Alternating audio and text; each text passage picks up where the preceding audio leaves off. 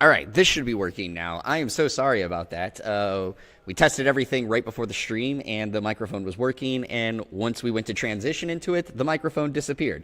But we are back, and again, I want to say thank you all for joining us here over on the Ghost Galaxy YouTube channel, and welcome to the 2024 season kickoff. I'm ready to get a lot of things going. We're here in Roseville, Minnesota, of course, our home base is getting ready to kick off the Vault Tour 2024 season, and I hope you all are excited to see a lot of KeyForge gameplay across the day. We're going to be having, of course, some of the players that will be joining us at some points during the season, so then that way, or during the matches, I should say, so that way you guys can get a little bit of insight of what is going on with the games. But of course, I'll be holding it down here on the stream for you guys throughout the day. Right now, of course, we have just kicked off the Forging of Alliances for the 2024 Sealed Tournament. Things are going to be getting ready to go here in about 15 to 20 minutes, looking at the timer, around 2 o'clock. And of course, we're going to be going through the matches and everything that we have going for you. So I hope you guys are all excited. I'm, of course, checking out the chat. Of course, Fire Chicken Reviews. I do see what you're saying. And obviously, I know who you are, so I show you some love. Thank you so much for stopping in the stream and being here. Everyone that's been saying hello, thank you all for being here. Of course, we are excited to get things going with the 2024 season. As some of you have already seen, of course, it's been being shared around the interwebs. It is, of course, back again. We have the Vault Tour, or Vault Masters 2024 decks that are available. Of course, a different set of houses in there and also a different set of card pools, making it something a little extra and easy for you to have an enjoyable experience when you come out to the Vault Tours.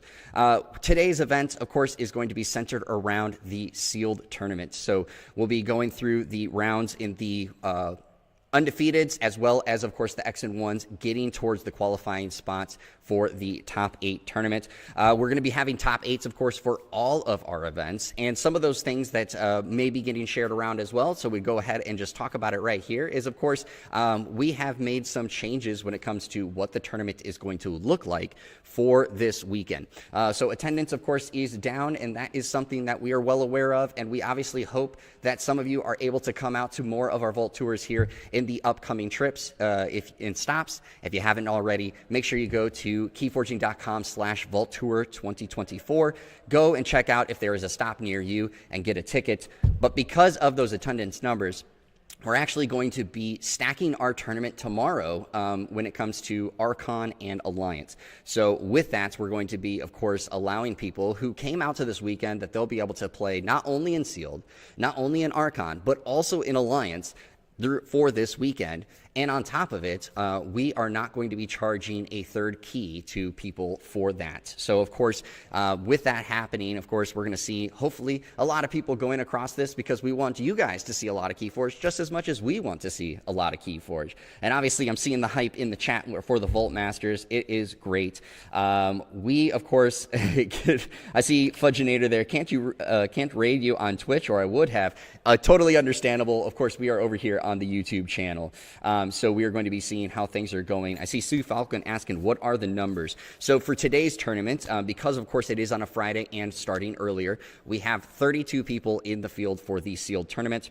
We do know, of course, some players that will be joining us over on Saturday, so we should see numbers a little bit higher for tomorrow's event. But, of course, again, that is a decision that we have made due to the numbers here. We are making sure that everyone that has come out to support the Vault Tour here in Roseville, that they get the best experience that they can. I will, of course, do my best when it comes to commentating this and letting you guys know about what is going on. I will just be completely upfront about it. I am a beginner KeyForge player. I've been playing KeyForge since I started with the company back in 2022, and I, of course, really enjoy it. But I do not have the expertise like Tabletop Royale does in our chat, and thank you again, Tabletop, for helping out with all the streams last year. And I want to give a shout out again for all the people who did help out last year. I know we did it at our wrap-up event at the end of KeyForge Celebration, but we're going to do it one more time here. And we have, of course, Tabletop Royale, as I just said. Thank you all for all the efforts that you guys did last year for the tournament. I saw Fudginator there. Fudginator also, of course, helped out not just at KeyForge Celebration, but also helped out at the Canadian Nationals. Also want to give a shout out to, of course, I see Floximal. Floximal, I know, helped out with Fudginator for the KeyForge Celebration. I think he also, if I remember correctly, helped out a little bit with Tabletop Royale. And I also want to give a shout out for all of the people who jumped in across the weekends, across the various times. Also, of course, before I forget, because I just haven't seen him, but also One Star Peeps, thank you so much for helping out with the streams at Las Vegas. So, of course, we have a lot of things going on when it comes to the Vault Tour season. Again, you're going to be seeing sealed tournaments. You're going to see an Archon tournament. You're going to see an Alliance tournaments. And then, of course, if you come out to the event, we have a bunch of side events that are going to be going on across the weekend.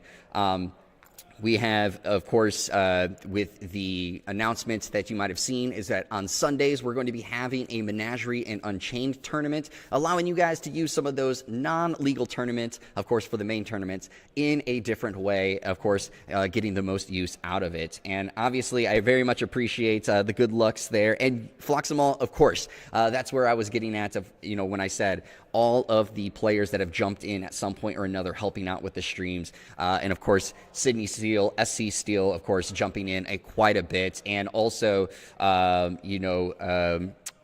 Zach Armstrong, helping out as well across the various times. So, again, thank you all so much for all the efforts and love that we're having here. So with things going on, like I said, we are still doing the Forging of Alliance for about another 12 minutes. And then we're going to be getting the matches going.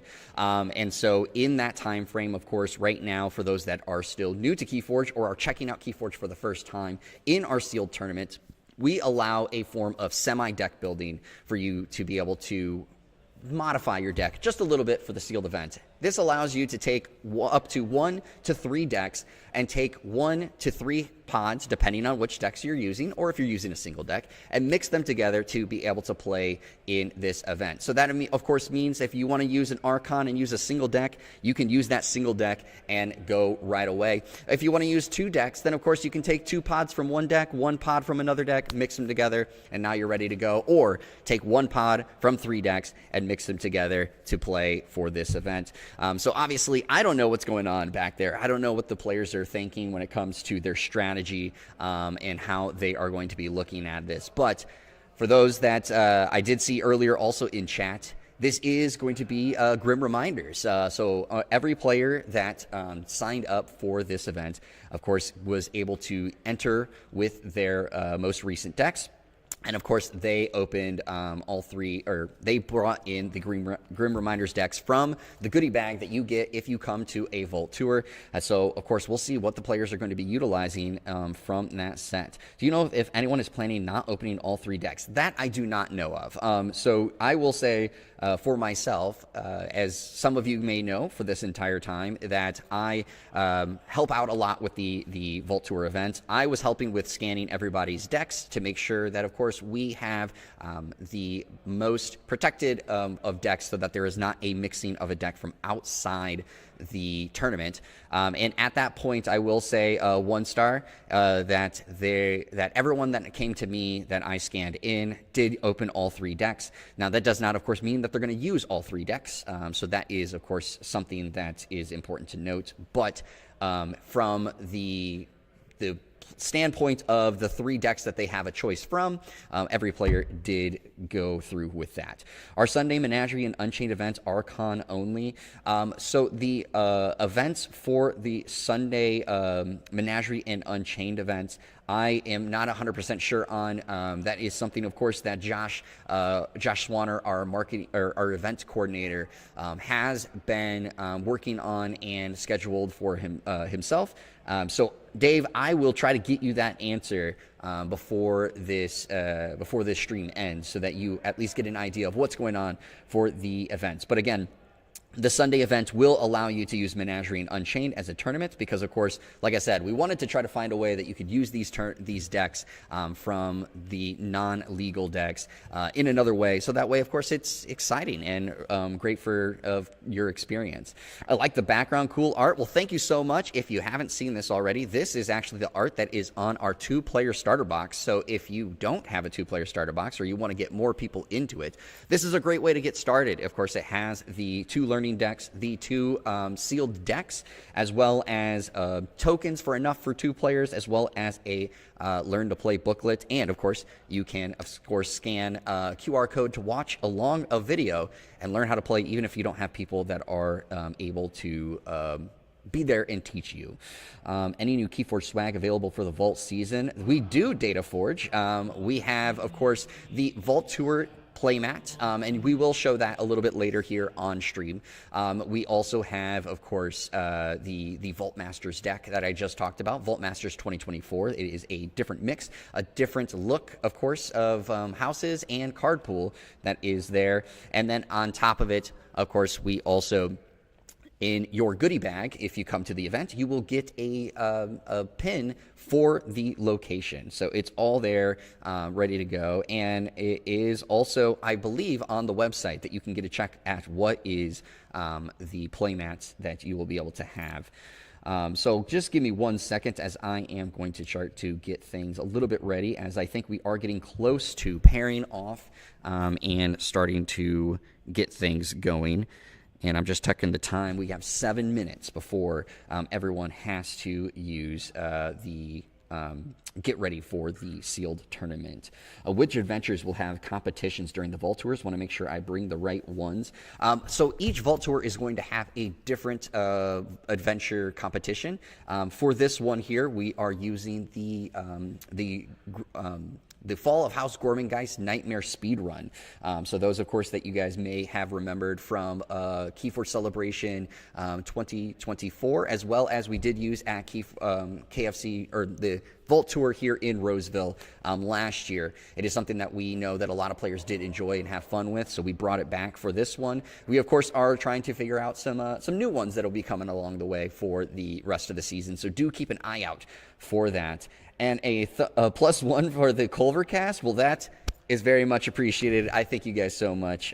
This is, of course, one of my favorite things to do is commentate, talk with you guys. As you guys know, I probably talk way too much if you come out to an event and talk to me when I'm not busy. Let me just put it that way. Jeremy, what is your favorite KeyForge set? Sea Falcon, I will tell you. So for myself, because I did not get into KeyForge until 2022, of course, when I started with the company. Right now, I will say that my favorite KeyForge set is Winds of Exchange. It's probably because it's the one I have the most experience with. So I play with that one a lot. Of course, that is the one that it does make up the most of my collection. But I do love when I get to play with some of the other players that do give me some of their decks to play with against them. So I love diving into some of the old sets, and obviously have not gotten a chance to play a ton of Grim Reminders just yet. Of course, getting ready for this, as well as all the other things we have upcoming. I very much hope to get into Grim Reminders, and maybe Grim Reminders will be my next favorite set. Not enough, Jeremy. Oh, thank you so much, Murph. I very much appreciate that. Will we be able to buy Menagerie and Unchained displays and or decks at the Vault Tours? So currently, that is going to be one of those things where it will be very dependent on the Vault Tour as well as the location. So, of course, here at the Vault Tour here in Roseville, both of those are on display. away and ready to be bought. Part of that is just because, of course, we are right across the street, so it's easy for us to help restock things right away. Some of the other Vault Tour stops, you will be able to buy decks, I will say that, but whole displays might be a little difficult because, of course, trying to make sure that we have enough stock across the weekend could be one of those things where it becomes just a little bit difficult, obviously, further away from home. So I hope that answers your question. Sad I'm not there to talk about the recent TL win. We will talk about TL off stream. Of course, we're here to talk about KeyForge, and let's get things ready to go. Hi, Jeremy. How do I get these collections in Brazil? Diego, I will say, please send in a support ticket, and I will try to get that into the right person's hands. Of course, I am unable to answer that at the moment. And which fighting game characters or IP would you like to see in KeyForge? That is a fantastic question. One Star might know. Of course, I am a big fighting game fan, and I obviously talk about fighting games a lot if you come and talk to me again at at any of these Vault Tours. Myself, I think that is actually a really good question. I think IP-wise, Skullgirls probably would be the one that might lend a hand closest to KeyForge. But of course, that is something that we would have. We do not have any plans to do or anything like that. So of course, I will say, do not take that into too much further than that. I expect a transcript since this is the first release of information. Sounds good, Sheep. Nice to see you. Glad to see you here. So Winds of Exchange, which token is your favorite then? That is actually another really good question. So for myself, I very much have my favorite deck that I personally own has a Warrior token. So I would say probably Warrior at the moment would be my favorite. But of course, it kind of depends on which token or what is your deck type that you're trying to go for. But Warrior is the token of my favorite deck that I own. So I will say Warrior for that. Are we going to get any metadata during the weekend for set representation, etc.? The current plan, I will tell you, is that we will be revealing information just like we did in the past events.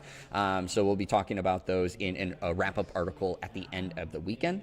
But of course, I know that players are wanting those information. So we always say that, of course, if players share that information, like what they bring and stuff of that nature on Discords and things of that nature, not a big deal. But for us, just because, of course, we are a small crew trying to make sure everything runs as efficiently as possible, I want to say that, for us, it's very much trying to make sure that we focus the most on here as well as on the stream. JML, I'm glad to see that you survived the Winds of Exchange fulfillment. I very much appreciate that, JML. It's nice to see from you. And of course, I have survived the Grim Reminders one, and we have the upcoming one of Amber Skies. So if you guys didn't see that, the Amber Skies crowdfunding will launch on April 18th. We are in the works of getting a lot of that information across when it comes to details on some of the things like with how Skyborn and the Sky Beast and new mechanics and things of that nature. So we will be getting that information out in the coming days leading up to launch. So do be on the lookout for those things so you can get some extra details and information there. Let's see here. I'm going to answer a couple more questions. I did hear the announcement that we're getting close to wrapping up and starting to pair off the rounds. So let me just kind of quickly scan there. He said, Brobnar, let's end the stream. We already won. Sounds good. I'm glad to see that one is a favorite there. How many people in the tournament today? So yes, I said in this tournament, we are at 32 at the moment. So of course, that is the number for today's tournament, but we do know there will be more players coming for tomorrow's tournament, but unfortunately, and known that with the event starting early on Friday, that some players were just not able to get in here on time. All right, so I'm going to answer this one last question from Eric Waters. So Eric, thank you so much for putting there. Jeremy, would you rather fight one Lollop-sized Flumph or 1,000 Flumph-sized Lollops?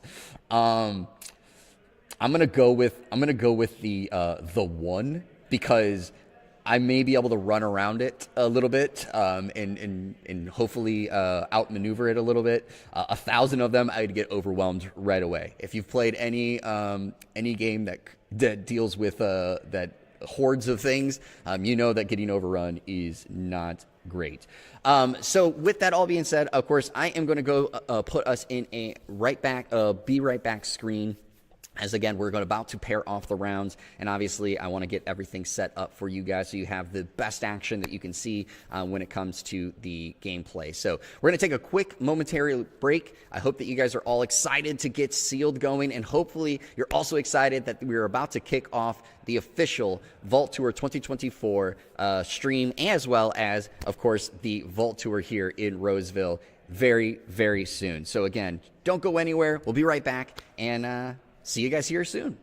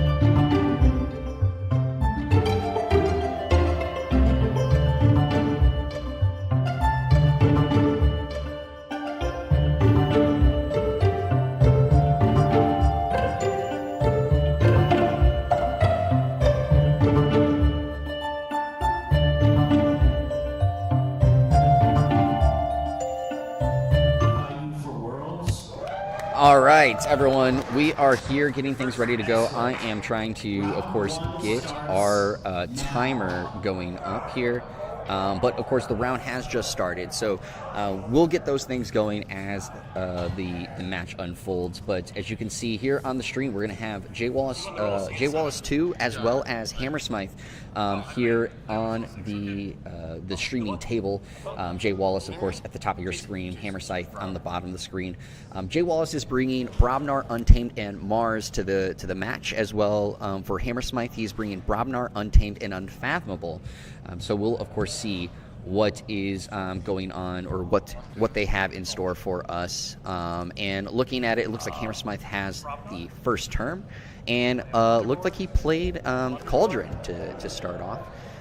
And now, of course, Jay Wallace playing some various cards down. It's hard to see a little bit. We're going to have to make sure that we work on the brightness there. Of course, I know this is something that Tabletop Royale, of course, did struggle with some things. Here is the lighting in the room, unfortunately, can be a little difficult to see. But, of course, already starting off, and in this first turn, five amber generated right away. So that is quite the turn for Jay Wallace 22 to start things off. The Pest card game Glare has been played. Yes, Sound the Horn, Smith, and the two Brobnar torch holders. Guy forgets the name. So we'll see how things go. Oh, we get a double enrage on his Brobnar creatures there. Oh, wow, the turn is still going. Jay Wallace starting off really, really strong here. That is 10 amber right away. And it looks like there might have been a question going on, and it looks like turn has passed over to Hammersmith. And we're going to get things with that. Wow, the turn is still going me every game. You're going to hear that a lot. As I did say, I do appreciate, of course, you guys, understanding as we go through with the commentary here is that I do not have the expertise as Tabletop Royale, One Star Peeps, and many of the others that are here, of course, for that have helped out with our streams across the weekend. But I'm going to do my best to get things going. And Hammersmith, just a brick nasty down as well with the attachment there. Ends his turn, and so of course Jay Wallace able to forge a key right away. And we'll see if what he's got in the bags. I mean, carrying over, of course, 4 amber from that first turn. So he's already very close to getting enough amber generated for his second key already. And we are only on turn 2.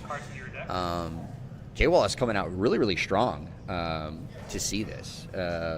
I very much appreciate it.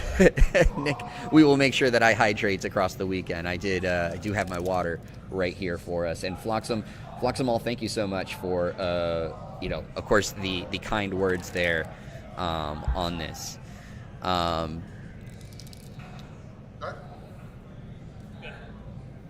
right, and so, of course, it looks like... Oh, Jay Wallace, of course, is still going, and he's got the 6 amber now, and he's already moved into Haunted. So Jay Wallace did bring out some tokens to indicate Haunted to the players here in Roseville. So you're going to see some of those probably here on stream, and the face-down version, the unhaunted version, of course, is the one that you can see right now on Hammersmith's side of the board, and the haunted version is the one over on Jay Wallace 2's side. So that way, it just gives you guys an idea. That is an easy indicator of the haunted and unhaunted mechanics at the moment. So obviously Hammersmith putting a second card under Cauldron. As you guys might remember, there was a clarifying errata for the Cauldron that now makes it that if there are 3 or more cards put underneath it, they then get played out. Of course, that is to help with clarifying a situation that should not occur where there is a chance a 4th one could get put underneath it, and as written, it would not have fired. So, of course, that change was into play or in effect and announced recently. So that is something that is very, of course, important to know as you guys get ready to go through this game.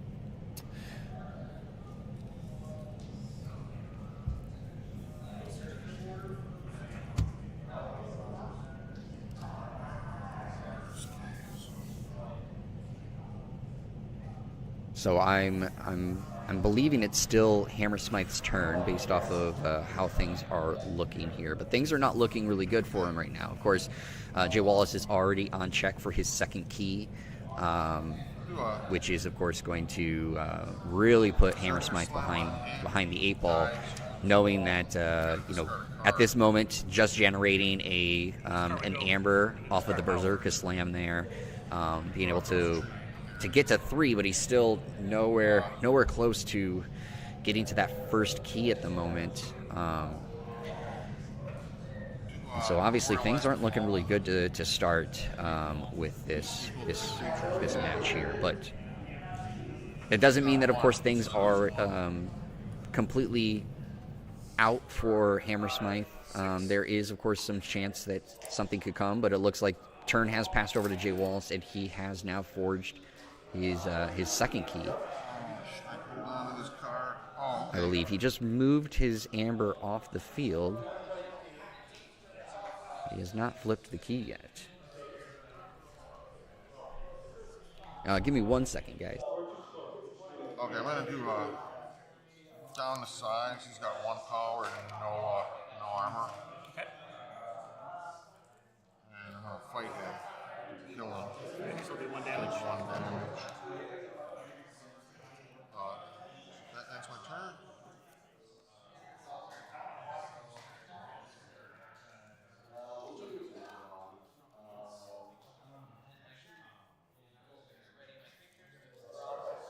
Okay, I will. See this guy? Yeah.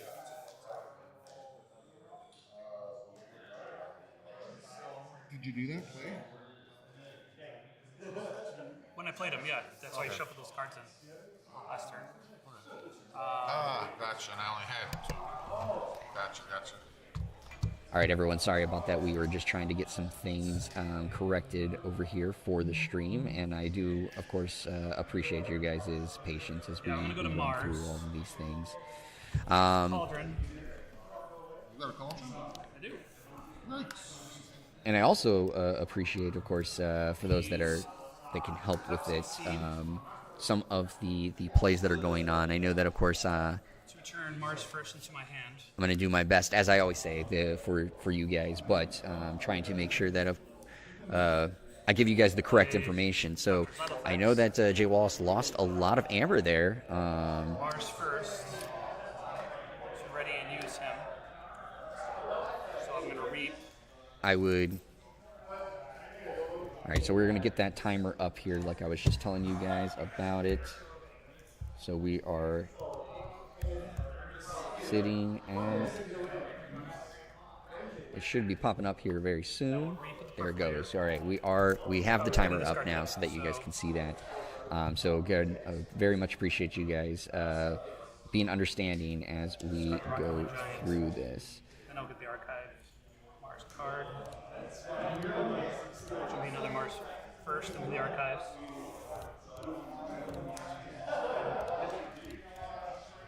All right.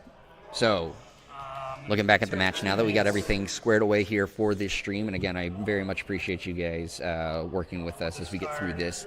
Curse of Futility. Love the stream layout and look. Thank you so much, Cameron. I very much appreciate that. And that'll be turn. So Jay Wallace is just past his turn, is now on 5 amber. Hammersmith still looking to try to find some sort of answer to be able to catch up. Now, of course, things don't look as dire as it was in that first 2 rounds, first 2 turns, I should say. But you know, of course, Jay Wallace is still in the driver's seat here for this. That was yours.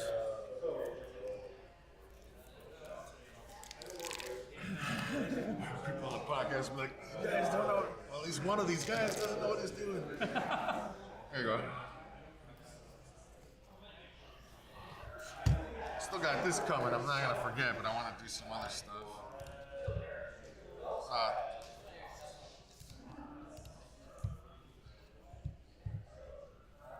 Wait a second. Why do I only have... Oh, okay, got it. I want to do an Ember Storm. So for each Ember, I deal a damage to a creature. All right. Let's see. 2, 4, 5, 6, 7. Now I'm using my little cheat sheet over here to try to help me with some of these cards that I myself have not had a ton of experience with. But of course, with Cauldron, the 3 cards just got put underneath there. So now it is time. Hammersmith can play them one by one, and he is going first, generating the amber. There's no bonus. Reclaimed by Nature. I remember that card. So of course. Just trying to, of course, find that so I can make sure that I tell you guys exactly what is going on. Oh, not yet. It should be at 8 now. It purges an artifact. Thank you. That is the one that I was looking for.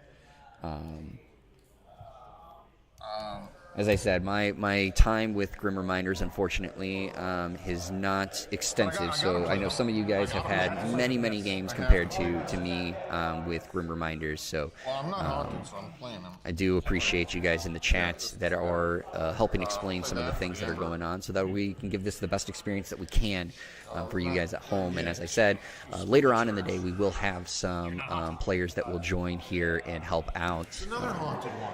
throughout Yes, the I'm not stream. haunted. But That's it. That's my turn. I'm doing my best for you guys to make sure things things work Okay. as efficiently as we can. Yeah, I did. I said check at 8. Right? You heard me? I heard that. Okay. We're gonna go Untamed.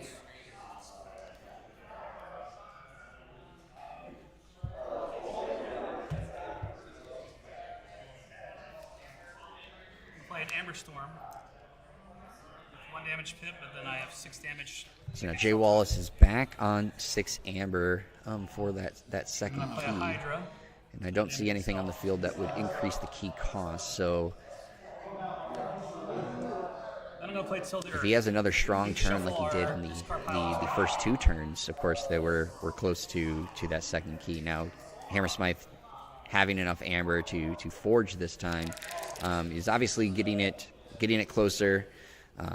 As I said, that opening 2 turns was very much a really strong turnout for Jay Wallace.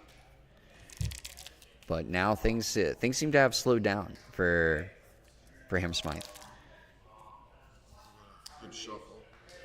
I doubt this game's gonna go 45 minutes or an hour, whatever it is.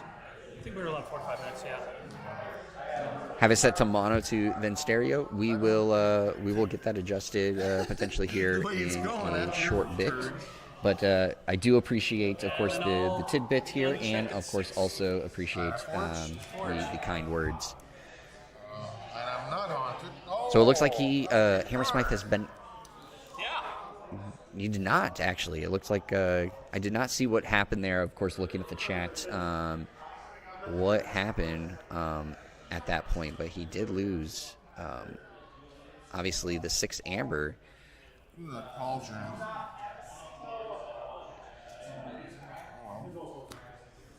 Oh, I gotta call a house. Sorry. It's an Omni. Let me call my house.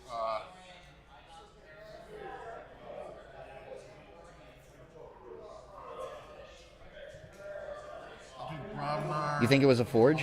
Is that the? Now I do have to ask for Jay Wallace. Is that the? That's it. Was he also on that second key? Was he supposed to flip too? Because I did not see anything that would. All right, I'm going to be right back, and we will make that happen. So 1 second.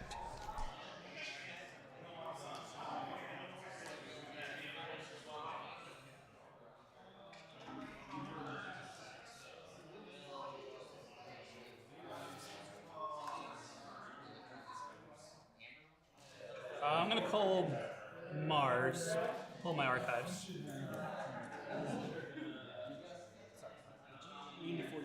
Yes. Yeah, you did. Thank you. Alright, I did mean to forge a key. so I'm gonna play Glimmer Spore. All right, perfect. Thank you so much for that. I just wanted to double check before Jay Wallace got memorialized the Fallen to lose a bunch of his potential second. That's what it was. Okay. But I wanted to make sure that before I did go out there and make sure that Hammersmith forged, that something didn't happen when I was looking down to read chat. So I do appreciate you guys helping out with that, because I did find that a little strange at that point. But now we got it all squared away. We have 2 keys to 1. Mars first. So I'm gonna ready and use him to reap. So he goes in my archives. And now, of course, with Jay Wallace's turn, so we'll see what he's able to pull off here. I'm gonna do Valuable. I need this guy to deal 4 to each creature. You're not haunted. Say haunted? No, if you are haunted. It's tiny You text. can still use it, but you can't. Yeah. some of these cards. Unfortunately, the lighting in the room is causing some of the glare, so we're trying our best to see what we can do after this match. But right now, of course, I hope it's not too distracting in that regard. I get to Yeah, choose. 2 cards, yep. Okay, let's put this on the bottom of your decks. You can't retrieve it, so I gotta get rid of some of these guys. Not haunted, but they still have taunts. With 1 power. Get rid of some cards. All right, that's my turn. Okay. I'm going to go. All right, and I don't think that Hammersmith is haunted right now. So I believe the Echo Guardian there, he's not haunted yet, so he's not going to be getting the +2 power and poison at this moment. So, of course, he gets the taunt, but as you can see, just now, without it, clears the way for that one. Play another Hydra to deal damage here. Play Skeleton Mermook.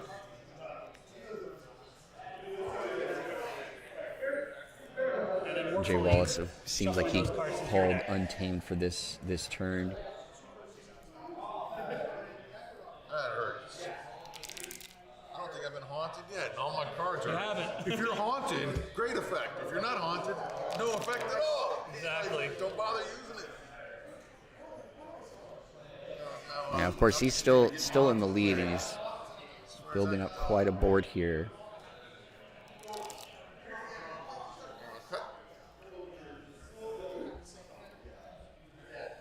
That'll be turn. And we'll draw 3.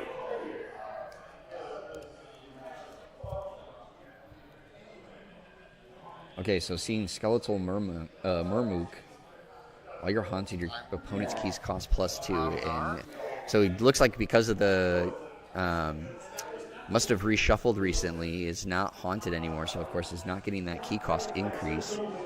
But at the moment, Hammersmith is not really in a threat to forge his second key. So I think Jay Wallace is probably feeling fine at the moment, not having to worry about that.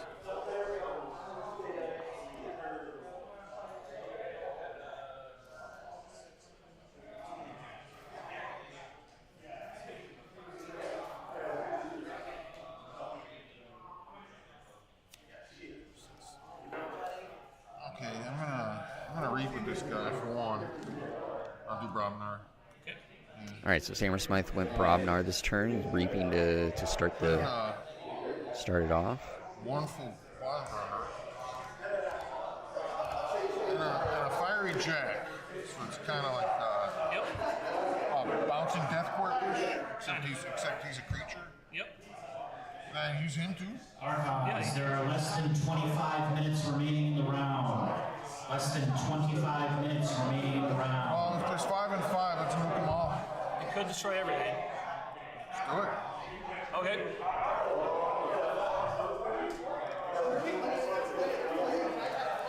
Oh, so he's gonna. It looked like he used the Fiery Jack there, Jark, to clear the board, using that playability. Destroy an enemy creature and a friendly creature. You may repeat the effect as many times as you like, as long as it's possible to repeat the entire effect. So it looks like he used that to at least clear the board. We'll play Recklessness. We each discard 3 random cards from our hand, and then draw 3 cards. It was an interesting play in that, in my opinion. So I pick 3 of the 4. 3, yeah. I pick 1. Let's go. We'll go these 3.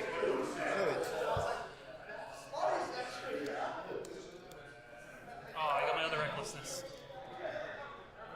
You got my spooky charge. 1. I had a whole handful of one house, pretty much. Maybe more. And then I'll play Skull Face.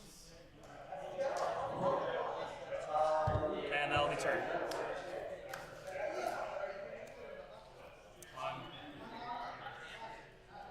2, 3. Is that your discard? This is my discard, yep. 2, 4, 6, 8. And I am haunted.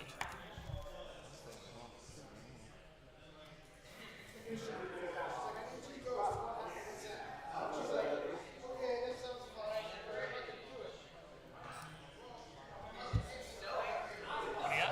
I'm at 8. 8? Okay.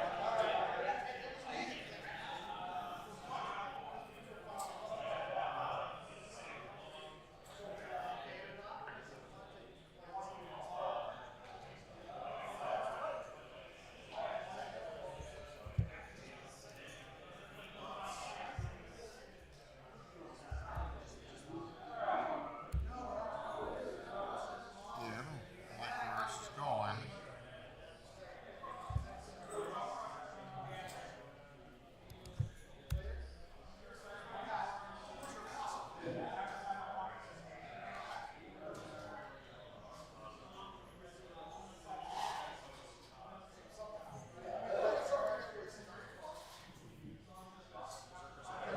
Alright, I'll do Brobnar, Memorialize the Fallen. All right, so now, of course, Hammersmith is doing Memorialize the Fallen. It was all mine. It's all mine.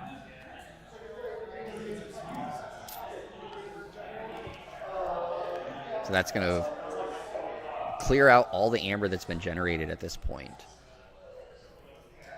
But Jay Wallace is back into haunted status, so I wonder what he plans to potentially do with that in the upcoming turns. 7, 8, 9.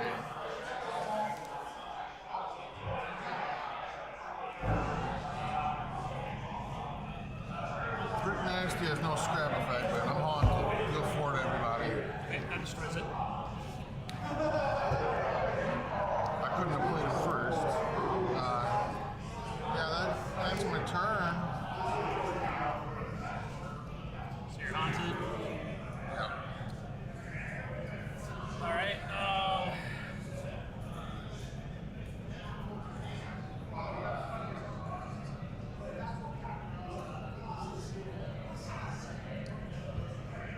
So he used the soul bomb to, of course, deal the 4 damage to each creature to start the turn.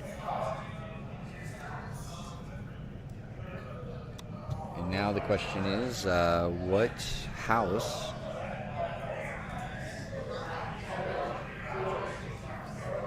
play target. You don't have any amber? You did Memorialize Fallen, it's both of us. Oh, that's right, that's right. It's just odd you not having ember, that's all. Play Mars first, my Archons. Okay, so we're actually back on Jay Wallace's turn. We're at 20 minutes left in the round. Play Doctor's Leather 2 keys to 1 in Jay Wallace 2's favor. And discard this number 4. And that'll be turn.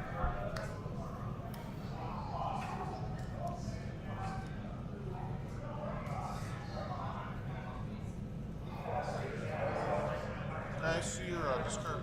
Sure.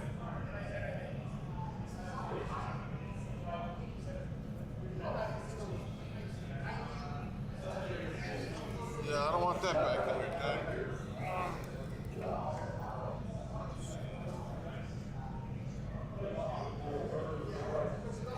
Alright, I'll do Unchained.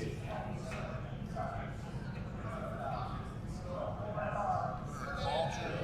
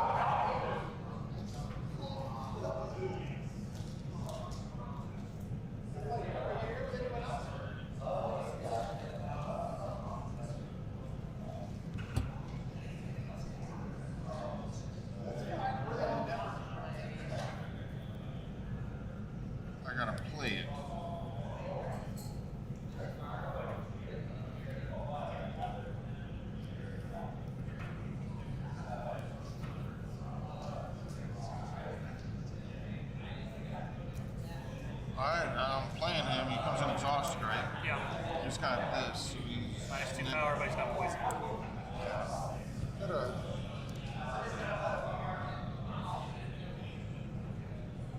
Okay, so see that Hammersmith went with Untamed and played, of course, came back wrong to start there. 41 fights and they take 3. Yeah.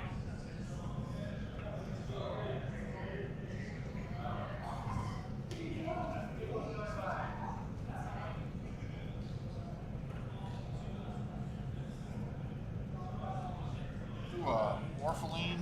He's gonna capture And he ball. brings out the Warfaline. I won't lie, I always end up calling that the wrong card, so I had to double check that before before I looked at it. So I don't want you to get some of your stuff back. Okay.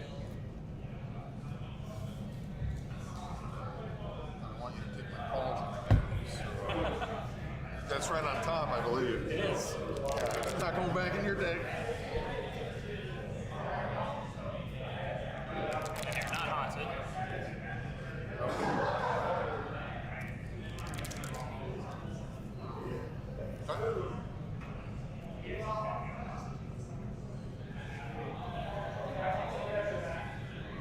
Werewolf curse on him. Oh, and then he puts the werewolf curse on. All right. That's my turn. Okay. So now he does have to enrage. Untamed. He does have to enrage the Warfaline. Seed.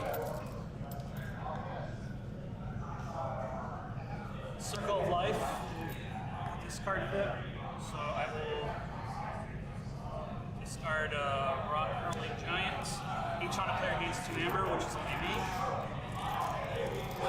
What's that? Each on a player gains 2 amber. So yeah, decided to go Untamed instead of Mars this Not turn. anymore, not after putting the 5. The only other option was let you take a card and take your ball. Then we're going to play a Haunting Witch, dealing 1 damage here, gaining an amber. And then an Amber Storm, Bringing out the deal Haunting 1 damage Witch. here. And then I'll do the Amber Storm 1 and 3. 15 minutes And now he's on the threat for a third key at this point. remaining in round 1. Got roughly 15 minutes Turn left check at 6. in the round.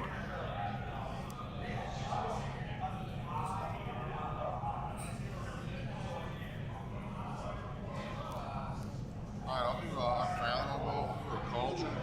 Sure. Now, does he have an answer at this This point? costs +6. Okay.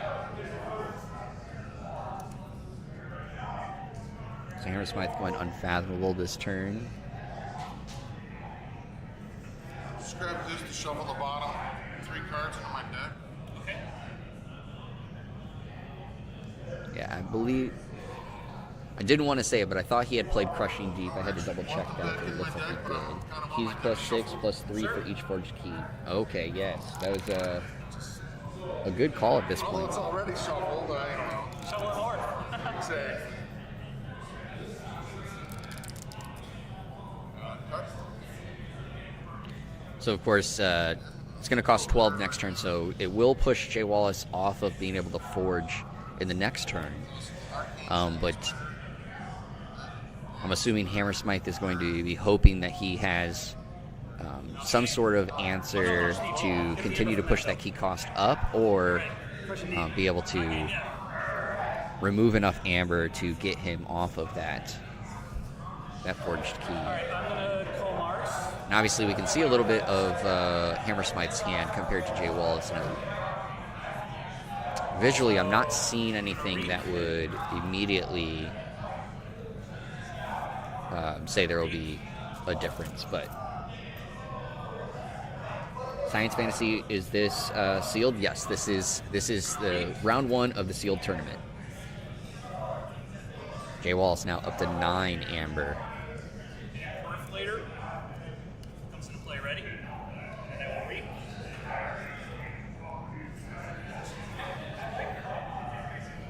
And putting at 10. Glimmer Spore in my archives. he goes to play, I gain an amber from the Haunted Witch. That got a smirk out of me. I will admit it. That got a smirk out of me. Play a Jammer Pack. Armor. Jay Wallace, that is Jason from Warcast Reforged. You are correct.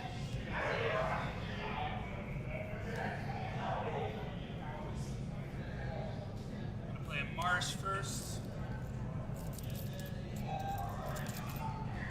So ready and use Dr. Xylophrex. So read. Wow, that is a Bring out big turn for Jay Wallace there. Read. Really big turn. And then blip. And I believe, I know the Mars card is covering it, but I believe he is at 15 amber right now. I'm gonna finish. Yes, so he's at 15 amber. So yeah, check it. Hammersmith really needs a big play here. And I just don't see in his hand if he has enough to do it at this point.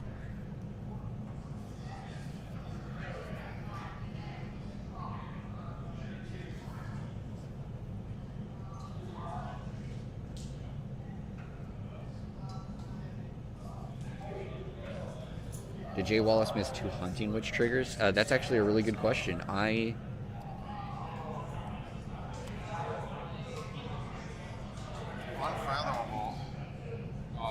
He might have, If you're haunted, but I can't say for certain. I'm not haunted yet. I'm at 9, I believe. I don't have anything. Last 2, so that'll kill him off. I'll kill him. Just so I can do some before I lose, right?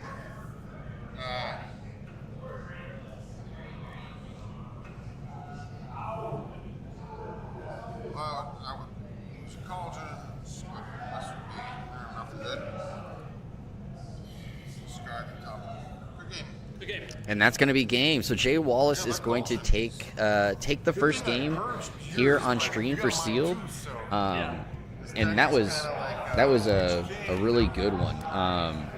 He very much started off really strong with the first 2 turns, getting that big amber generation, and then Hammersmith had, of course, memorialized the Fallen, as you guys did point out, that really turned things around, at least to start that off, and made it look like it was going to be a lot closer for a long stretch there. But then Jay Wallace was able to, of course, really pick back up and generate what was needed to continue to keep in the lead on that. And I think at that point, of course, Hammersmith was hoping that he could get around using Crushing Deep there the turn before to push him off of being able to forge a key. Obviously was the right move to try to make sure that, of course, he could get it to another step. But from there, he did not have enough Amber Controller capture to be able to get him off of the keys. And especially, I know I saw Fire Chicken Reviews talk about this, Jay Wallace in that last turn just really generated so much amber, getting all the way up to 15. That was a really big play on there. So, of course, congratulations to Jay Wallace for taking the first win here on stream for Vault Tour Roseville. So, of course, we're going to have more matches here coming up in the near future. I'm going to take a quick break to stretch my legs a little bit and, of course, get some water as Nick continues to yell in the chat to get waters. But if you guys don't go anywhere, we'll be right back when it comes to more KeyForge action, and then we'll hopefully get ready to go for the second round. So be right back.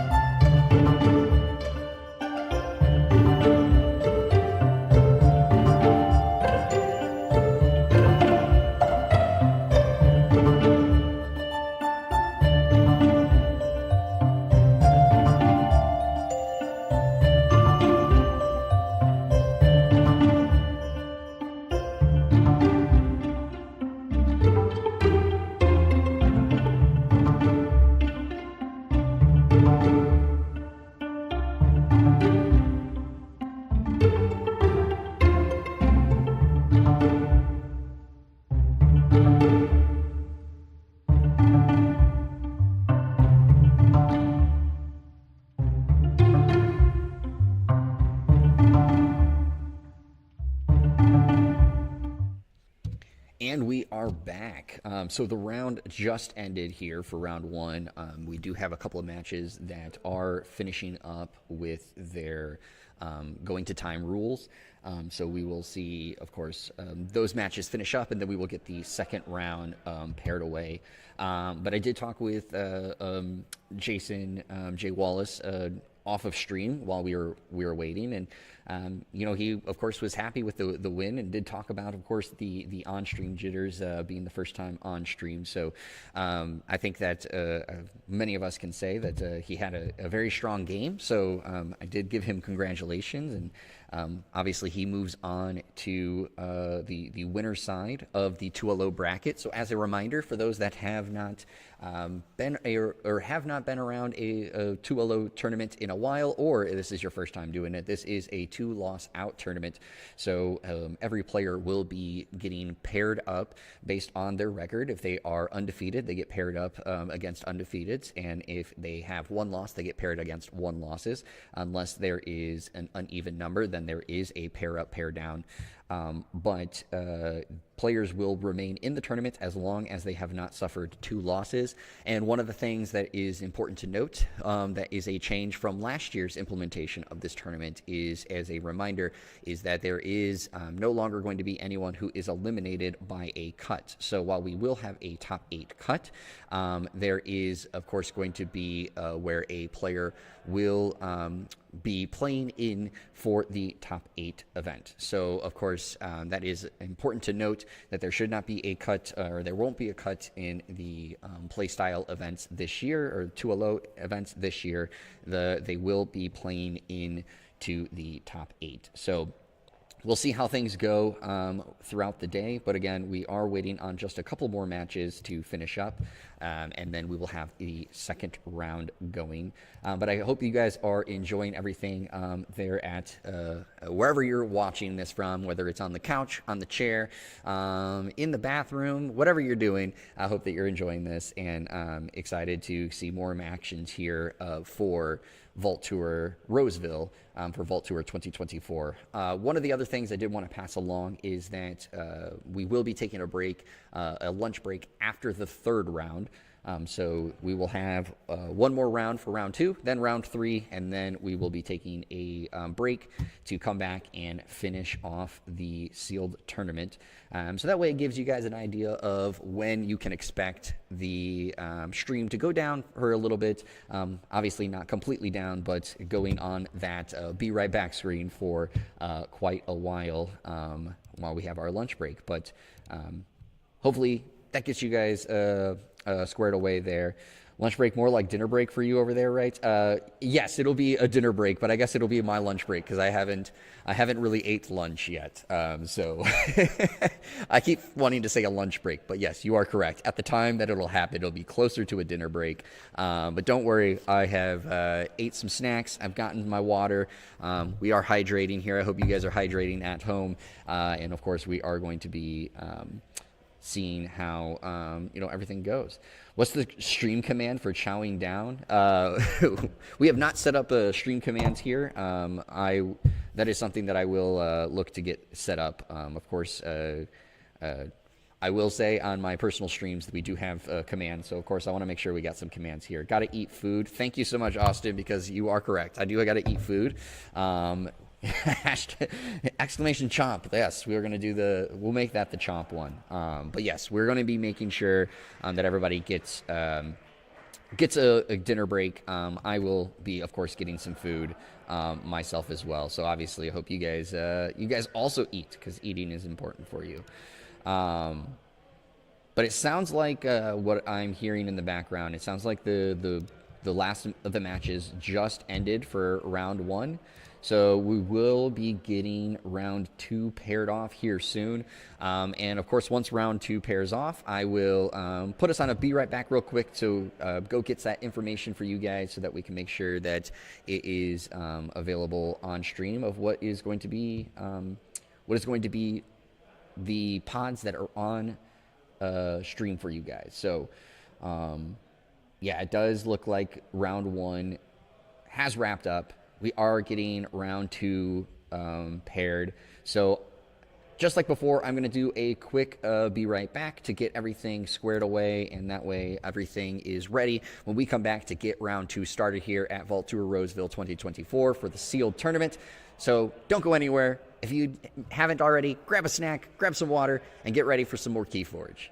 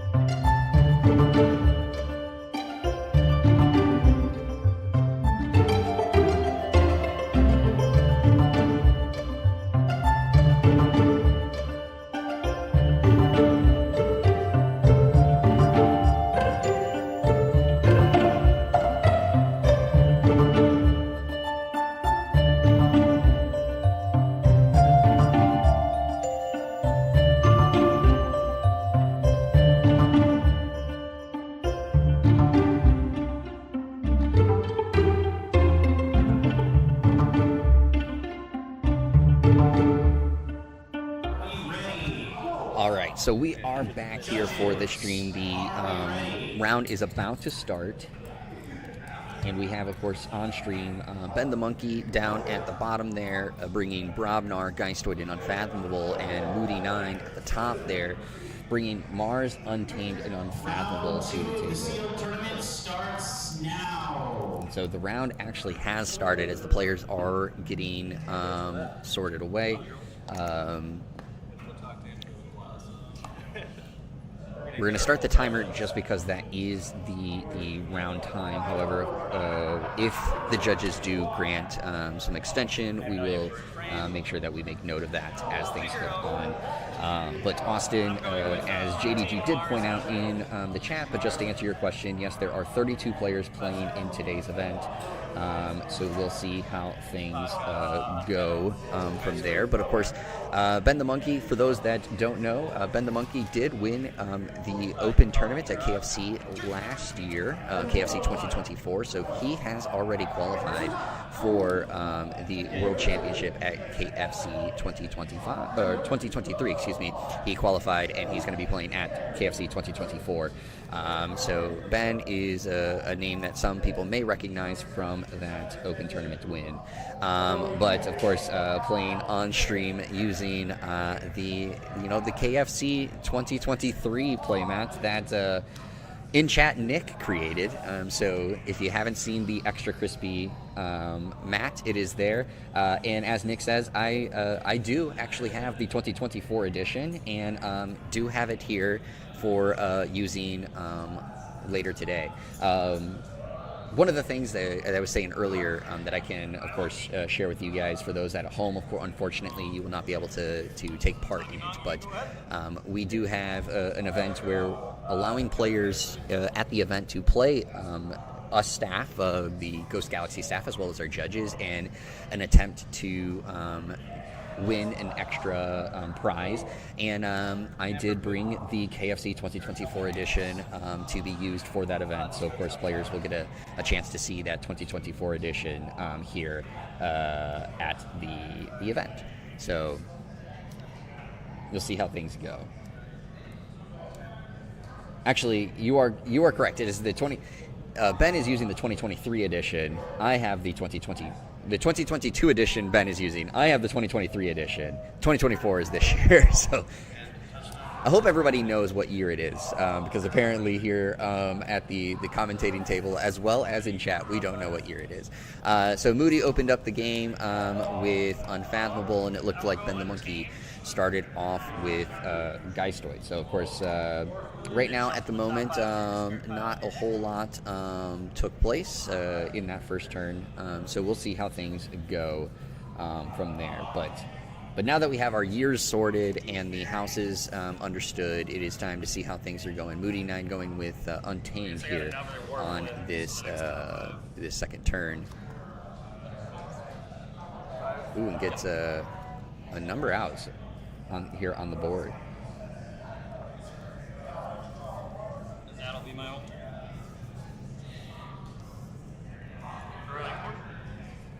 You mind dropping your face down so that just in case there's any discrepancy about hand size? So like when you draw, you show. So of course I'm going to bring up my little cheat sheet and try to get an idea of everything that is going on as best as I can.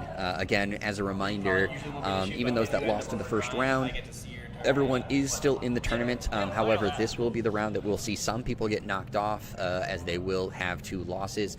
But here on stream, again, this is the undefeated players, so neither player is at risk of getting eliminated. However, taking a loss here, of course, means that they will not have the luxury of taking a potential loss later on in the tournament.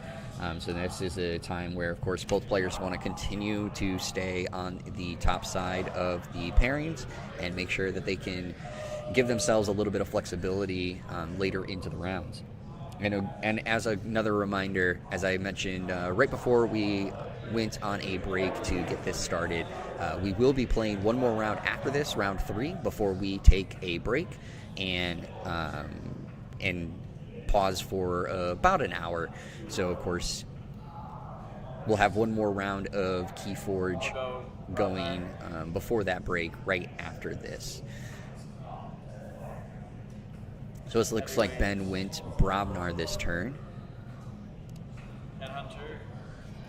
Puts out the Fire Spitter. To discard Orion Skullfish to kill Duper. And Heavyweight Morik there. Ready, have 3, draw 3. 1, 2.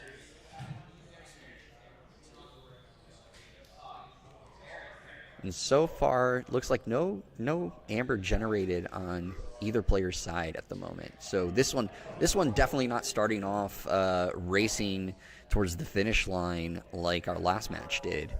This one seeming to be more Mars. trying to get the board set up in a state that they need it to be. Moody going with Mars here for his next turn. On the Headhunter, I guess.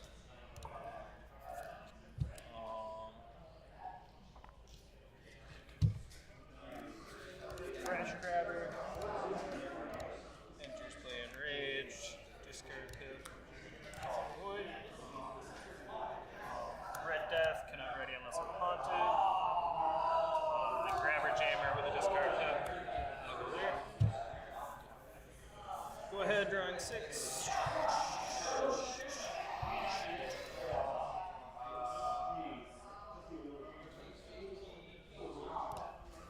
he is not ready.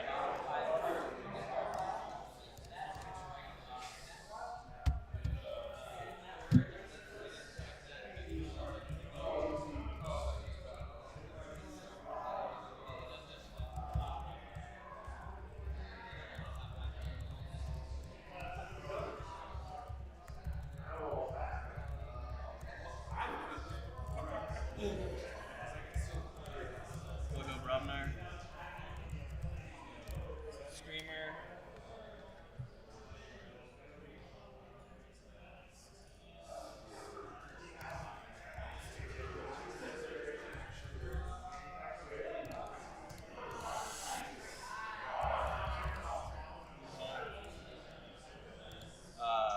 Wondermore.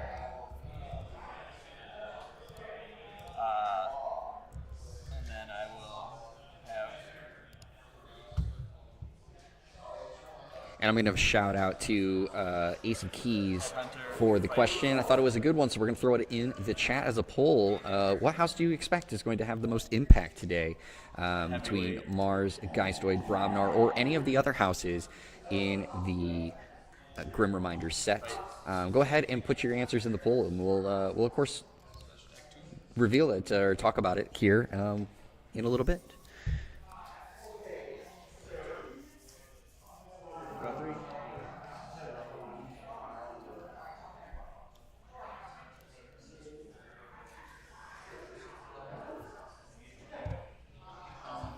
I'll go Mars. Going UFO. Discard cards from the top of the deck until I discard a Mars card or run out of cards. That was fast. That was. It goes into my hand. Now, so far we have seen between the last match and this match, Brobnar most used. Both players in the last round, of course, had Brobnar. Ben the Monkey bringing Brobnar again. Geistoid making their first appearance here, of course, on the stream. This is only being the second match, however. I know that, of course, a lot of players are really looking to grab Geistoid for a number of the cards in the set. Obviously, there was the errata change that did come through for Ecto Charge that did bring back the minimum 6 amber key cost from the change that was printed when the set first released. So that could, of course, be something that does make a little bit of a change or a decision point that some of the players that were, as they were forging their alliance for the sealed tournament, what they decided to do. But as of right now, with 22 votes in, Geistoid is still leading, though, with the 55% of the vote. Zip the Impaler.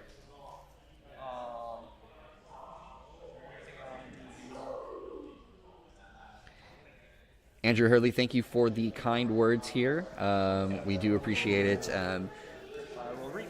For those that are first jumping into the stream, I will Go ahead. give just a quick disclaimer. Of course, I am still a newer KeyForge player. I, of course, work for Ghost Galaxy and really like playing KeyForge, but I do not know the cards as well as some of our content creators that were so gracious in helping us last year. So I'm doing my best when it comes to keeping things going here for the stream, as well as helping you guys see the gameplay that's going on. But I do appreciate patience and understanding as we go through these cards.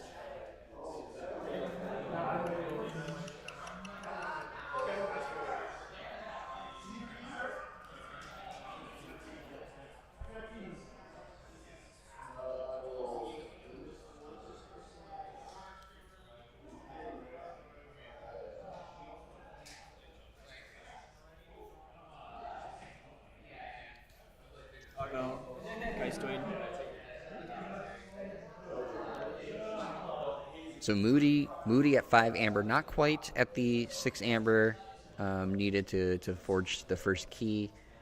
And I don't see anything on the board that lowers the key cost.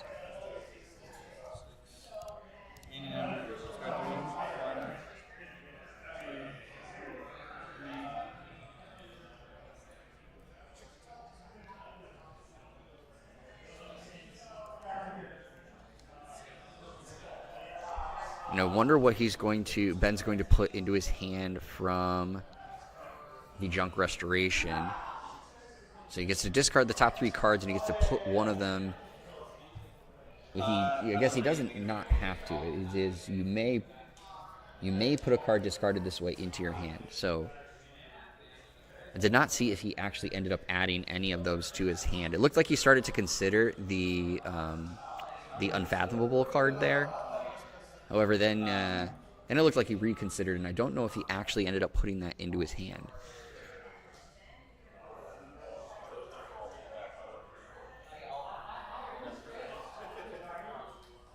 Sorry. Super Tall Bird, I wish I could help out so much with you only being able to listen to the background. But, of course, we do very much appreciate you being here and helping support the KeyForge Vault Tour, as well as Vault Tour 2024 here in Roseville, Minnesota. So that when I read, All right, so Ben has moved into Haunted Phase. got 2 cards.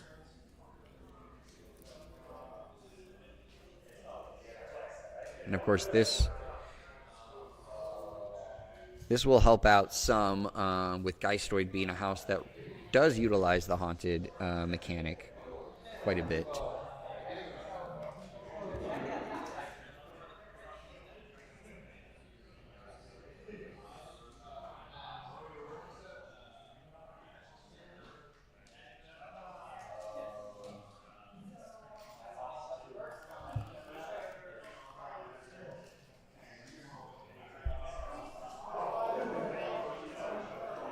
I didn't realize, did Ben get into the haunted state from using Touchstone, or was he haunted before using that?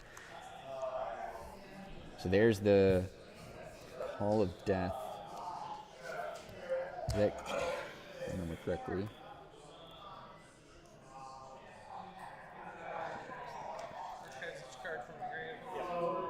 Winds of Death, that's what it is.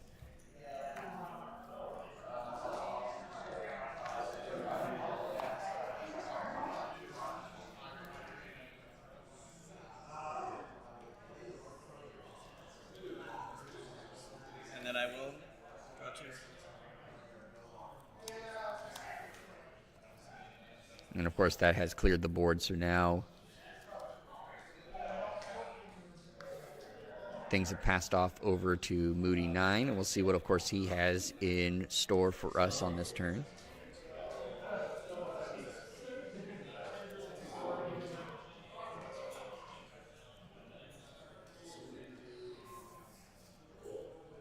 Take my archives.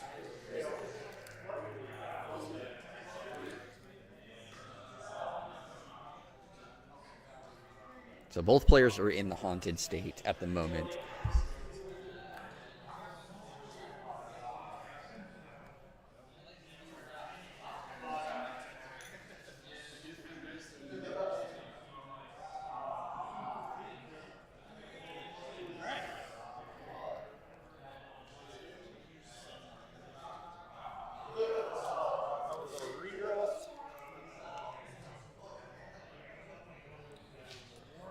Victor, this is the seal tournament for the day, so it is Grim Reminders decks. Archon will be taking off tomorrow for the Vault Tour, with matches tentatively to start at about 11 o'clock. 11 o'clock Central Time, I should say. Because I know we do have viewers from all over, of course, watching here on YouTube, so... Of course, that is, again, 11 o'clock Central Time here in the United States. All right, so we just hit just under 30 minutes left in the round. Both players, neither one forging a key yet. It's Moody 9 on his check for a key. I'm not quite sure if Ben is or not at the moment. I am not.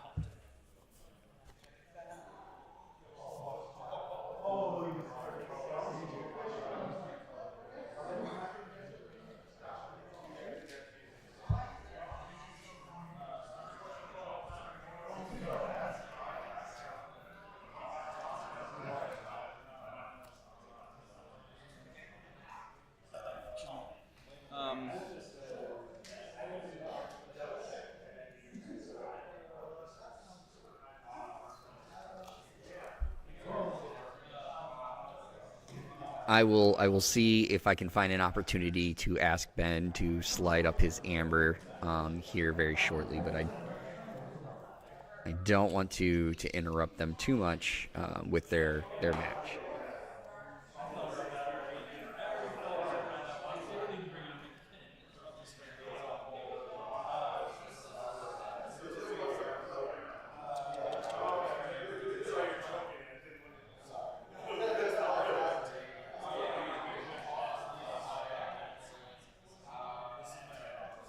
I'll go Unfathomable. Take my Archons right in.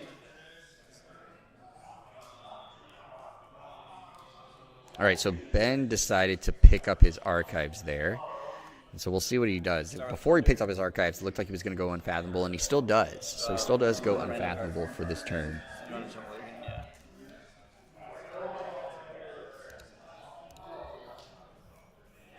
That's worded so strangely. Yeah. Oh, I see. Because He pulls you're out doing the- again, plays the plunder reveal first. one, so that one's taken out. So starting at the top, let's see the top one, and then we'll keep going if I want to. Keep going. So okay, back to your hand, and yeah. Well, it doesn't go back, right? Because it's an unrevealed one, so it's one of these 5, not one that was revealed. The card's the last revealed card. So yeah, but reveal a random unrevealed card, so this one doesn't go back, right? Okay, you're right, you're right. And then we do that one, and either that one goes or not. That's a great question. So that one goes, right? I'm deciding. Oh, I can keep going if I want to, right? I can keep going until the last card in your hand, and that's... So, of course, at this point, plunders reveal a card, an unrevealed card from your opponent's hand. Then you may repeat the effect, or your opponent discards the last revealed card. I can't... We can get a judge. Okay, I understand. I'm probably... So give me a second. I'm probably going to go Psychic Network, but if there's confusion, we can get judge. You're good. Nope, I understand now. Because you can only do that one, you can't come back to that. At first I'm like, how is that not just discard any card you want, but you don't know what's here yet. Right, it's a risk reward. I haven't seen Plunder. Crazy Looney Bin, thank you so much. I very much appreciate the kind words here.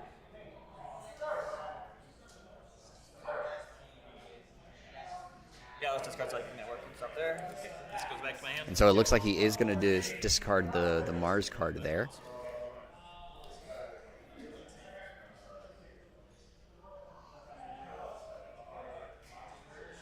And he chose not to keep repeating the effect, so... Araku, Iceman.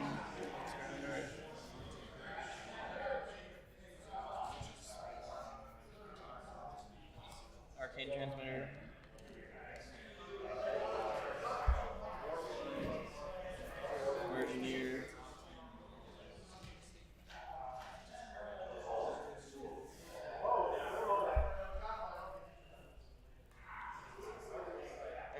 Ooh. Trawler, I am haunted. Giving the Echo Guardian out. He is haunted, so he is going to get that +2 power as well as the poison. Which is going to make it, at the moment, hard to get off the board with that 4 armor already.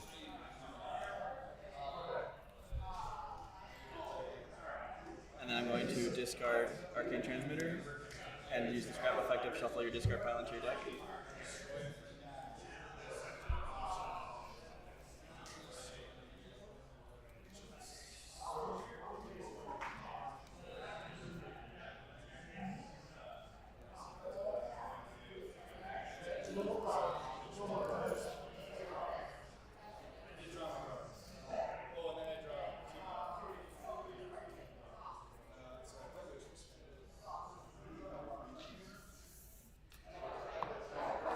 Right, so it looks like with the Arcane Transmitter, Ben opted to discard from his own card pile, so he has moved off of Haunted. So Echo Guardian is going to lose the power and poison, but obviously still with the 4 armor currently on the board. Moody might have some difficulty getting it off the board unless he has a card that can target. Oh, plays the Under Pressure there. Tommy Monkey with a discard pick. Crash Grabbers. Kelp. And then Hoggy Monkey again. Go ahead, drawing 6.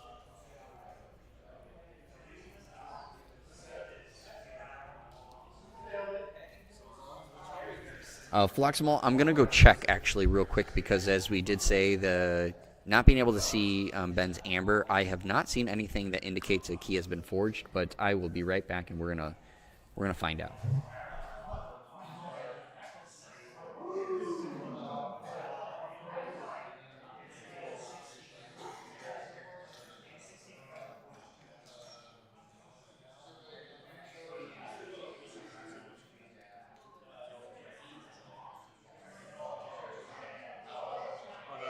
Unfathomable.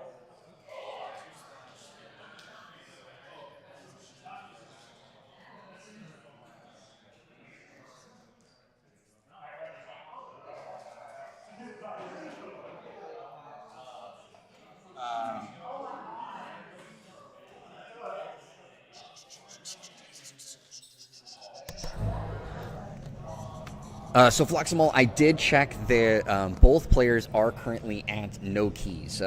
Ben has not forged a key. He also does not have enough at the moment to forge a key. He's not on check at the moment. So right now, both of them are still at an equal playing field. Andrew Hurley, real-time investigative reporting. That's exactly what I do. We're going to trade with Tommy Monkey.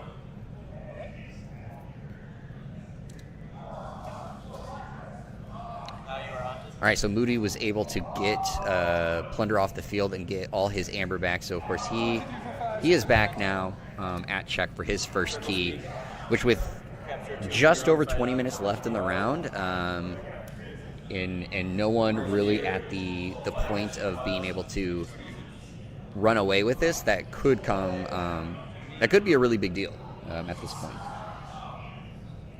Brandon, thank you so much for being here for this stream. Obviously, we greatly appreciate it. And just looking back at our poll that we did earlier, we had 47 votes, and Guy Sword continues to have 55% of the most impact today, with Mars being next at 23%.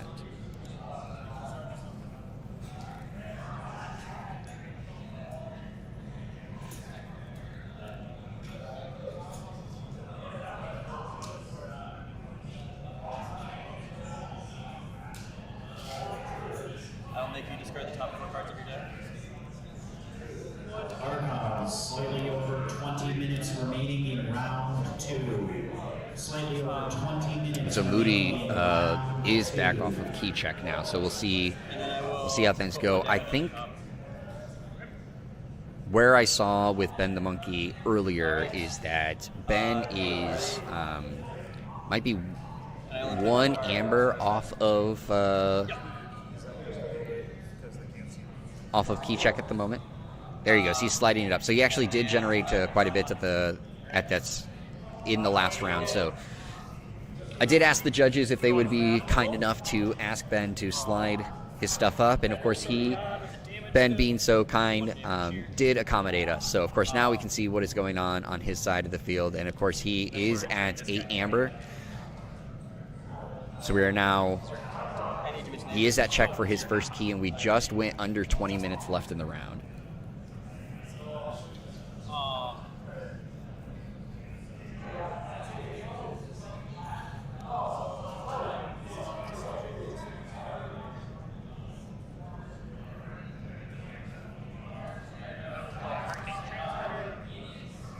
All right, so it looks like he's using, Moody's using Arcane Transmitter this time.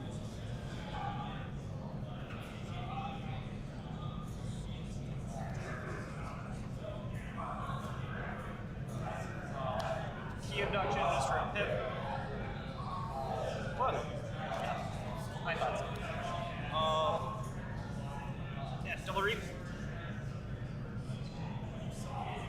All right, so then he double reaps there, 10, you forge for 8. moving himself up to 10. You forge for 6. Thank you. Excuse me.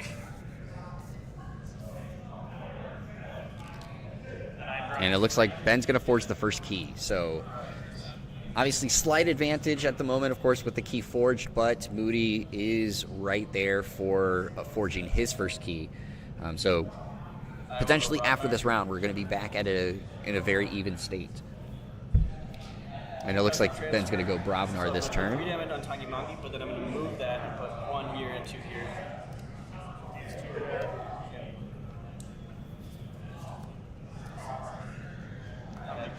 Yeah, let's cut this off. It's going to matter in a minute, yeah. Okay. Well, because then we're going to... it actually matters how many creatures are in this game. If you didn't mind. Yeah.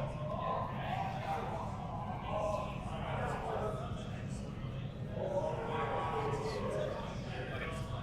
Wait, sorry.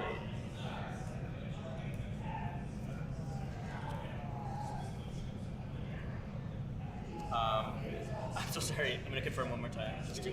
1, 2, 3, 5, 6, 7, 8. 1, 2, 3, 4, 5, 6, 7, 8. Okay, I'm glad I recounted. I was wrong.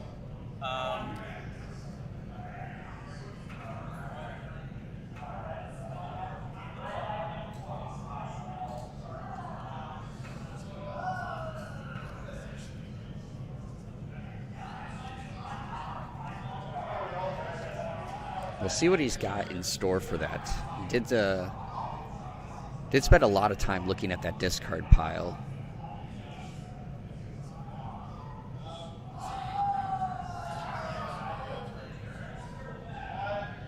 Discard Ornate Skull Face to kill the fluke.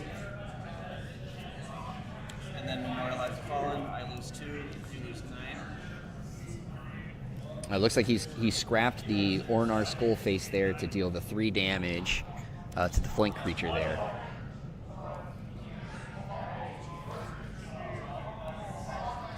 And then, yeah, does play the Memorialize the Fallen, which is going to clear out Moody's chances of forging the key to equal things up.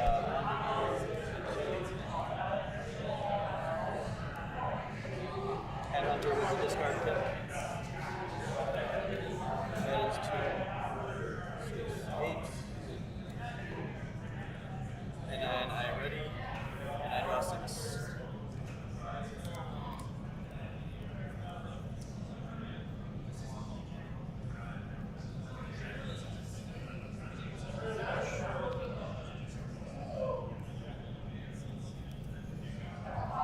And that was another turn where that Memorialize the Fallen really seems to be doing a number. Both the last game and this one really being played at correct times to really clear the amber pool very quickly.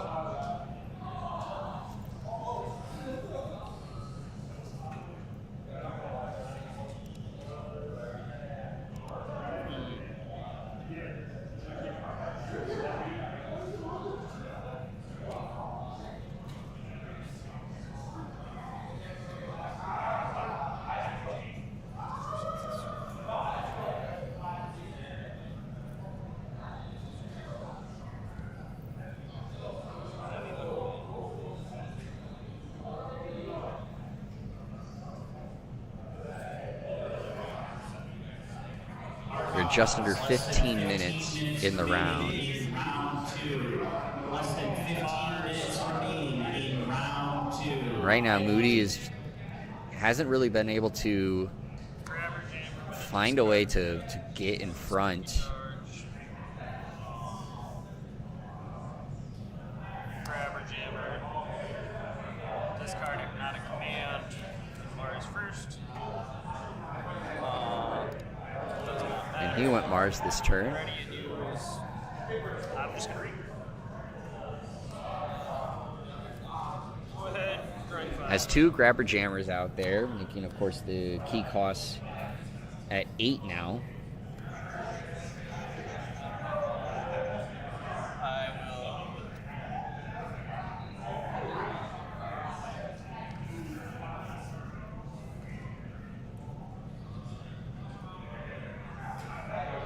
Go Rodnar. Rorik Steamer with the discard pip.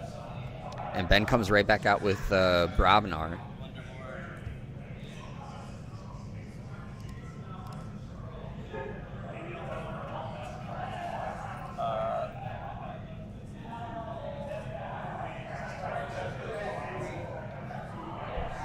And gets another Blunderbore out there.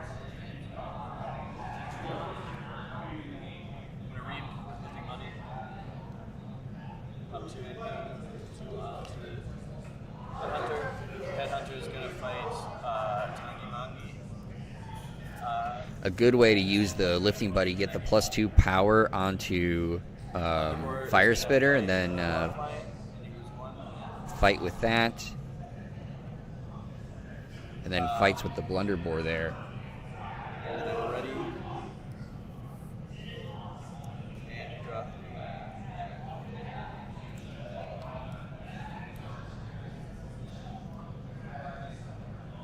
Or excuse me, I said Fire Spitter, I meant the Headhunter. Fighting with the Headhunter there.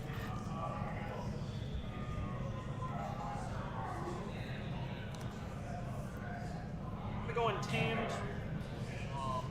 Tossing Witch and a Bean one. We're very regrowth. So he's gonna go, Moody's gonna go Untamed, gonna play Regrowth. We'll see what card he's gonna grab from his discard pile. I'm not quite sure. So he's gonna grab the Haunting Witch there. I believe he is haunted right now. So now he has 2 Haunting Witches out. So of course he's gonna gain 2 amber now for each creature he places on the field. Which of course this is gonna be a potentially a really good way to get things back up to an even state. I know that's time to be checking for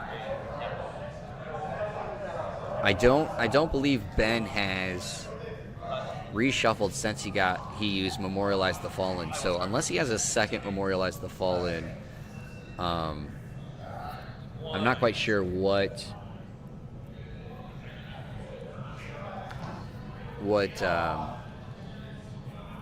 he might be looking. Now the Blunderbore,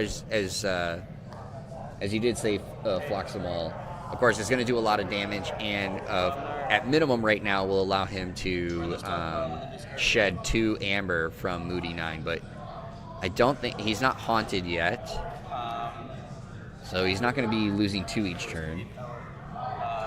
Blunderbore will fight into Haunting Witch. These 2. Oh, he lost a lot because of the burn the stockpile. Okay. So he had to burn the stockpile on there as well. All right. What? This is on shit. That should be on That is another Oh, yeah, so that's on here. I fought up 4 power creatures. another Well, how do you have? devastating moment for Moody 9 to have another Yes. built up amber pool and then all of a sudden get it all lost right away. I don't know. I think it's on there though. It's definitely well, unless it'd be on Lifting Buddy. No, he fight. He reaps. Yeah. Okay. Sorry about that. I'll try to keep my game state. You're good. Rorik Screamer will fight once into the elusive. He readies.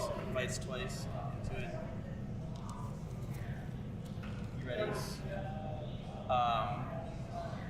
And now we're under 10 minutes left in the round. Moody still has not been able to find an answer to forge a first key, and Ben is doing just enough to continue to stay ahead. Does not seem like his deck really wants to quickly forge keys. It almost wants to get to that time limit. From what we've seen so far. And Hunter will fight 2 Hammer, 4 more damage. So you're going to fight there and gain 1 amber from the Headhunter. Gain this amber from the fight. And then Rorek will reap. And we're ready. And I will draw 2. All right, so does Moody have some sort of response? Because right now the time is against him, and he's unfortunately had two straight times where he's had enough to try to get that first key, and then Ben's just had some form of amber control to just get rid of it, whether it was memorialize the fallen or burn the stockpile.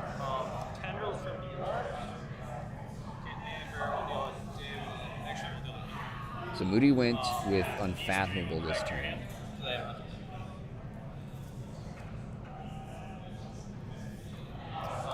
Tongi Monkey. Crushing the 2 keys cost +3 next turn. Go ahead, drawing 3.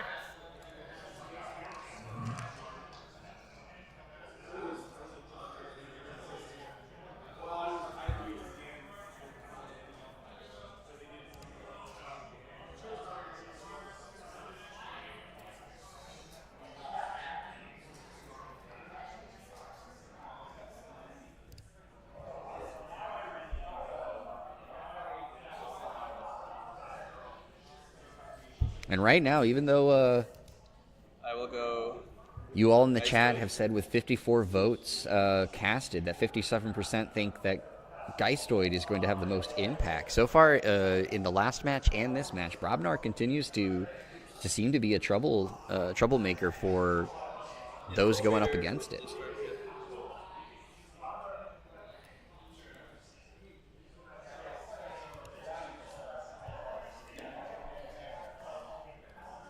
He's on my side. Yeah, but then he goes to your side.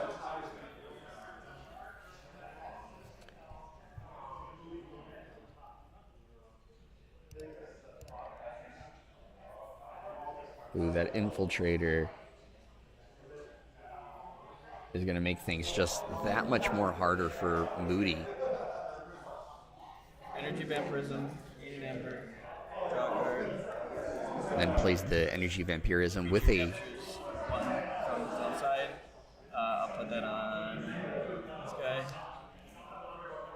For each amber on that creature, it still gets 1 damage. That's what I double checked, is getting the bonus draw pip on the Energy Vampirism too.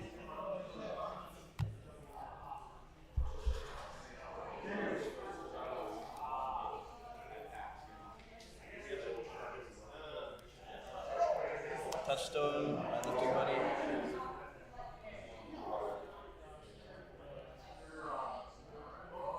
Winds of Death.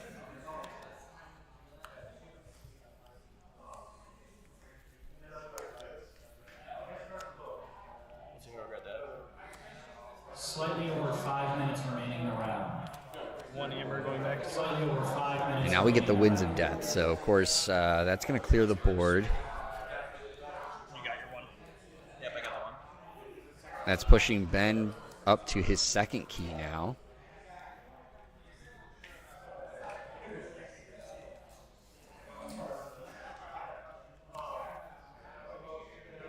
This is my archive. Cool.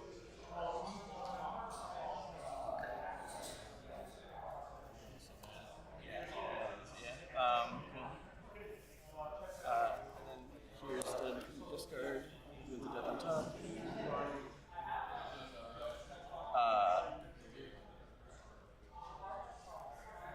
Webster. And then comes out right afterwards and puts a Webster out and a Touchstone. Reaver.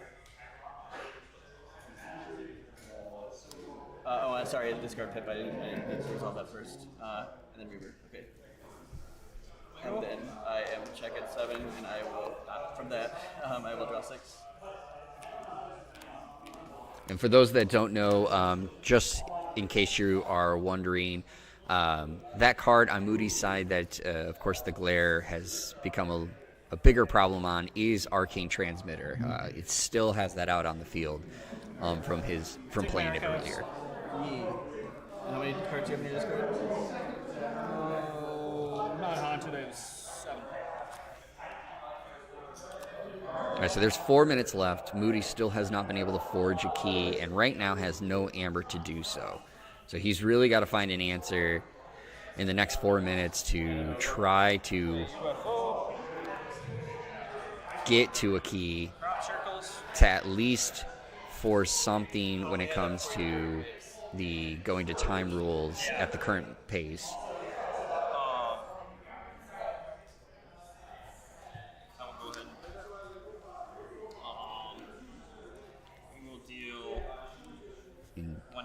I don't know, time may be against Moody at the moment. Don't know if he's going to be able to generate enough in this turn. Grabber Jammer puts you off check. The Red Death, Flip it. The Impaler. So now it looks like he did pick up his archives even after the Winds of Death. And I am 2, 3, 4, 5, just at 9. yeah. Does push the key cost up to 7. So, of course, Ben is not going to get that second key because of the Grabber Jammer.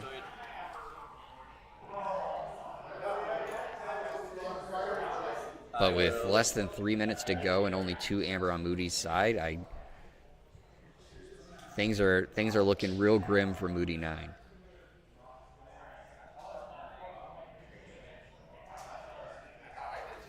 How many cards do you have in your deck? Sorry. In my deck? Yeah. I'm so sorry. 2, 3, 4, 5, 6, 7, 8, 9, 10, 11, 12, 13, 14, 15. Okay, thank you so much. Okay. I will put down a Reaver, capture 1 onto Weapon. I will read, gain 1, remove an amber from creature to my pool. I'll do what? If I do discard a card, I will discard a card from. I'll discard a heavyweight, so that's 2 damage to a friendly creature, and 2 damage to flip.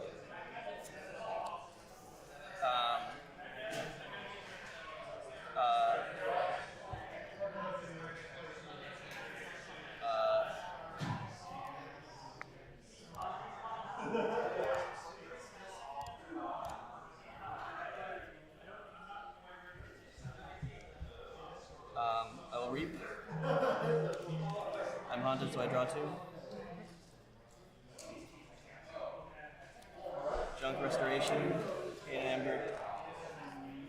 Discard 3. 1, 2, 3. So Ben definitely is going to be able to forge his second key here. I will If we don't get it to it before the going to time rules, he will have enough to forge his second key. So it'll cost 6, yeah. So I don't quite see Moody having an answer now. Amber Fortress 6. Oh, and he goes with the Ecto Charge there. 16 in there. Let me. 6 plus 20. I forgot it's 20. Yeah, let me. Did he play that or did he discard that? It looked like 2, 4, 6, 8, 10, 12. I mean, I think you still have 16. a 10, but.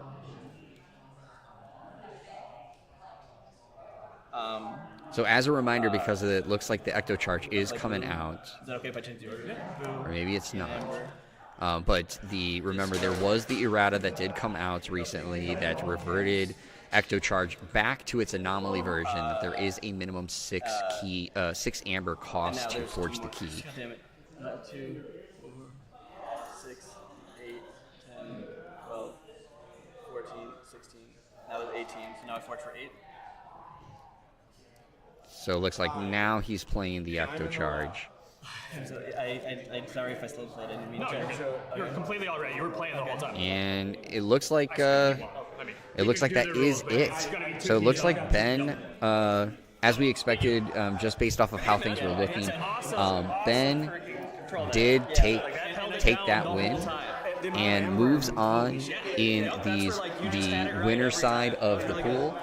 Moody 9 unfortunately takes the loss there and will move down into the X and ones. But of course, again, as a reminder, because it is to a low, Moody 9 is not out of it yet. Of course, will still have another chance to work his way into the top 8 for day 2. But of course, really good play there from Ben. Moody, every time it seemed like he was getting enough amber to get that first key. A clutch Brobnar card came out to remove it, memorialize the fallen, burn the stockpile, and it just immediately put Moody really really far behind and put Ben in the driver's seats, even though it took a long time to get to where Ben was there at the later stages. Ben did a great job with amber control to continue to keep the pressure on Moody and allowing Ben to do what he wanted. So, of course, Ben taking the victory there and is going to, as I said, move on into the winner side of the pool. So I'm going to look at real quick how things are looking when it comes to the rest of the tournament. And it appears we have several matches, actually, this time that have made it to the go to time rules. So we are going to be wrapping those up before we get things started and pairing off for round 3. So as a reminder, though, round 3 is going to be the last round that we do before we take a dinner break. So don't go anywhere. We will still have some more action here to be seen.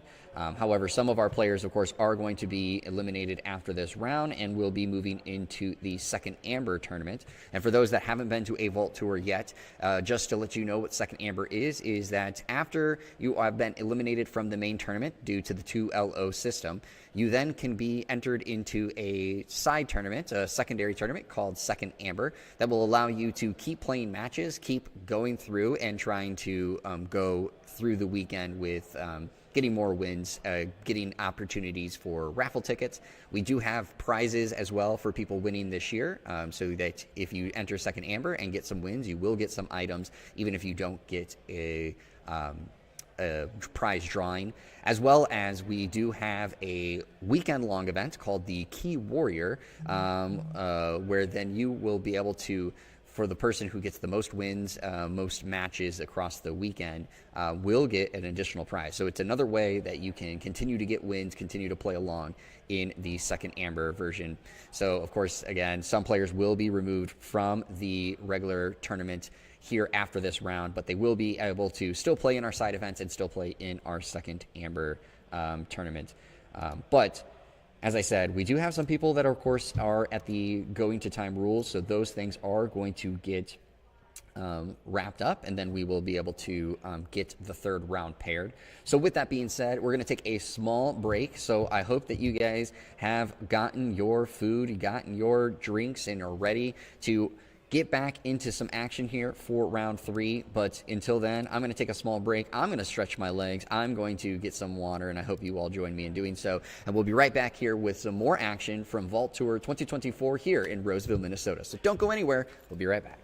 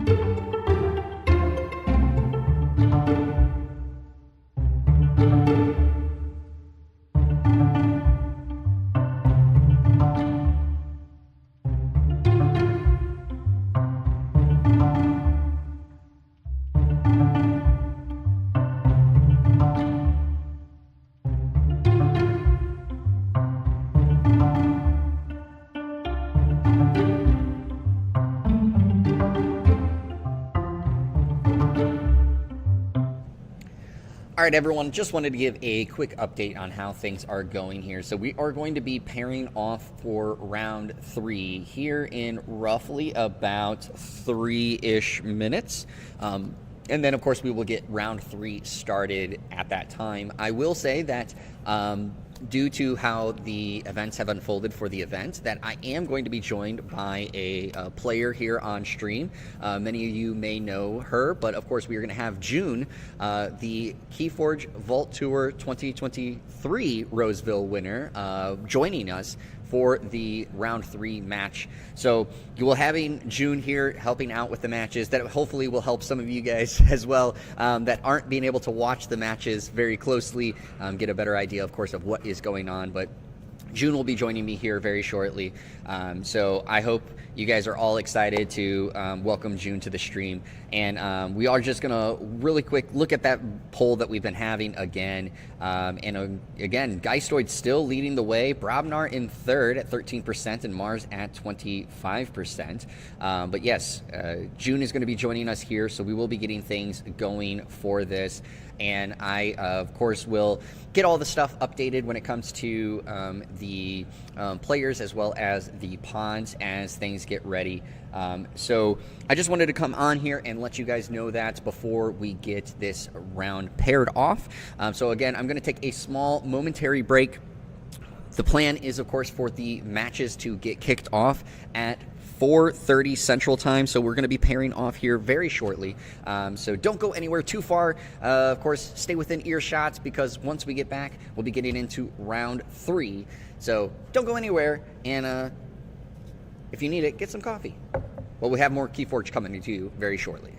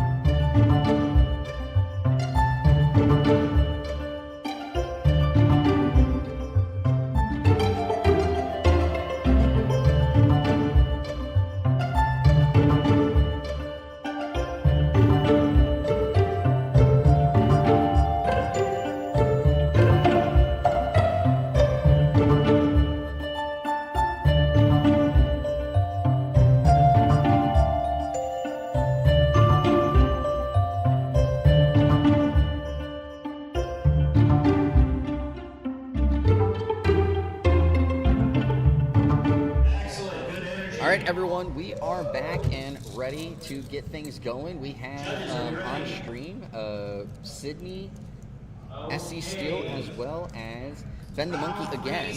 And June is joining me here to help out with this. So, of course, I'm excited to have you here to get things going. I get to commentate for my friends. What the heck? There you go, exactly. And you're also the queen of Vault Tour Roseville. I am the queen of Archon. Archon Queen. Roseville. You are correct, yes. So, of course, it's great to have royalty here on stream and to help out with commentating this match. So, of course, we got, two community members, two community favorites, in a sense, SC Steel and Ben the Monkey. Yeah. And so, as you saw here, we're showing on stream, we got Brobnar, Mars, and Unfathomable from SC Steel. And Ben the Monkey, of course, played on stream last time, bringing Brobnar, Geistoid, and Unfathomable. June, we were talking a little bit off stream just about the pods and what we were thinking about, how disruptive things were going to be this weekend. And I told you a little bit about the community votes. Right now, the community votes is saying still with the total votes of 72, 58% still think Geistoid is going to be the most impactful today, but on stream so far, it's Ben Brobnar. You were telling me a little bit about why you think that could be the case. Yeah. Well, I think the commons that you're looking for in Geistoid are very strong, but the ones that are going to put your deck head and shoulders above the rest are really just in here somewhere, maybe Winds of Death. But when you're playing Winds of Death into Winds of Death or in sealed Grim Reminders, it's not as easy to set up. So if you're not finding those key pieces, it's not as consistent. But in Brobnar, you get Break Nasties, you get big creatures, you get Recklessness, and they also have some of the splashiest Amber control in this set.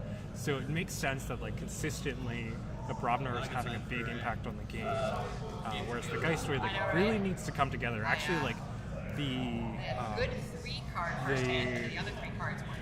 there's a critical mass of Geistoid, of recursion and efficiency, where it starts to feel overpowering. I don't think it's as easy to find out in 3 decks. Yeah, and that's obviously here on stream. We've had Brobnar show up so far in every deck that's been played, and it's had a major impact. Including the last game with Ben the Monkey. As those that have been watching know that he has a Memorialize the Fallen, he has a Burn the Stockpile, and used both of those very effectively at the right times to really move Moody away from being able to forge a key. So we'll see how things go, of course, here between the two. And what 2 mulligans here as well, which is interesting. Yeah, starting it off right away with that. And of course, we can see right now after that mulligan, Sydney is sitting there with 4 Mars to start off. It's not bad. But the double target is actually a little bit awkward. Oh, UFO is going to give us plenty of targets for target. So discard until I get Right. a Mars. And a lot of mills. Alright, well that's Wow. You're welcome to Yeah, I always start laughing as soon as this happens. Right, so that's going to my hand. Yep, what are the all chances? A lot of discarded right there, as you said, to get things going. I wonder if we're going to see a Trawler archive. Alright, and then that. What was the card off the top? Oh, it was 2, 3, Proliferator. 4, 5, 6, Yeah. 7, 8. So Trawler archive sets up the game plan later pretty well. Beaver Forgetting is a nice accompaniment to that. Sydney,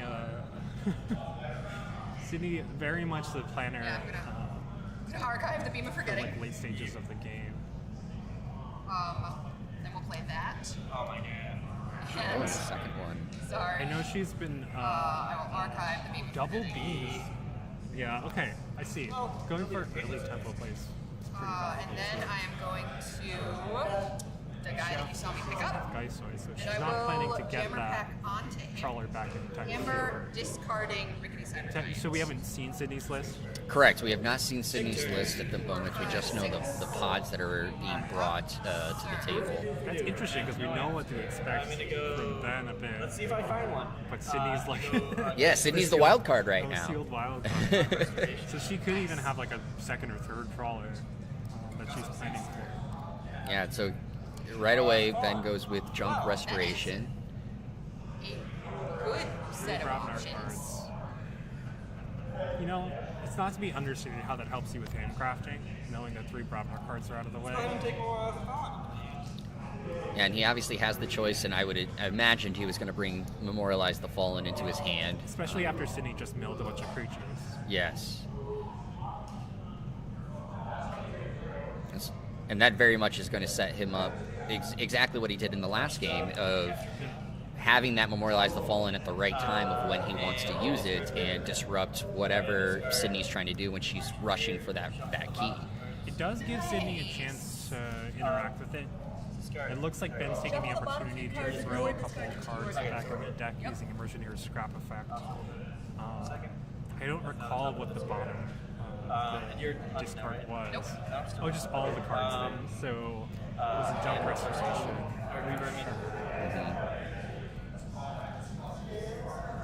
Oh, were there enough cards? If there were less than 3 other cards, then Immersioneer would have also been shuffled in. But I wasn't paying close enough attention. I missed that, so I'm not 100% sure myself either. Jump Restoration and 2 cards. Oh yeah, so Immersioneer is the 4th on top. Yes. Alright, have the Mars guy. Yes, because he did put Memorialize the Fallen into his hand, so that would, yes, you're right. There's 4 cards now in his discard pile. But Sydney knowing where that is pretty relevant. What do I have for that? Ben does have only 1 creature in the discard and no Mars card or from 2 my Amber. discard. That's the only one is my UFO. So she might even be playing, Okay, a little bit slower, Let's since go. that's just Let's a go beanstalk. Mars. Creature. So they are the same. So knowing with Sydney so having we're Brobnar going Mars to Unfathomable, discard and knowing that Distant Void Program. Memorialize the Enemy Fallen creature is casts in 1 Ben's on the hand. downside. Immersioneer is the bottom 3 cards. Discard Shrink Ray Technician until the end of the turn. The most powerful What, enemy creature June, what would you say is, So that's that, him. not knowing what Sydney is This bringing to guy the is table, going what is to a card fight that she might be him. trying to look for between these houses that could really counter or play with that, knowing that Memorialize the Fallen is in the hand, as you were talking earlier? This guy is going She doesn't have Geistoid, so Winds of Death is one. It just removes all creatures from your deck, basically. That's a great option. Honestly, just milling out your deck before you get in range for a key means that you've got nothing to memorialize. I'm not sure how much board control Gonna take Ufo. Ben And has. How is that in Brobnar? You know, actually thinking back on the last game, outside, he does have a Winds of Death, but I don't recall how much control he has with Brobnar on the board. There's the concussive transfer that just got reshuffled in, actually, so that could be pretty relevant. I was thinking just setting up the board is a decent way to deal with Memorialize the Fallen if you can protect the board. Also thinking that I will go with the beanstalk. Maybe when Sydney's using the beanstalk, she can just use it to pull Brobnar creatures out of the discard instead of out of the deck. So, capture from my outside. Here, and kills him. So you get 1 Amber. Switching out the Amber. and reverse. Fluximal saying no check there is unfortunate for Sid because it gives more time to set up Memorialize. And that is, of course, what you were talking about, June, is at this point trying to get through your deck before you get towards that key check, or, of course, getting it to the point where you can have all your creatures on the field is where Sydney is wanting to be at this moment. Yeah, but controlling board there is tough. So, and we're gonna start with Beanstalk. So developing the Beanstalk, yeah, I think just taking board and then hard we'll tempo play- plays is a decent way of getting through your deck, playing efficiently, the most cards from hand. So we're gonna discard And, Trawler. set double, up- double discard pit Cacophonous there. Riot. Oh, it doesn't look. Oh, I think we're looking for the haunted status because there's a fight to the end in there, and that'll give KeyForge 2 the permanent. And then we're skirmish, going which to is do Fight to the scary. End. Oh, wow. So, That's terrifying. Amber Pip. Choose So a I think creature. we did just reach haunted. Oh, he is. Sorry, you're right. He does come in ready. Okay. So you just keep Amber. I'll take that back. Yep. I would have to Yes. bet so. Okay. Now she Sorry, does I have, forgot of course, to one of the community members did make some haunted tokens, and she does have one on the board right now, so that will help us, just like Ben does, Am I haunted? knowing what is the haunted status. And I think she's doing right now is doing that check to make sure. And there she goes. Yep. So she is in that haunted status. What did you have to fight? Enrage his neighbors. Fine, whatever. What did I was? We're gonna fight to the end. So I get a pip. Choose a friendly creature. So I'm going to mark that he has skirmish for the rest of his I life. gotta appreciate the With a play die. mats. We've got the extra Because crispy that from is- Ben, who's choose a ever friendly creature. the If we're haunted, that punster, creature and then the secret help for future self. That is correct. Yes. Well, I have We were not asked matching that outfits here in today. this event. Help for future self shirts and our plaid. Well, it definitely makes sense as you are Is there an one part end? of the When Help is from the Future end Self to the skirmish? podcast. Yeah. So, From fight to the end. how has it been feeling being on the podcast for a few months now, right? Yeah, I mean, it's just And then ready hanging and out fight with friends is what it feels like. So ready and At fight. first, I was like listening to every episode, just like working on my voice and getting used to podcasting, and I did kind of work Ready on and enrage a creature in each of its neighbors. just like giving like affirmative like listening, and then I like saying like yes and oh, that makes sense. I'm trying to do that less. then- So I'm more, but now it just feels more natural, and I'm like, this is really fun. I really appreciate that. And drawn to 6. And getting to be Archons Corner for an episode was fun too. Very cool. Yes, one of the other community podcasts, those out there, if you haven't listened to it, of course, you have Archon's Corner and you have Help for Future Self. And there's, of course, a bunch of other community podcasts out there that gives you all the KeyForge news and information and talks that you might want. Yeah, Oh, there's nice. so many, there's so much out there. 1, 2, 3, Yeah, 4, I just searched 5, on. 6, There's 7. too many to name. I'm not gonna name. Just search on your favorite podcasting app for KeyForge, and not to forget YouTube. Correct. Yes. Blocks them all. Amber Mees, Dinobot, Andy Forge, all producing great content. Yes, our KeyForge community does a great job putting out content and, again, giving Archons what they want to hear and being able to ingest a lot of Look at KeyForge. my archives. Did I miss the Memorialize for the Fallen there? Did we just see it? I'm We just saw like 4 Amber deleted. I'm thinking so. looking at the chat and I don't know. I don't see anyone say that Still they've coming. done it. That Yeah. I see. Oh no, it was just played. Okay, yeah. so that does make sense. So Crim with Enrage, not too big of an issue with the skirmish. I We've got a don't think I'm gonna beanstalk start with that. too. Sure. Pulling archives. Which one? Oh, what a hand. You did say to begin so we are that going to Sydney start does a with great job returning kind of like setting up a enemy creatures later in the bonus turn in play, and this is kind of one of those points seeing, all the unfathomable ready to play right now. She knows what's in her deck, right? So she better than anybody else Each ready creature can make captures like one from its make those opponent's plans. So I'm making guesses, and the double beam And makes a then- lot of sense with what I'm So seeing call from board. her. I should have played first. I didn't, So but that's dealing fine. with the Exhausted board creatures and your ready. opponent's hand, making Amber, capturing If it Amber. was already exhausted, You don't need that. destroy color. it. Yeah, this And turn then we're is going to do insane. Beam of Forgetting. As a sealed deck, like it's very hard to deal That with card something at the like bottom of your this. deck.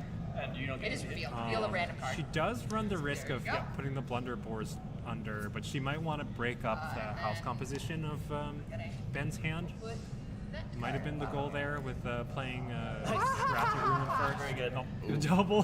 There they go. Well, both of them going under the deck. That is all she wrote. Yeah, for Raptor Unfathomable. Ruin, bouncing him to hand and then just putting him right under the deck. 5, 6. Oh, okay, we're seeing that Winds of Death. Not a great spot for Ben to be playing. We will go with. How many cards do you have in your deck? Deck. 1, 2, That's 3, Sydney's 4, turn. 5, 6, 7. Counting up her deck, she's not ending her turn yet, I think.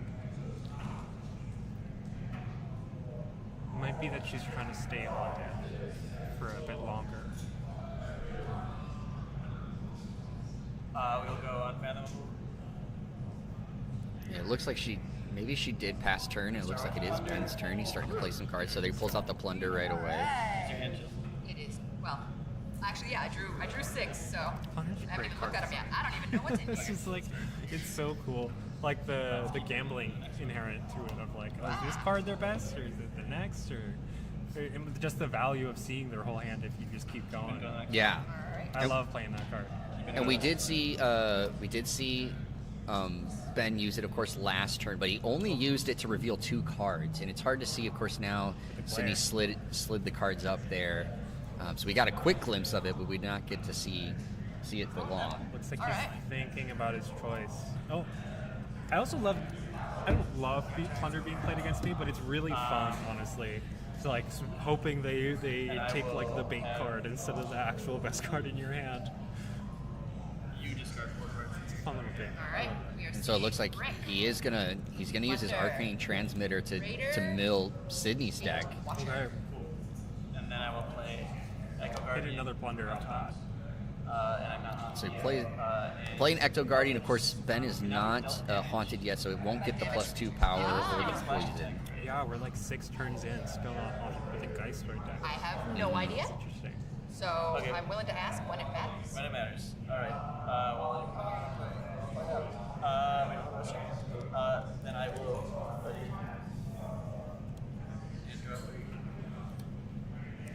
Alright, so Sydney's got Mars back, but Brobnor's always a great option with the All right, Beanstalk. my turn. Mars. We're gonna play that Yeah, guy. hard to argue with this. Archive. Yeah, I think you hit it, seeing the Brobnar. glimpse of her hand, what we were looking at. She's got 3 Mars in hand, so just setting up like Cacophonous Riot could be really powerful. Like Beanstalk getting your Giants out.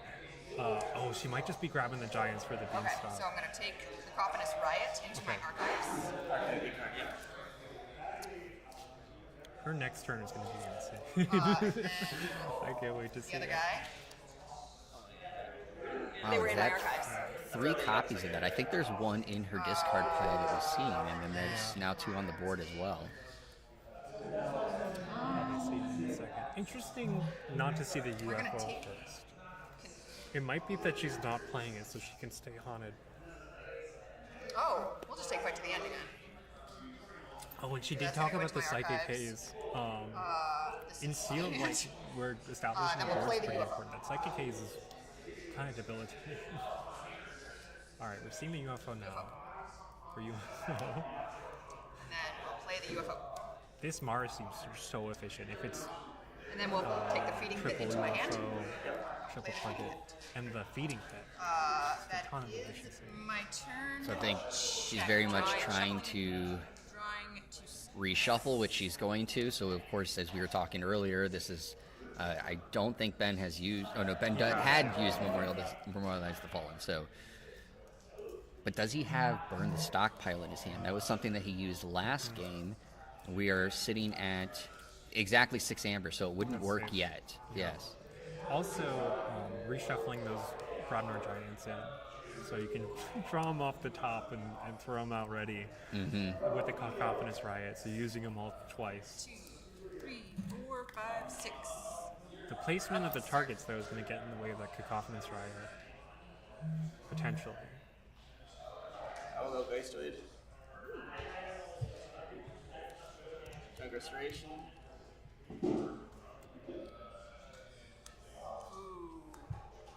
Some good targets off the Junk Restoration.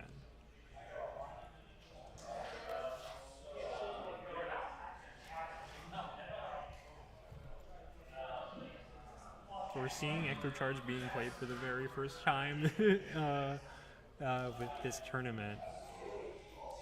It's the new and improved old version. Yeah, I was gonna from say WoW. we've made mention on it a couple of times just because of Ben having it in his hand in the last game. He did use it towards the end, but as a reminder, is that in the most recent rulebook update, there was the errata of Ectocharge, reverting it back to its anomaly form to make it to a minimum of 6 amber for forging the key. Of course, still strong, still being able to forge a key during a turn, but it is, of course, not a free key like it was before. So it does make it a little bit more of a thought process on when you want to use that. Exhaustive And, Future you know, Artifact. I'll just Not every Ecto Charge I've seen in playtesting has been forging for a lot of them have been like 4 to sometimes like 8. You know, if you're just ahead, that he's worth it. He just wins you the game. So what does it matter how much amber you So lose? this is just dead. So it's still keeping it like a good card, I would say. You do get him. Oh, right off the reshuffle, hitting the Winds of Death. He was holding that for a few turns too. He was. So using the Infiltrator to discard discard a is creature Totally. and then hitting the Winds of Death Now the archive. makes a lot of sense. This is the Keeps discard. some consistency of the Archons. And this is purple top. But yeah, I think Ecto Charge is a great card. It wasn't great in WoW, Webster. but Grim Reminders it Touchstone, really and because as it a didn't whole, do anything, even as they got a discard. the WoW version Stockpile. was anomaly. For sure. And then I will. That's 2. Okay, establishing a board after the Winds of Death too. So I am haunted. And Ben is now haunted. And he looks like he discarded the burn the stockpile, so. I think it was off one of the junk restorations. Okay. That changes things. So sitting pretty at an extra key and Ben had only 2 amber. She's got her beanstalk developed. And we are just under 24 I'm just minutes gonna in the round. play this one more So turn. Unfathomable. obviously still plenty of time in return this, those 2 but to your Almost halfway through. yeah, exactly. And then Trawler, I'm not haunted. And the same thing you get. Alright, just developing creatures That out. is 3, 4, 5, Grab the ruin to 6. bounce the Geist Sword. Unfathomable. Oh, sorry. Guys, do it. I know Ben archives some Geistoid as well. So we could see just a return to Geistoid, redevelop that board. And it looks like he picked up his archive, so I think it could be exactly what you just said. Yeah, I know he archives some Unfathomable too. But getting that card efficiency, getting those cards back out of your hand, establishing probably a pretty big board is going to be scary. But then Sydney has the Grim Torchtooth Beanstalk to go. Yep, and then there's the Geistoid return in here somewhere. Oh, Ecto Charge. And just not to cut you off, June, but just to answer a question in the chat, Felipe, yes, those tokens are haunted tokens. There was a community member that made these and handed them out to players. So you will see them likely on stream quite a bit this weekend for indicating if it is haunted or not haunted. Obviously, the red side showing that it is not haunted, green side, and the spooky ghost arms out wide means that it's haunted. But then, yeah, back to the play. So obviously, again. Still thinking it through. Okay. Pulling out the Winds of Death. I was so scared it was going to be the Amber control, but Ben's got another idea. Maybe thinking, like we're halfway through the game and I have 0 keys. Like I'm going to need this Ecto Charge, and he's still like got a decent of the way to go through the deck. So actually, this is going to seem really powerful. So he's still heading there. He's probably getting pretty close to it. And that Ecto Charge Winds of Death is going to be a nasty turn. Especially like once he gets there, he knows he has these huge combo pieces, so he can slow down his draw to hit just the end of it in Ecto Charge. Yeah, and he's done, as you said, this whole time he still hasn't reshuffled his deck, right? So his whole card play is, in a sense, is going to help in the whole fact of wanting to stay haunted because he's not cycling cards very quickly. And throwing this Immersion Ear down, I wonder if that hits the Memorialize the Fallen. The scrap effect shuffling the bottom 3 cards of the discard into the deck.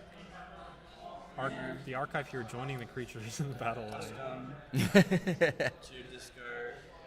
Yes, that is not a token creature. Remember, we are playing Grim Reminder, so it's not a token creature that's on the battle line right there. That is his archives.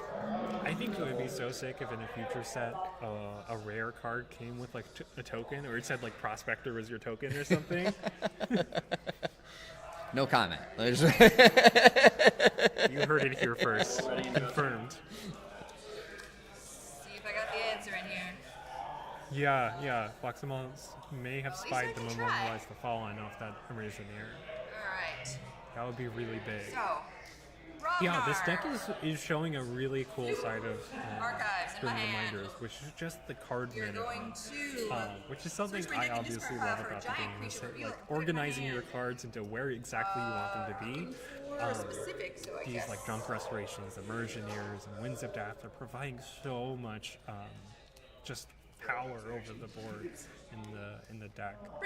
You're just developing with a 5-creature board. It's gonna be pretty threatening. But are we? That's where knowing the cards is What card are we seeing? Well, Oh, Beanstalk that was a just good holds something. last turn when you did that Okay. one. That was definitely the right choice. That's gotta be scary. This board might go. So Gone in a second. you're going to. Right before your eyes. But the taunt placement is very good here to prevent the Grim from just wiping board. We're gonna have to get rid of the Webster first, but it looks like Sydney's got options for that. 1, 2, 3, 4. And obviously, with the 4 cards in discard, is not haunted yet. Does she have 2 Crimson Torch Tooths? And a more. Does Awakened Titan brick. cannot This ready is- unless I am haunted. Incredible. Does he ready? This is a great only creatures Beanstalk. enter play ready? Judge. Luke, I got another question. So, Awakened Titan cannot ready unless I'm haunted. Yes. But Beanstalk, friendly giant creatures enter play ready. But is not ready yet. So, Awakened Titan cannot ready. Cannot ready. Enters play ready. Enters play You ready. gotta make it more threatening. it's Let's put it that way. Have it like pulse. It's not ready. Ideas for future enhancements of the stream. We already have commands that need to be added. Obviously, we'll add some pulsing. Or some like flames. I need to put these in the right order because it and its neighbors are going to It also slowly gets larger and takes over ready. the rest of It the can't stream. ready. So it's going to enter play ready here. And then going to put All right, so here comes the board that you were just talking about. him here. So many options to deal with this because all these creatures come out ready, and no duplicates in hand means that like Sydney's pretty free with rule of 6. With the shop Then we're brothers, gonna. Coffin Oh is wait, no, I need to flying. do that first. So The fight I to guess the we're end. gonna reap. And the brick is just going to produce so much amber. These are gonna kill. I feel like we might be missing that Memorialize the Fallen. So 1, 2, and then I need to fight. Although, I forgot. So 1, 2, Sydney just 3, 4, reshuffled, so that Memorialize the Fallen maybe So- was not. Actually, let's just do used that on first the then.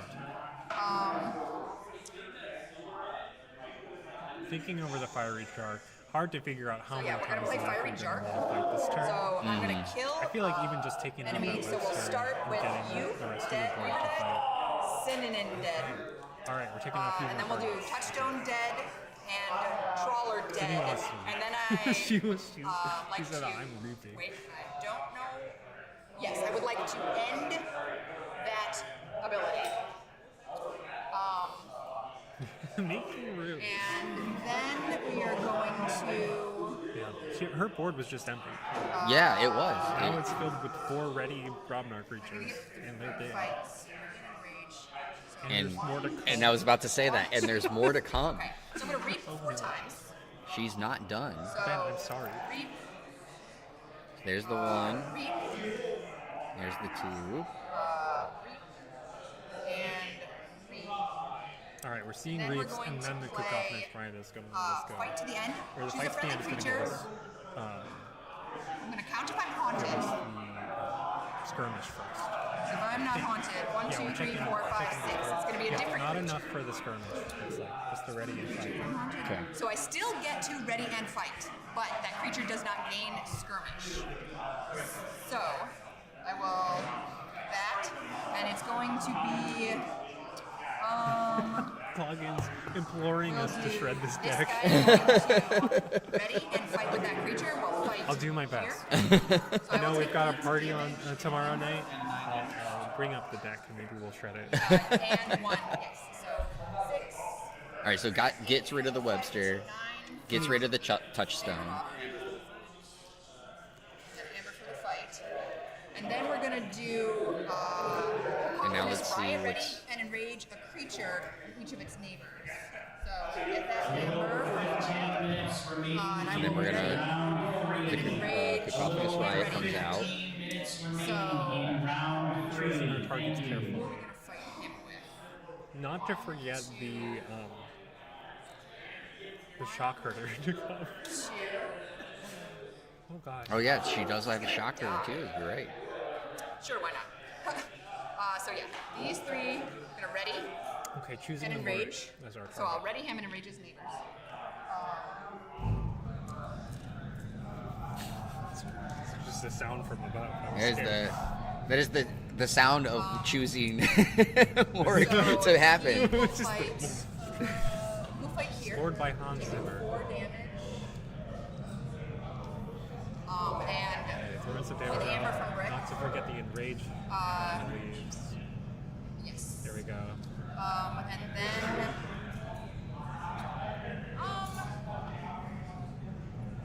yeah, he'll do it. He's gonna fight here, die. And then I will gain a pip from Brick. And then Brick is going to reap because you have no things. And then I'm going to shock herder to ready and in This is when I want ready and Memorial. fight with a neighboring creature, so we'll just do it. There's with no fiery dart. scaling in this set. And We're we'll always fight. kind I of will ready and fight, cannot fight, nobody ever But even now, there's not that many creatures in the discard. Yeah, at this point, I believe before that turn she had 4 cards in the discard. 7, 8, 9. And she might have pulled one out too. Yes. So That I think there might be enough though that could still get her off of check, but I don't know if it's going to be as impactful as Ben is wanting in this. I mean, he's going to need to get rid of 6. Yeah. That's tough. So Brabner, Geisto, Unfathomable. Unfathomable might do it. I'm sure he's haunted. He is still haunted based off of the indicator on the board. 4, 6, 8, 10, 11. Floxamal says there's still about 5 or 6 creatures in discard. Okay, that's pretty relevant. Helping hands. So he's Okay. going unfathomable, just as you had kind of called. We might see a Trawler or like Crushing Deep. Circle Speak is also... Well, I don't think Circle Speak is active for Sydney. Under pressure. this Titan's never getting it. Now, in our first matchup, I do remember there was a Crushing Deep, but I don't recall Ben playing a Crushing Deep in the last round. So I would be curious to see if he does have it. All right, you know the deck. Okay, Milling Sydney, getting her haunted, I believe. That might turn on Circle Speak. Is that in the deck? Oh, we just have a Trawler. There it is. Trawler. Not doing anything with the board, though. It's going to be scary. The thing about Beanstalk is it's just going to grab another creature, so you can just keep going Brobnar. Now, did he in here somewhere grab the Winds of Death? Winds of Death and Ecto Charge. Yes, that is correct. Yeah. Play Archon Transmute. So we'll have a chance next turn, and the Trawler will be in the discard. So Winds of Death, destroy the board. I'm sure Sydney's going to get rid of the Trawler this turn, so you can archive that. By making careful plans.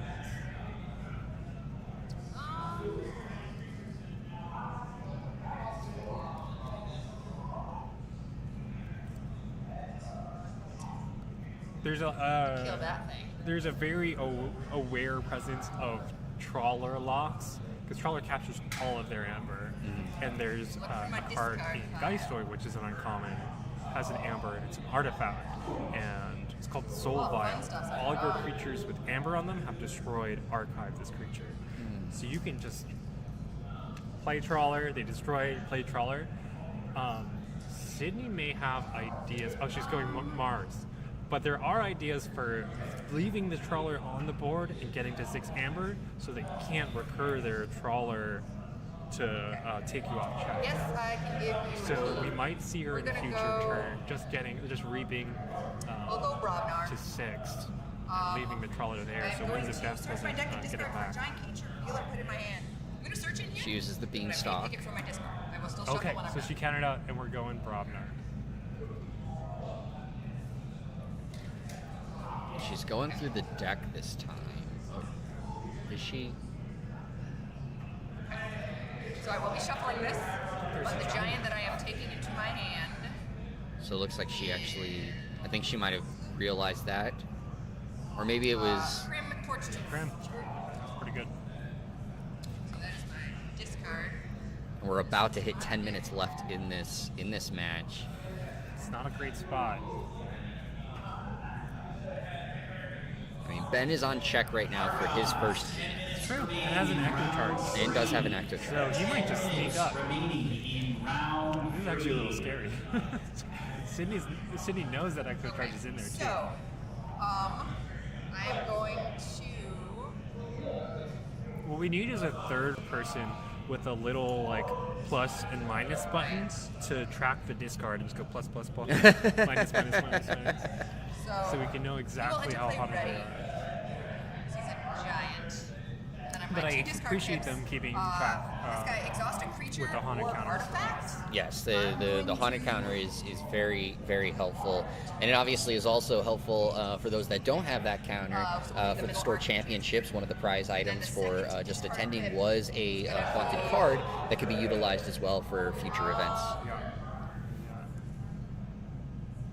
I'm gonna count I like my those. 1, 2, 3, 4, 5, 6, 7, 8, 9. What is the tree called? Ghost Tree. Ghost Tree. Ghost Galaxy Tree. Ghost Galaxy Tree. There Yeah. you go. Yeah, we're gonna go. Now I need to go to the team and say, why didn't we call it that? I don't know. You should have told me you were making it and I would have fixed it. Power. If only we had June ready for us when it came to naming cards. It was one of my greatest talents actually. Sure. I Naming guess I can things. tweak with him anyway. So he dies here. 4 damage and him from. Alright. Fighting off that trawler. He is raged. And then reaping. Ben doesn't answer that amber somehow. This is going to be really scary for tiebreakers. Yeah, it will be. It's all she wrote. Nick always in chat making sure that I'm staying hydrated. So Is that the command hydrate? on my personal streams, yes, it is. And so of course Nick is a fellow watcher of my personal streams, and of course has carried over the hydrate command. You stream? I do stream. Yes. Okay, what are you streaming? Well, I stream a lot of video game content, so of course I can't really promote myself on here, but of course you guys can, if you are ever wanting to, you can come check it out. You're completely fine. I just want to know. I'll ask you later. Sounds good. But yes, Nick is a watcher of the stream, so of course he is following along, making sure that I'm staying hydrated, which is something I always forget to do when I stream. While they're taking some time to think, are we taking a dinner break after this, right? We are taking a dinner break, Yeah. so that is actually a really good reminder, June. As I had mentioned earlier, everybody, after round 3 is when we are going to be taking our break, and then we will come back to finish up the sealed tournaments qualifying rounds. And of course, from there, we'll be taking an hour-long break. So we'll make sure that we pass that along once we get to that point. And so yeah, Ben has forged his key now. So of course we are, 1-to-1 keys. But like you said, right at this moment, Sydney has a ton of amber, and Ben went Brobnar this turn. So it doesn't seem like he was going to try to archive the plunder, get that back into his hand, and try to, He found the memorialize. That's it. That's a huge get. Yeah, that Immersioneer shuffling it back in, all that card management really paying off. Well, she's still on 7. She is still on. She still is ready to check the. Or And I'm pretty forge sure the key. burn the stockpile is still in discard. It's right above that Immersioneer. Yes, I think you are correct. And there it is. There's the second key forged. Okay. Ben not checking though. It's going to be hard to You're gonna- for that ecto charge to No get to amber. the tie break. Especially post errata, he has no amber right now to get to that point. Right, I forgot.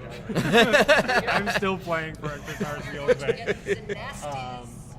Sydney didn't play any cards last turn except for then the I will play Crimson him. Shrew, I believe. So she's continuing to hold that hand and just beanstalk to forge Then away. we are going to wait. 1, 2, Oh, she did find 4, 5, something. 6, 7, 8. Oh, So she's counting you're out the going to deal cacophonous three or creature the damage to all concussive. damage on creatures among all creatures. So these 8. Just shoving all the damage over. Just it's that's the thing about And then we're just gonna- concussive transfer. Is you throw 3 damage on a creature and then redistribute all damage however you'd like on the board. And so even if your opponent just has a 2-power creature and you have a bunch of Brobnar creatures which are damaged, you just say, this 20 damage is going on that 2-power creature. Wow. And it's just gone. So she's fully healing here. Reaps out to 5. Pretty threatening with Ben at 0 in the key last. Yeah. He's got that archive still. No, it's okay.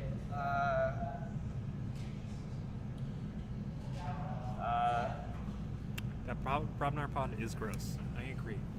It is very nasty. We've seen a lot of Brobnar being so disruptive so far in this qualifying round, and I only keep pointing it out just because, of course, the poll that we ran earlier, Brobnar was the least voted outside of course, the other houses between the 3 main ones of what people expected to have the most impact today. But it seems like Brobnar just continues to have that added effect. It's really splashing cards, you know? Beanstalk almost alone is making this Brobnar terrifying, but not to like underestimate the 3 other ready in fight effects. And there we go. Ben uses both Arcane Transmitters to get through the entire deck for Sydney. And Circle Speed to Steal 2 effective. And that's the turn. Beanstalk. Yep. For I don't know. Is a Reap for 4 just going to take it?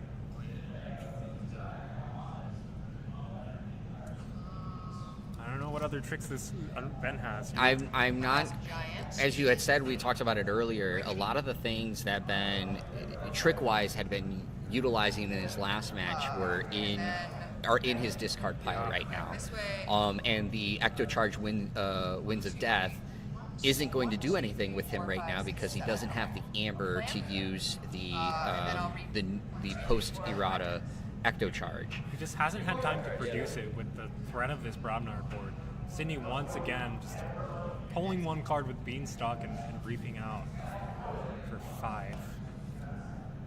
So I believe that the archives, and there it is. Ben's gonna take concede there, and as we had kind of said at that point, like sitting there. what we were seeing on the board and what things were looking like, it didn't look like Ben really had anything that could really turn things around for him in that matchup. Sydney's Brobnar pawn, as you guys kept describing, was gross, and it was the fact of just like it just continued to be this pressure that I don't think Ben's deck was really able to fully commend with, because it was just very much the entire time feeling like Sydney didn't care what Ben was doing, was very much in control.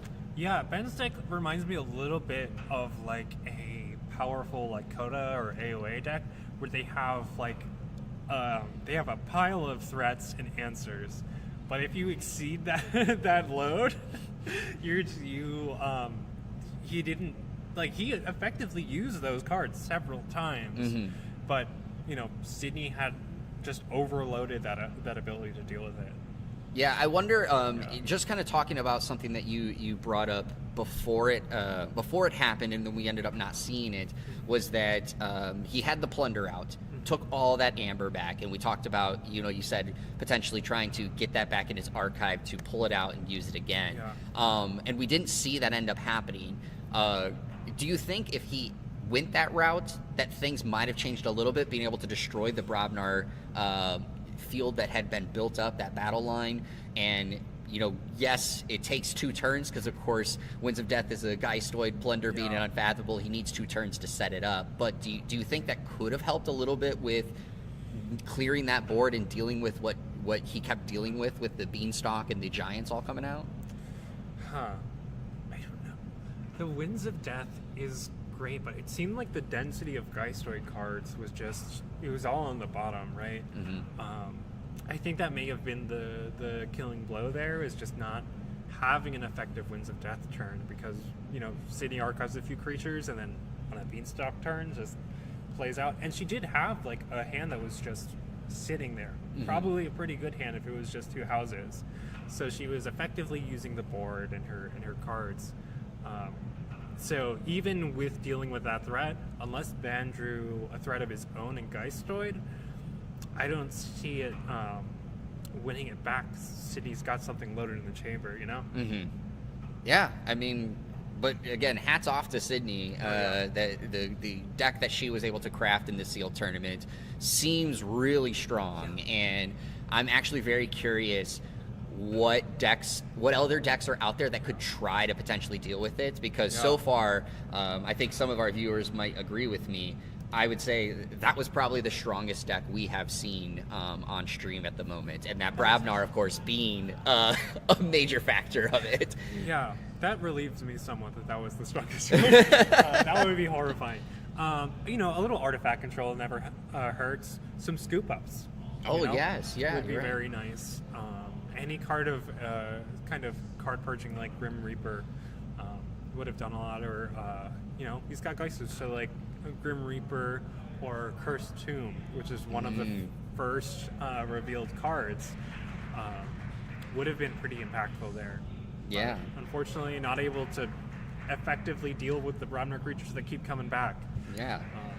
And so some of you guys may be hearing it going on behind us, but they are currently announcing the members that have qualified for the top cut of Sealed. And so I'm going to go ahead and announce those here on stream as well. So the people that have qualified already for the top cut is, of course, Sydney. We just saw her, of course, on stream. We have Mammon DG that is also qualified, Sunday, and Longing Eureka. So those 4 have already qualified for the top 8 cut. You know, just in general, obviously we got to see Sydney, but looking at some of the other names, just knowing in the community, like who else are you excited to see in the upcoming top 8 cut? Mammon DG was my captain in my first ABR season, last season. So excited to see what he brewed up. Sunday's a friend of mine as well. He has a deck with fish as the token, and he makes us like sign the fish tokens you can get from like the package. So he's actually newer to the game too. I think maybe 9 months, almost a year. Oh wow. And you know, he's being able to alliance with that little experience is showing a lot of skill. Longing Eureka I have not met. Yeah, curious to see. Longing Eureka, I do recall, of course, being at the Vault Tour 2023 here, and it did pretty well at that point. So, of course, in that regard, I'm not surprised to see you know, them qualify. But of course, getting to this point it means that, of course, got to have something going in the chamber with that deck. You know? Yeah, excited to see it and to meet them. And then actually, if you look at the next 13 people in line, correct, it's a who's who. Yes, there is a long laundry list of who's who going on for the next qualifying spots. And as a quick reminder, again, I know I've made it mention on stream, but remember, there is no getting eliminated by cut this year. All those that would have been cut this year do have a play-in to try to qualify still for the final day. So when we come back from round after our lunch break, or our dinner break, I guess I should say at this point, we will be doing the finishing of the qualifying rounds for the sealed tournament, and then we will see. I do not recall if we are going to be doing those play-in rounds tonight, but of course we will make sure that we pass that along once we get back from here. But June, thank you so much for joining us in this very first part, and again, thank you all on the stream that have been joining us to this point. Of course, we're going to leave the stream up. It's going to go on the Be Right Back scene. We are at a lunch break for about an hour, or a dinner break, I should say. So at the moment, think about coming back with matches starting at about 6:30. So until then, everybody, get your food, get hydrated, and get ready for some more KeyForge action coming to you from Roseville, Minnesota. Enjoy!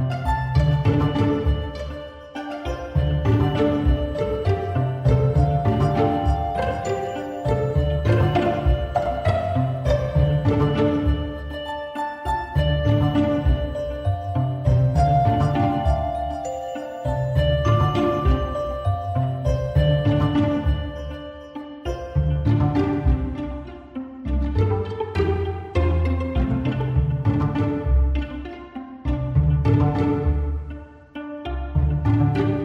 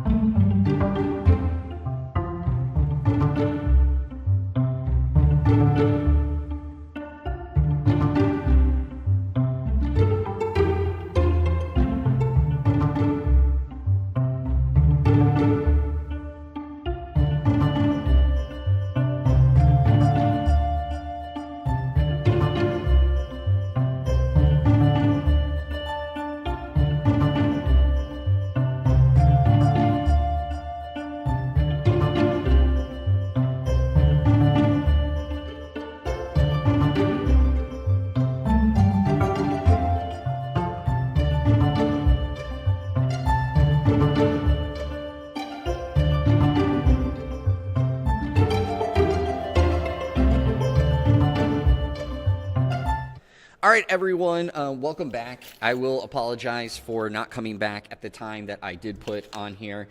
As I may have said earlier in the stream, if you guys heard, one of the things that we are doing is allowing the community to challenge us in some games and, of course, have a chance at some extra prizes. So I was actually just wrapping up a game that I was challenged in.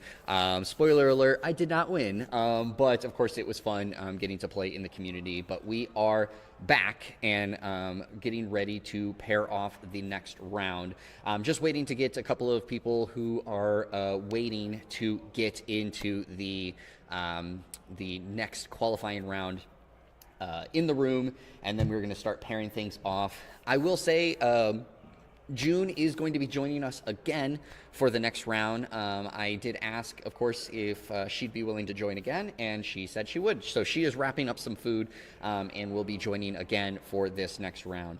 And we will then, of course, be going through to see who is going to be going to the top 8 for tomorrow. Now, do keep in mind, as we had said right before we went on that break, is that we did have some people who have qualified for the top 8 already. So we are going to, of course, be finding out who are the other people that are going in. Right now, we have a number of players that are challenging for that spot. As a reminder, if we do have anybody that would potentially be cut off of the top cut, that is not going to happen this year. It is a play-in time where we will be finalizing our last 4 spots for our top 8. Currently, it is looking like we will be going 5 rounds. So we are going to be playing this round and another round, and then we will be judging from there how things are looking and potentially even playing one of our top 8 rounds tonight. So there is a chance for a bunch of KeyForge to be played here on stream for day 1 of the Roseville Vault Tour. We will, of course, pass that along to you guys as things unfold and, of course, as we see how the tournament is playing. So I hope all of you guys have gotten all your food and have gotten your water, your hydration, your drinks, whatever that may be, for the rest of KeyForge, because we're going to see some very, very great matches here, especially with the pool of players that we still have in the running for qualifying for the top spot. So just like I did before, we are going to take a very brief break as we get everything paired up and ready to go for the tournament. So don't go anywhere. This break will not be very long, and we will be getting into round 4 of the qualifying for the sealed tournament here at Roseville Vault Tour. So don't go too far. As I said, it's coming right back. And grab your drinks.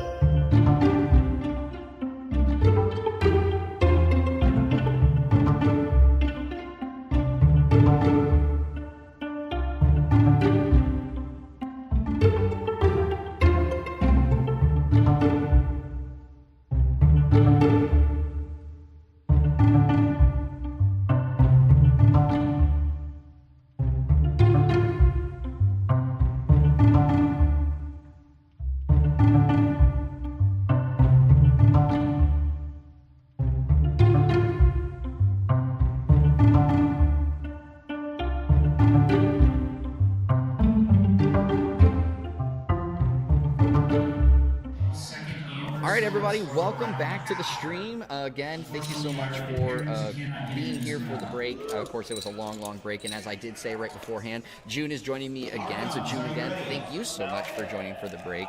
I want to just ask, like, so far, you watched that last match, right? And we already have our 4 people qualified. Looking at our next matchup here on stream, we're going to have Ewok versus Menaps. And Ewok piloting a single Archon deck as Ewok does. I guess, like, when you're looking at this and you're just looking at the pawns in general, what do you think between these two pawns, what we could potentially be seeing? Oh, like the Brobnar Mars and teamed as an Archon deck? Well, we've got one Brobnar deck, and as we've seen, that's been really strong. Although a lot of the board control is in Brobnar, Geistroid, and Mars, So we could be seeing like a decent counter to Ewok's deck. We haven't seen him play yet. Correct. We have not seen either of these players on stream at this point. So Yeah. It's very possible we might be seeing some of the powerful Mars creature combos, relying on Silo and Ironix Rebel, which causes you to reap and like rule of 6 real quick with a bunch of Mars creatures. If we're looking at a 2-1 table, that might be a good candidate. Untamed is really interesting. I'm curious what there might be there. Maybe a couple Haunting Witches would probably be my bet. yeah, it very well could be, especially being a straight Archon deck. You would imagine that Ewok has something in each pod that made him choose to still go with that, knowing that, of course, this is a chance with qualifying for the World Championship on the line. Oh gosh, because as you guys might remember, this is going to be, of course, a championship level tournament for 2024's KFC. So, of course, this isn't like last year where it was the Sealed Alliance fun matter. This is the sealed actual competitive line. High stakes. And so I'm also very curious with MedApps having Geistoid, this being the second Geistoid pod that we're going to see on stream. If this Geistoid pod has a little bit more of that firepower that, of course, a lot of the people in the community had been looking for and even voted for in our poll of being disruptive in today's event. I have some hints that a Burial might be an extremely efficient recursive Geistoid. It is a I think that's what we're going to see. Unfathomable, though, is interesting. I'm wondering if that's bringing more Amber control, And so it allows Mars to go forward. Geistoid allows you to control your cards. And Unfathomable slows down your opponent. Untamed. It's possible also that he was able to grab a couple of those disruptive cards, like Caliphan's Beam of Forgetting and whatnot, Plunder. Psychic Haze coming down early. Yeah, so it looks like Ewok started it off with the Untamed there, and now MedApps, of course, going to turn 2 is going right away with Mars. Yep, no, we're fine.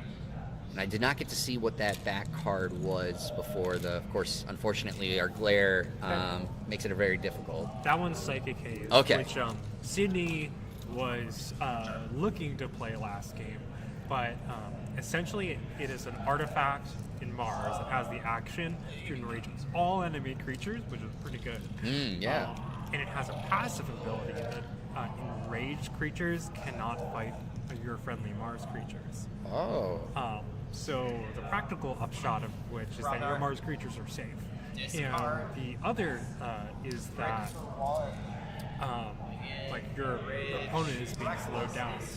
Now, your opponent is never totally locked out from reaping with that, because if they don't have a creature to fight, say only your Mars creatures, they are allowed to reap.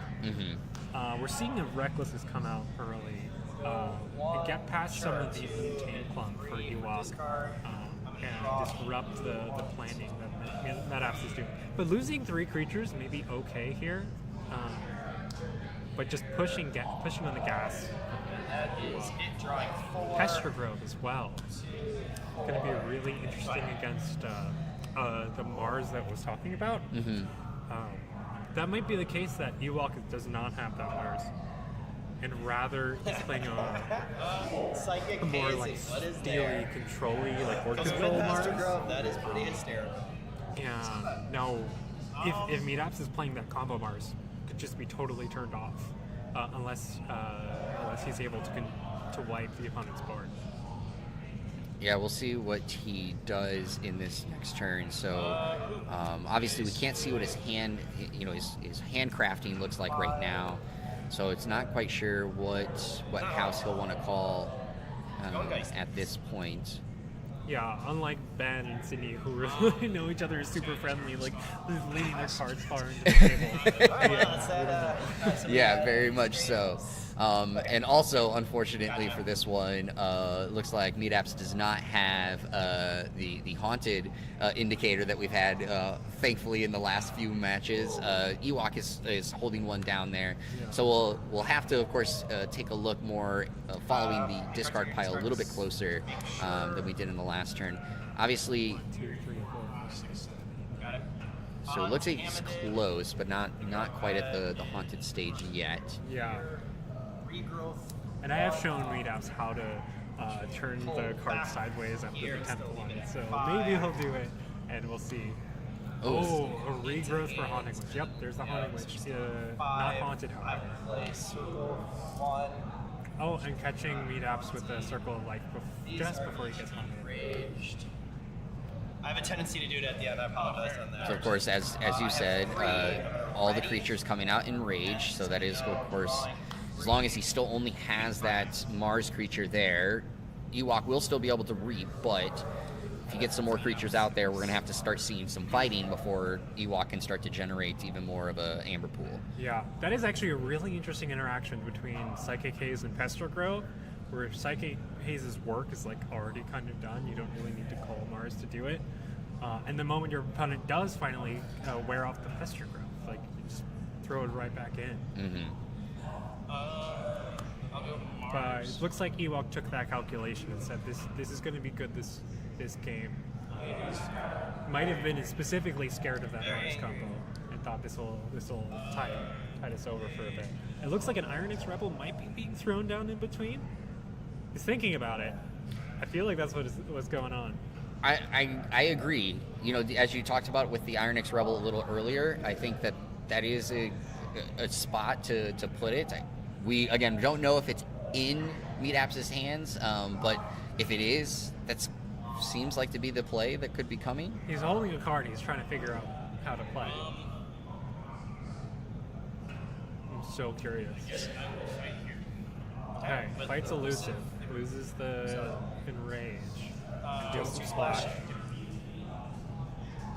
I assume that's what you wanted. He may be Ironix Rebeling to get splashed out again.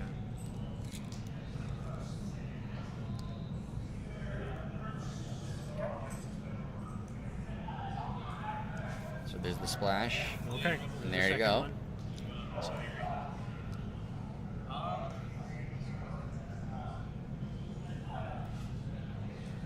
Some more thinking about how these fights are going to play out.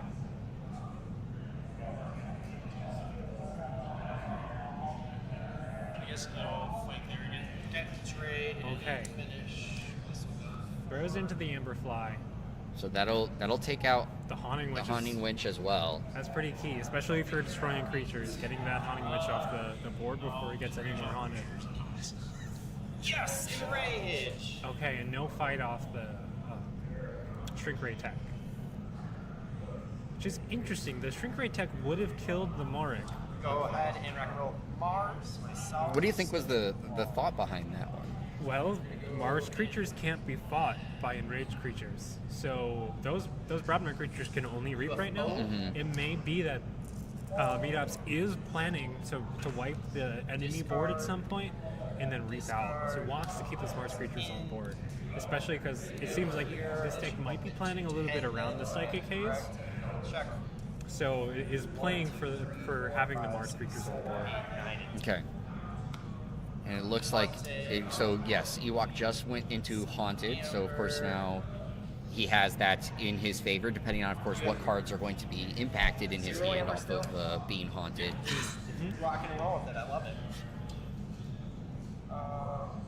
Hey. Maybe another regrowth pulls out that Haunting Witch again. There's of course, there's a chance. We're on a Mars turn. 5. There's a chance.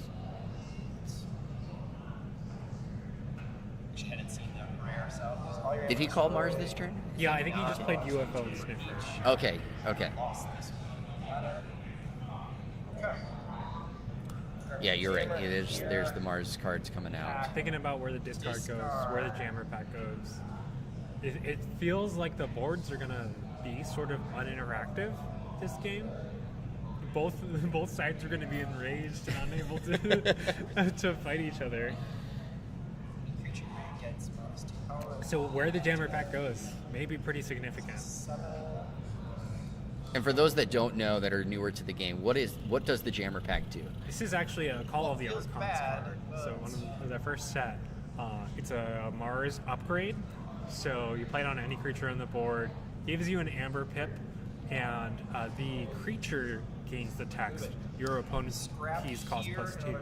So even if you played it on your opponent's creature, your own keys would cost +2. So whichever it faces the opponent's side. So nobody's coming to check yet. So this is a forward-thinking play. Like what is going to matter in maybe 4 turns when Meetup starts checking. Then, I get that sadly, rage so token. sadly, don't believe your eyes. They're for nothing. These Check cards don't means believe your gonna eyes because it draw. would cause 2 self-capture for Meetups. There's no Amber on the board Check it, go there. ahead. And I think Ewok's Amber is in the bottom left, so he's pushing a check with 8. Yeah, I believe that based off of when he's been generating Amber, where things have been going, is yes, that is the spot that he is putting it. Of course, it's a little confusing only because of the enraged tokens right there too. But I think it was more so he knew because because of the card on field, he's going to be using Both a lot of sides, those enraged tokens. I appreciated Meetups too. They all pulled out all their enraged tokens. They may not have enough. We'll see. We may need to get a tech in there, get our intern to bring some enraged tokens. You may. Right. For answering the question real quick for see your Merca, Discord this as is well while the we're sealed at it. tournament Sealed for Alliance. sealed tournament. United Sealed. And these Meetups is playing Alliance. JR is playing Sealed Archon. Yes. There. By choice. By choice, yes. Ewok did choose an Archon deck to play in this event.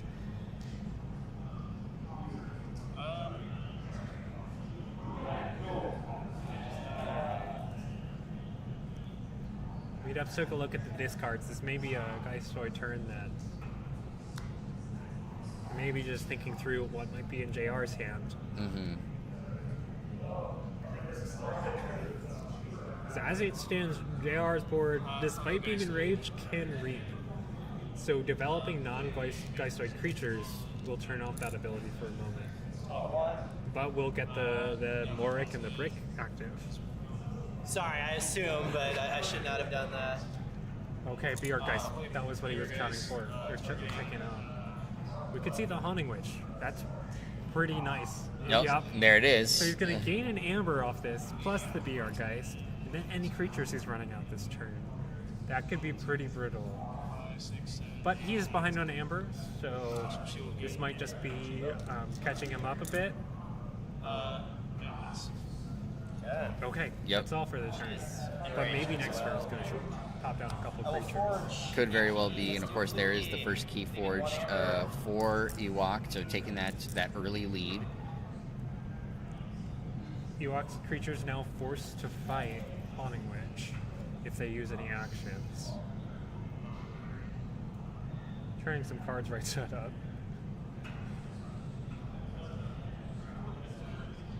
Okay, I think it's a 2/2/2 hand going on.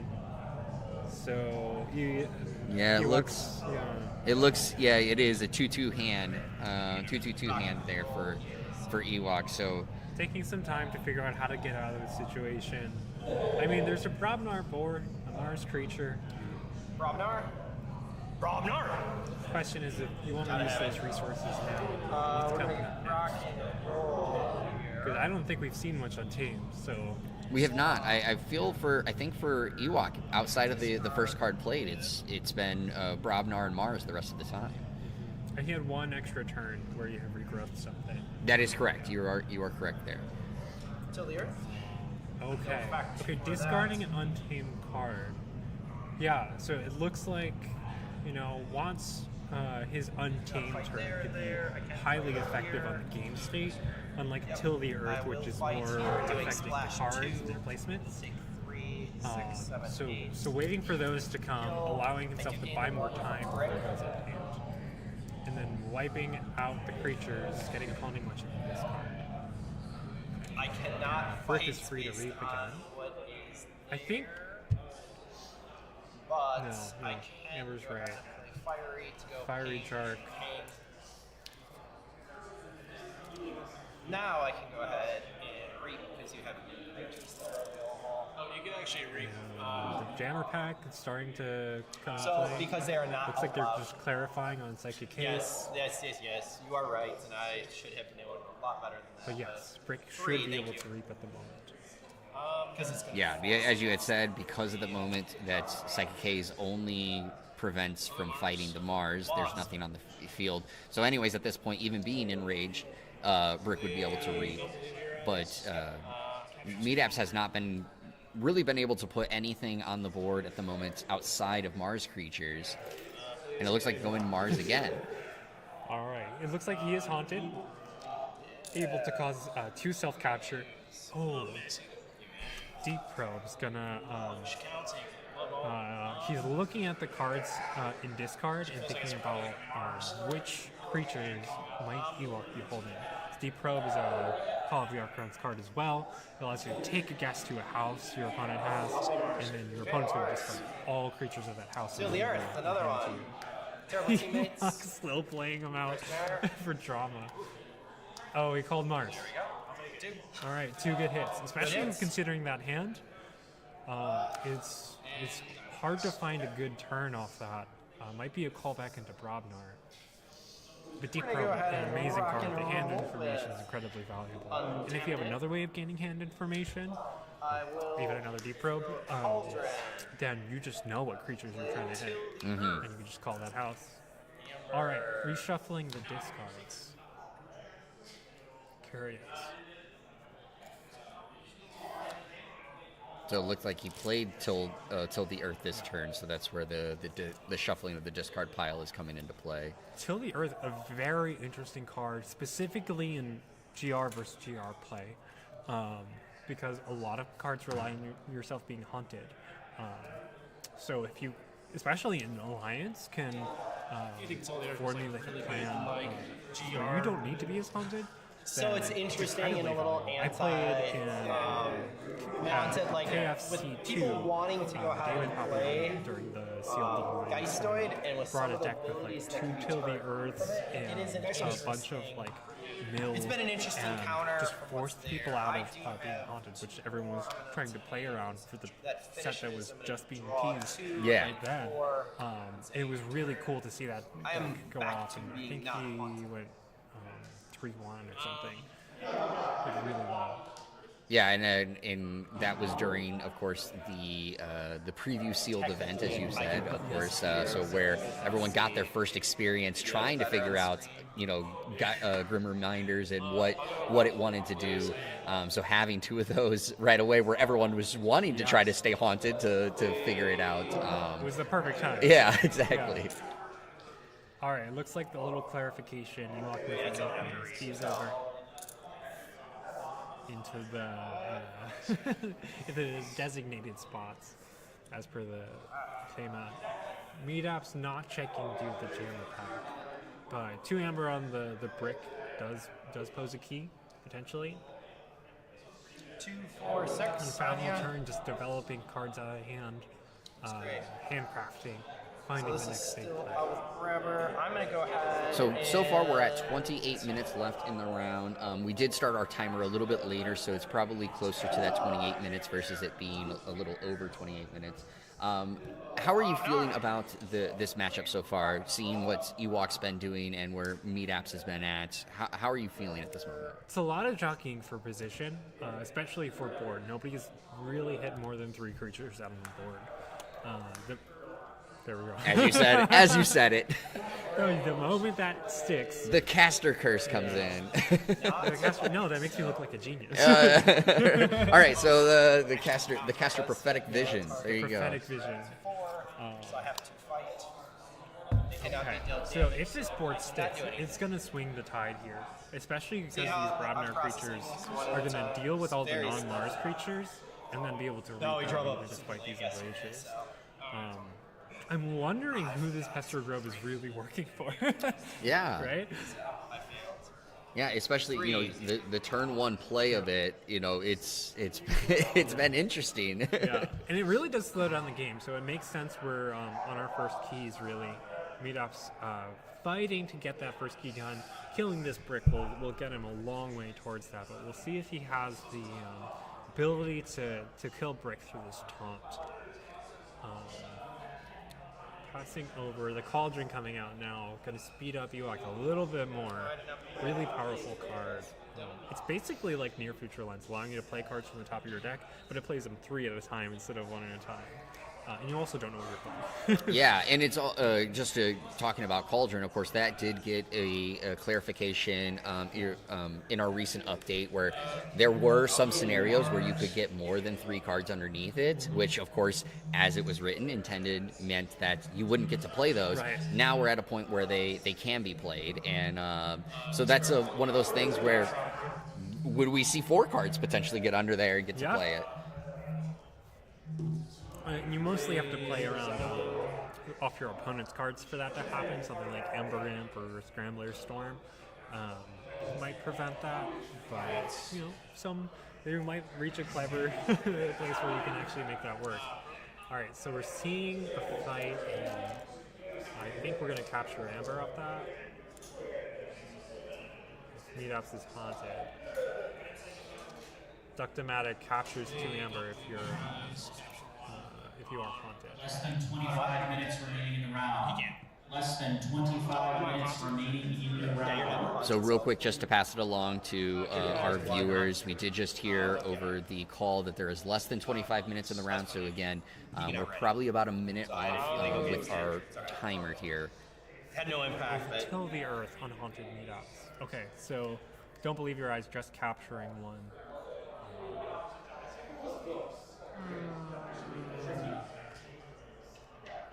And discard of a distant void prober, causing another self-capture with the Brick. Really piling it up. It's kind of just like, that thing is gonna die.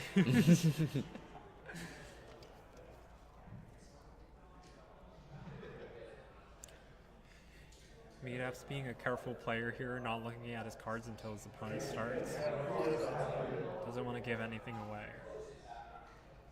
Yeah, they are taking time to think through the turn. I think Ewok. Oh, Ewok didn't use Cauldron last turn. Yeah, you're right. I don't think he was that potentially a known choice. Is that something that?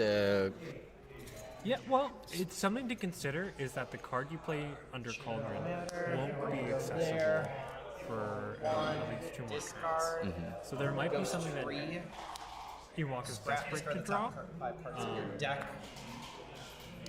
don't think we've seen any artifact control out of meetups, so that wouldn't be the consideration for the card probably. There could be something hiding, but with these houses, not a ton of options. Geistroid has a few, however. Really thinking through the turn and counting up. Oh, thinking about handcrafting with that terrible teammates and what this spooky charge is going to fire. Ewok using dice as well as the Hana counter to keep track of it. Currently on 8. So, spooky charge needing 10. It's not far off. He's just thinking, how far off is it really?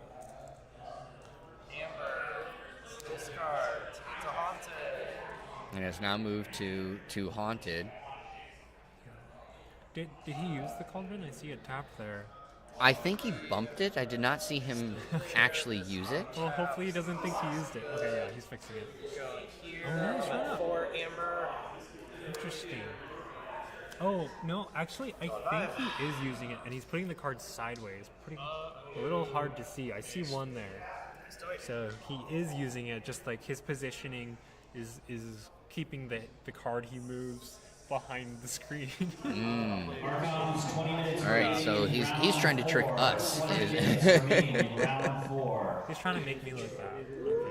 All right, so Meetap's going, Geistroid putting the Infiltrator over there, and then Webster right away, and I did not.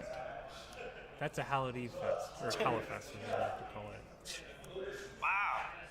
So this card is milling 5, and it's going to capture 1 on any of your creatures for each Geistroid creature, Geistroid card discard, which may be 3 some here. good hits there, my It looks friend. like it was 3. Oh, actually, it looks like it was 4. It was a 4th. He hit a lot. which I don't know if we really want here. I guess you're calling Geistoid now. Mailing some Geistoid off the top means you can call your other houses for a bit. Well, now he just put out Be Our Geist again. Again, is there... I don't... Ewok just got haunted. Yep. And a Fiery Jark is going to kill this bridge. I messed that up. I probably should. It's possible. I think you're fine. Okay, considering the try the, Fiery Jark now that the Amber's on the other creatures, Webster. gotta be careful about how much you throw over, but even there's 5 on Meatup's creatures, so they won't get If you're fine, I'm going to give you the 4.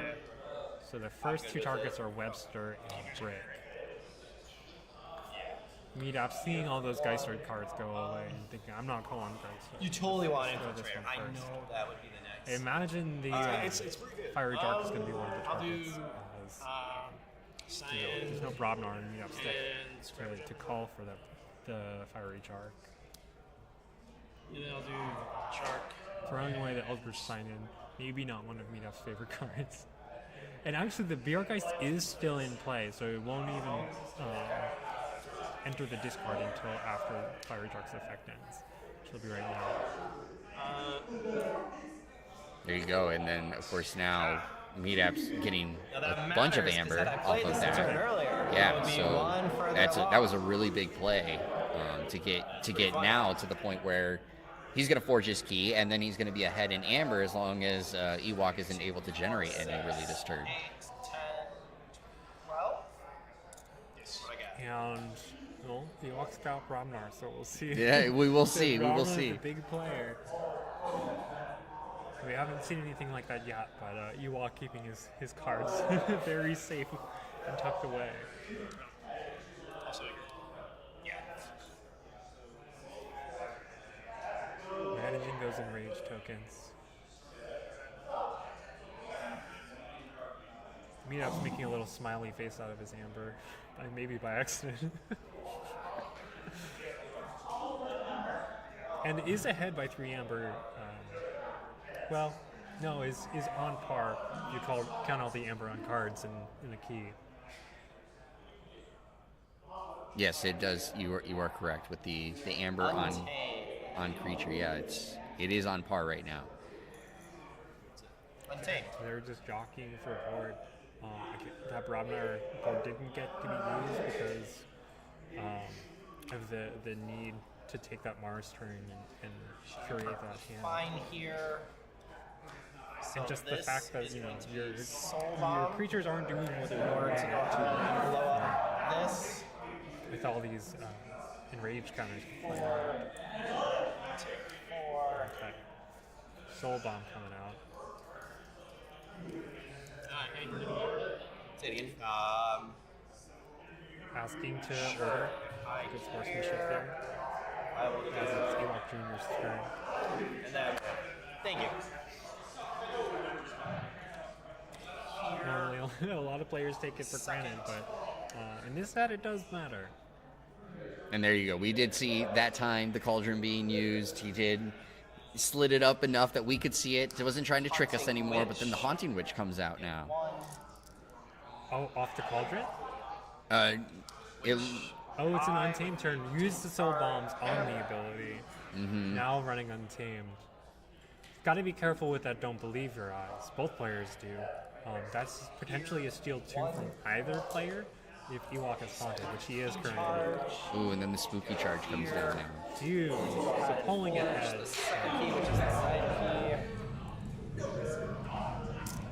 Leaving 2 amber. And he's going to unhaunt for that Don't Believe Your Eyes. So using Cauldron next turn might be a real consideration.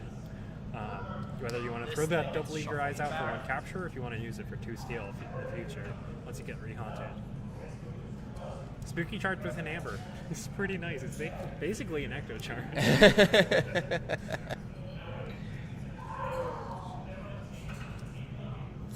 And you get to reuse it.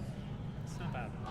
All right, so now at this point, again, looking at the time, we're getting close, probably about that 16-minute mark here. We know that when turn ends, Meetups is going to forge a key. But with where the game state is looking right now, obviously it looks like Ewok is starting to pull ahead. What does Medaps need to do you feel in this next turn to try to swing things back, or at least slow down Ewok from getting towards that third I should have one card. I need this card.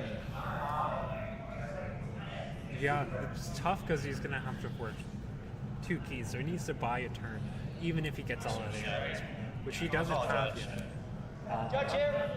He has to play for at least probably 3 Yeah, because I did that out of order to play here, and then I speak to John. and not knowing what Ewok has So in the deck. I made a It's mistake. going to be play tough. here. You I had gone have ahead to keep and managing played the Witch of eye, board. but I did not Ewok have my spending discard, valuable discard resources tip, to do it, and then I and played again, Spooky hitting that Charge. 4-creature board. And I realized it, 2 because I should have powerful one card. witches out there Out of the 2. are going to be a real threat. Not to mention everything that just got reshuffled in. Okay. It's going to get shuffled back in whatever it was. Okay, so that doesn't affect it. But I could see Ewok waiting until it gets haunted to run that cauldron out. Realize you whatever one card is, and because it was, I'm gonna have him choose. There's a lot of... Let's go ahead. Let's reveal those, and you take your choice. Oh, I think Ewok may have made a mistake with the card. We'll sequence that by putting it there. Right? Because it's Medaps discard. is being allowed to make a fix. I think Yes, but Marcus Spooky maybe Charge knows was played after, so it would have been second. Oh, I see. So it should have been second. Okay, let's Yeah, shuffle that Spooky into Charge your deck. That's all I was going to say. Yep. I see what you're Ewok saying. may have drawn an extra card, or something may have... It hurts more than it's to see everything that's in the hand, but So Ewok removing it from his hand. and that's still I will good. step away real quick and see if I can find out just what happens, so that way we at least get an idea. I'm going to take this back. I'm going to take Alright, chat. 5 cards. Hello, it's you and me. I am no longer haunted. You forward. I'm in total control now. Yes. Thank you. Sorry. Oh yeah, I discard Pip off the Witch of the Eye. I see it now. That's probably what it is. I swear I didn't post any erratas while you were gone. Don't All right. Don't look there. Well, I do have an errata on the match, so it was, in fact, what we kind of figured, that there was a discard pip that was not resolved earlier on, Yeah. so they were correcting that mistake. On that Witch of the Eye. So right before the Spooky Charge, mistake you can easily correct, which is good. Yes. There are some times where it's not corrected in the resolution of which is that's tough. Yeah, especially being caught at this time. If it was caught a round later potentially, that's where it starts to get really hard to remember exactly what cards were in hand, what was available at that time. So it was good that they were able to correct it at this point. And obviously, as we did talk about, Medaps was able to forge the key like we figured. And now it's time to see what he can do to really start to get himself back, I guess, to a closer point of trying to force that extra turn like you were talking about. Yeah, that first step I mentioned, getting rid of that 4-creature board, I think just happened. He plays out a Return to Rubble to shuffle in the top cards of his deck, and then wipe the board. I think Ewok patiently waiting for the effect to finish and then start the second sentence there. I know that doesn't impact gameplay. So that's the first step. outside of Ewok on 2 Amber. showing you my Now cards we're that, just but- thinking about the Because I still threat have of that cauldron. Ready to forge. It's possible that just threading another 6 Amber might get you there. Oh, yeah, Now that the board is controlled. Do you care on your board? I'd be curious to see what that second card is under Cauldron. Go ahead. Because that is open information. They're placed face up underneath Cauldron. So they are things you can play around. And now Ewok with 5 cards in discard is getting close to that Don't Believe Your Eyes, getting turned on for 2 steel. Mm-hmm. Yeah, and I will say, I know we did get to see a brief second what that card was, as we did talk about that. That was the one time that he pulled it out on the camera, but because of when it was played, unlike you, I don't know what that card is, and so it's very much, is that a key card that he's ready to play? Yeah, I haven't seen that one yet. It's hiding there under Don't Believe Your Eyes. Oh man, that is hysterical. Me, unable to believe my eyes because the card is not visible. Alright,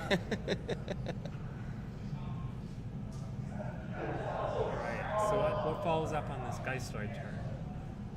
This Geistoid's been pretty mid-range as far as I've seen. A lot of mill, and some Bjergeists are nice, board wipe. But we haven't seen the like real power come out, so I'm curious if that's what's happening now.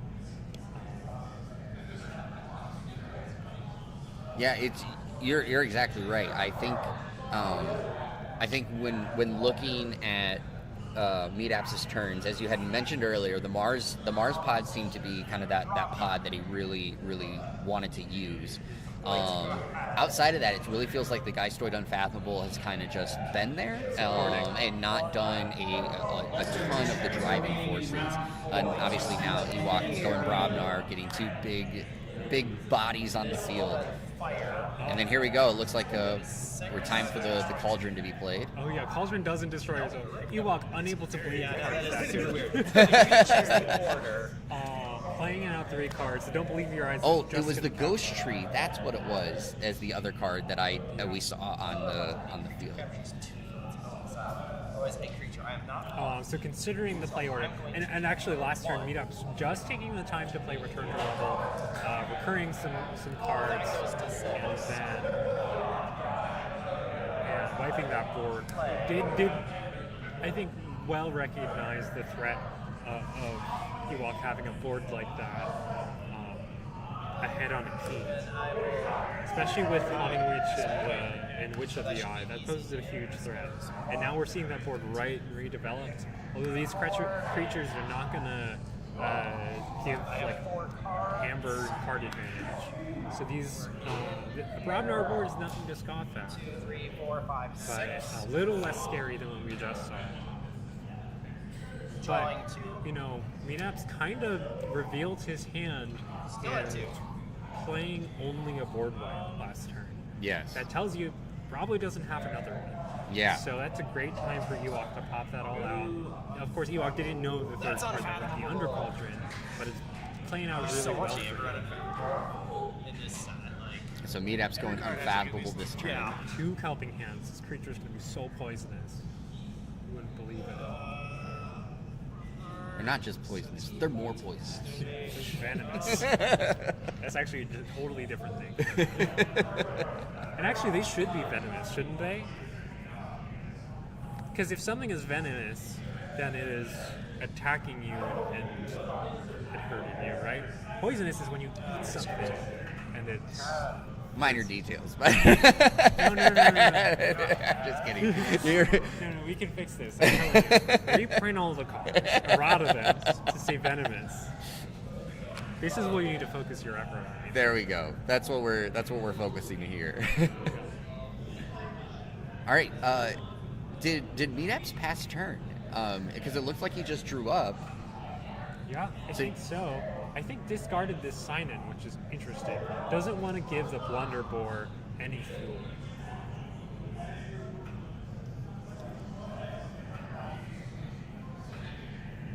So at this point, Meatapps is on par to forge a second key. I don't see any key increase here. But behind 2 Amber and a board. Exactly. I don't know what's coming, especially with the time, drawing close again. The timer in the quarter is about a minute off, so we're about to approach 7 minutes left in the turn or in the game. Losing that grabber jammer is kind of rough. I don't know. Do you think we'll get 3 turns in the next 7 minutes? At the rate that they've been playing, Perhaps. I don't know. I would. It's very close. Yeah.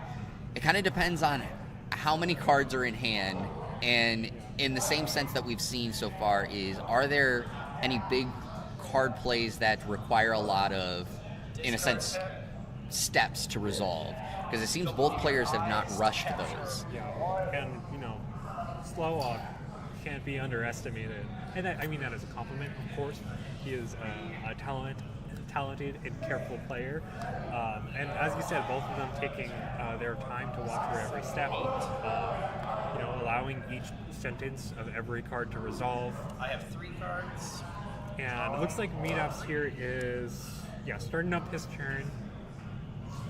The threat of that grabber jammer though at the end of the game, an Amber and a key cost increase, really threatening. And this Jammer Pack giving him one more turn before he can start forging. Not to mention all the captured amber.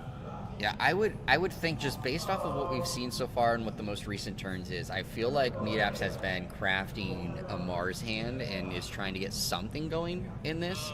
But it looks like in his hand he has the Unfathomable there. Still crafting, discarding. Interesting. Place this one out. Thinking through. Oh, that's the turn.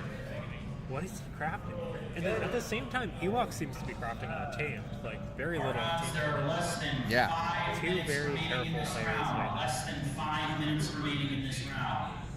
So we are at less than 5 minutes. So we're probably, I would say we're about a minute and a half off, if I'm going to guess.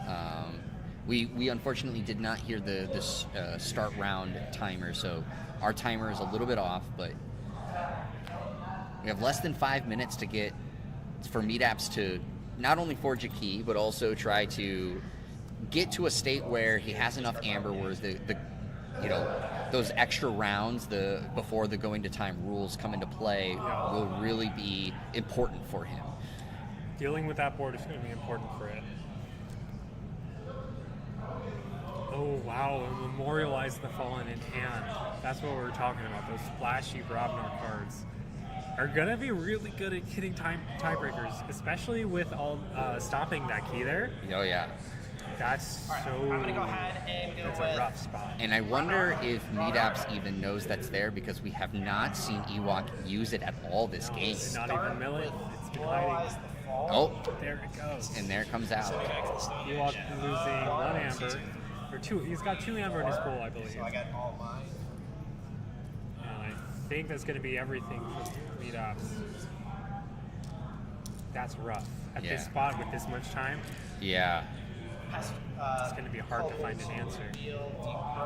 This is our play-in, right? This is the play, and though one of these players will be eliminated, the other player will have another chance to see how things go, and we'll see, of course, where the pool falls at that point. The player pool, I should clarify. Although they may not necessarily be eliminated, because if we're close to completing the top 8, but there's tied results, I believe we're playing the games out. Well, this would be Meetups' second loss. So Meetups would be, if he takes the loss, would be eliminated in the 2-0 format. X and 1. Correct. Everyone's fighting it out. Correct. We are all undefeated, have qualified at this point, and now it is the X and 1s that are fighting for the positions to get into the top 8. Also, everyone fighting right now is an X and 1. That is correct. And we have 6 matches going on, so we're only going to get 3 more of our top 8. So we actually have more than that. We'll actually double check as this goes on. So we have 1, 2, 3, 4, 5, 6. You are correct. We're Curious what the resolution will be. I'm curious myself. we'll be finding out. We're gonna have 7 top 8 players, and the others will all be 2 LOs.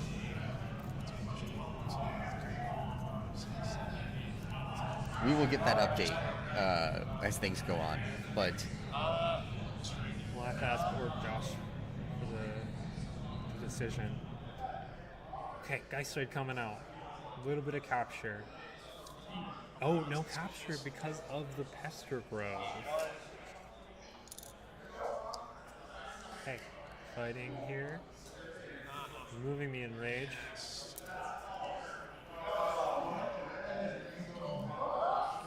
I feel like these hands have been rough on Meetups, unless he's got something, in that barrel right there. yeah, but we're getting very close to the time. And down a key and some amber. And so I'm right there where you said not too long ago is with the time, what we've seen and the board that Ewok has, I don't know what Meetups has up his up his sleeve to try to take this match. I think honestly and appropriately, Ewok's through. Oh, this is time. So we have hit time actually. So again, We're hearing time, but we may not be close to this delay. No, we are at time. Yeah, this is again because we did not get to hear the start round. So we are at time. And I think we don't need to go any further in tiebreakers. Play a Haunting Witch. Oh no, we still play out a turn. Correct. So how this works is the player whose the turn was when the time was called will finish their turn. The opposing player will then get their turn, a full turn, and then the returning player will get a forge a key step. And if they can forge a key, then and it's their third key, of course, the game is over. If not, then we will go to the go to time rules. And that's where things, of course, as I was saying, is that it is looking really spicy at this moment and dicey for Meetups. Is like, what does he have that can force that go to time rules? Well, don't close your eyes because those holding witches are just coming out. Here's that crafted turn. Throwing out a ton of amber for go to time rules. That is not going to be easy to deal with. Throws another card invisibly under Cauldron. And it looks like, based off of pulling it out, it looks like that might have been the third one. It's actually going to kill. Really?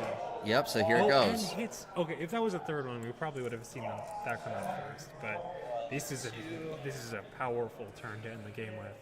Yep, and there's the second one. So that was the third card under Cauldron. Where there should be a discard pip there, so we'll see if that gets resolved. And then there's the final one, the Untamed card. I need to discard there. Okay, discarding Then I that from can him. go ahead and Resolving the deep probe. Taking his time to think this through, because this last turn for Meetups is his chance to come back if there's any. what's there. Staring down 11 amber It is at the moment. gamble. About to be 12 and I know with what's an amber fly. there. And the grabber jammer. Yeah, And the jammer pack. Yeah, and I believe he's gonna have to forge the key in this turn because he won't have another turn to forge his key. So he's got to have something in hand to even get to the second key to force I still think the go to Geistoid is time the right roll. call, So but I call There's a Geistoid. you know, he just flipped over his entire hand. So I don't It think just see anything. numbers wise, it mattered. This goes here. This comes I hope out. that you play it out. I don't see, and I don't see anything archive wise. So I don't. And I'm still in the sweet, sweet, sweet house. This is enraged. And enraged, I have tipped the earth to go ahead and You are still running the turn. Oof. sweet copies. Yeah, it seals it. Yeah, it's strong. Oh, don't. And that yeah. was. Gotta keep the tilt. I'm just gonna push for it. And that's it. That's the game. Yep. So No, this Ewok early takes just that is win. difficult. And it was a that was really it. interesting matchup. As you kind of said, like we didn't see a whole lot of spice technically in between these two decks like we did with the deck between Sydney and Ben the Monkey, but we did still see like calculated, Yeah. efficient play on the side of Ewok and Meetups. I think just got disrupted early on to the point where I think it seemed to, knowing what you had said before about that Mars pod, it seemed to really kind of throw things off for what Meetups was trying to do with this. The Pester Grove in combination with board control means that everyone's fighting, and I'm going to do it better, right? The Brobner, incredibly relevant there. Yeah. With the Pester Grove. It's hard to say what was most impactful. That Untamed no slots, including that Pester Grove and the double Haunting Wishes. Yeah. Yeah. Yeah. I don't think Meetups had anything to deal with that. No, and as you said, like where in for instance in the last match with Sydney, we clearly could say that Brobnar pod did the most damage, right? And in our previous match before that, we had a Brobnar pod that did the same thing, right? Yeah. We looking at this, it's one of those things where it felt like each pod did enough, where it was like there was no one pod that was head and shoulders above all, but it very much they that Archon deck, because that is what Ewok is running, very much complemented each other as you want in an Archon deck. Yeah. He was running an Unfathomable, right? Actually, here, we'll yeah, do a it's just double an- check. We'll double check that. So Ewok was running Another Brobnar Mars Mars. Untamed. Yeah. Oh yeah, the Mars. And I'm going back to it, and you know, Meetups was seemingly not playing Mars for a while, kind of crafting, playing out creatures. I think he may have just been stuck with that Ironix Rebel, not really doing much but fighting on board, but with that, it didn't seem like there were any other creatures to really capitalize, just the one in hand, and anything on board was just taken care of repeatedly. Yeah. That Brobnar, just taking care of business. Brobnar continuing to have an impact here on the day. So of course that's going to wrap up this round. We're going to take a small break and then of course get everything kind of figured out, especially with some of the things that we as pointed out of course by the viewers as well as you, June. Some things that we need to get a little bit of answers to. Yeah. But we'll be right back, of course, after that and see how things go for the rest of the day. But, of course, don't go too far. We'll get you some of those answers. And until then, of course, everybody, make sure that you are grabbing your drink and stick around for some more KeyForge. Bye.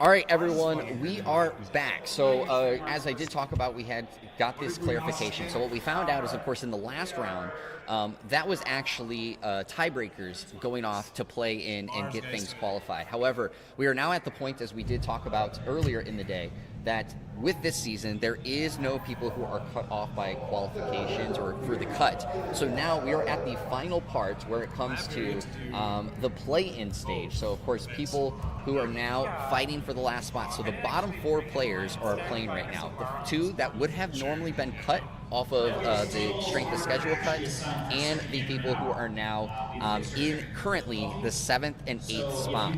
So right now we're going to be seeing Nova and Firespray 01 on stream. They are fighting for that 8th spot. And then there is one other match that is going on. That is Gorlami and Hurricane Relic. They are fighting for the 7th spot. So we'll see how that all shakes out. But of course, this is the part that it is now what we wanted, right? We wanted people to get eliminated from 2 losses, be able to fight all the way for their spot. And so now is that chance to do this. And obviously, June, thank you for joining us again. But let's talk real quick. Nova has won Vault Tours before. Yes. And Firespray 01, obviously, making it to this point, I have to ask, like, from the perspective of before you won Vault Tour Roseville, right? I don't understand what's going on. How could a player be impacted by just knowing, in a sense, the strength of the player against you, especially knowing that this is a make-or-break game? You know, I can't really tell you because I'm just broken or something. I was like, yeah, it's one game in KeyForge, I'll just win it. I hear a lot of people talk about stuff like this, and really it comes down to it, like, Nova is a player like any of us. She O2'd at Worlds. How good she could she be. So I think they had 4 people in there. You know, she's a skilled player, but this is sealed. Of the This 6 is left, unified sealed. the top 2 And made it. that means you don't know what you're facing down. And your opponent could have made something really clever, or powerful, or well synchronized. And you can't break that down like you can normally. Now, I know Nova is a huge fan of sealed, so it's not like you've got a huge leg up over her. But, you know, I don't think that Nova at this point would be underestimating Fire Spray, is what I would say. Yeah, I definitely agree with that point in particular. I will say, of course, we were talking a little bit as we were getting this all set up and, of course, getting everything clarified, is that Nova is the first one to bring Equidon to the stream. She actually switched that in. It was previously a Brobner. Interesting. Yeah, I talked to her about that. So that's actually great to know. I'm curious, just in your opinion, knowing the set, what makes you, what is a reason that you might want to bring Equidon to the field when it comes to the GR, knowing that you have Geistry and Mars as well? Not a lot of Brobner decks make much amber, outside of things like Quick Confidence Riot or Recklessness. And Equidon has hits everywhere and ways to bounce things around, a little bit of disruption. It might have just been the piece that Nova needed, because apparently her Mars is very powerful. And then those kind of combos we should expect from high-level sealed. Well, and how high can it get when you're looking at qualifying for the top cuts? This is actually a perfect time to... Yeah, it's a good time to see it. And so the round has started, so we are going to be seeing basically how things are going to unfold. And if Nova plays like this, we're going to get to see the cards a little bit better this turn around. Nova, a true professional. Thank you so much, Nova. She knew exactly what we needed for the stream and what the viewers at home needed, so she came to oblige. But yeah, I think an Equidon is better aligned with Mars, which has its own plan, whereas the Brobnar has like a very different game plan to Mars, right? So it looked like, of course, Fire Spray took the mulligan there, so drawing down to 5. Nova keeping her hand is going to go Equidon. Can only play one card and had that one Equidon in hand. Everything else, Mars or Geistoid at that point. So I think so. Setting up the next turn for it, basically. Yeah, just getting that efficiency. It's all about like great handcrafter, obviously. Now Fire Spray's here with a big Mars hand. These cards, which are quite good, don't exactly have a place at this point. Just playing them on the card, saving those key pieces for later in handcrafting. This hand was a bit reactive. Oh wow. A mill off Mischievous reveals and hits the Witch Queen. Wow. Which is a crazy card. And I can see why Fire Spray is up here too. It's the battle of Rule of 6 here. Yeah, and I'm glad you caught that, because I saw, of course, the in this most recent mill actually Haunting Witch, but I saw Witch of the Spore, but that in a sense in the next couple of hands would have had the Witch Queen, Witch of the Spore, and a Haunting Witch already starting to build up that Witch board. Yeah. And these Mehmet actually can't dig deep enough without being destroyed. But a Haunting Witch is quite nice. Nova reading the cards. I think that's the hope, is to just get those out there and get them killed so you can get down to the Witch Queen. So there's the 2 Mehmets. Discard Snippy. Scrapping it for a destroy. Destroying that. Hitting the Mehmet before... What card's being arched? I didn't catch that one. May have been a Halifest. So it's my turn. Archived Dr. X2. Thank you, Floximal, for pointing that out. So, I think that was the first Mamet trigger. okay. And wow, look at this turn coming out. Either turn's so good.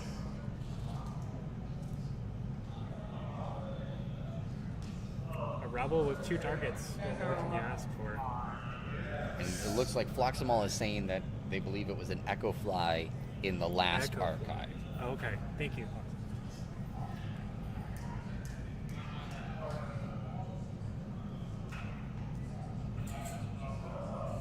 Thinking through, so she has a Dr. Xylo. Does she want a full combo? And it looks like she's just going to take it. Take the chance to get this combo up, not keep those 4 Mars cards plugged up in her hand.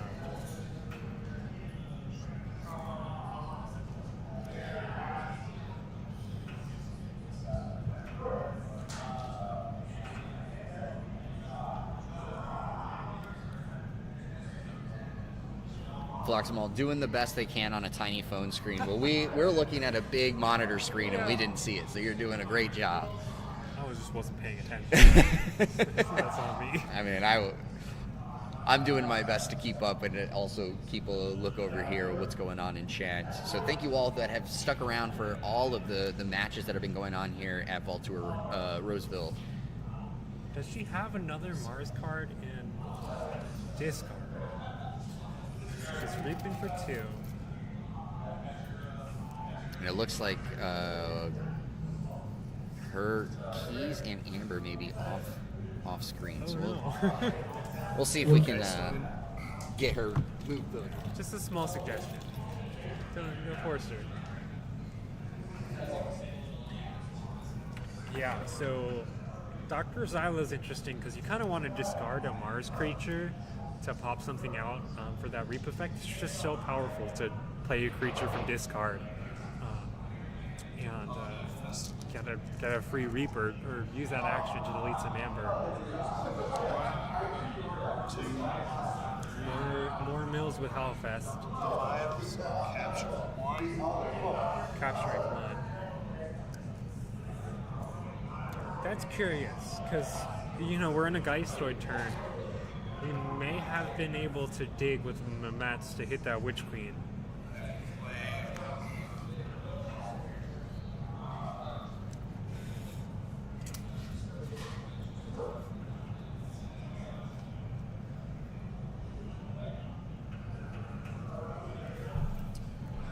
Thinking through these Mamets. Fight Mischievous. What does Fire Spray want to archive?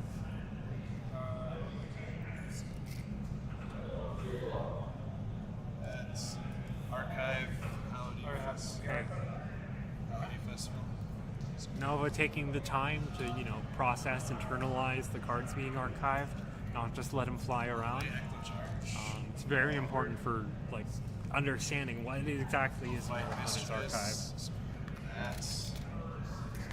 And Fire Spray very carefully archiving, using those Mamets to their best ability, and dealing with this Mischievous, which can throw out some powerful cards from the discard.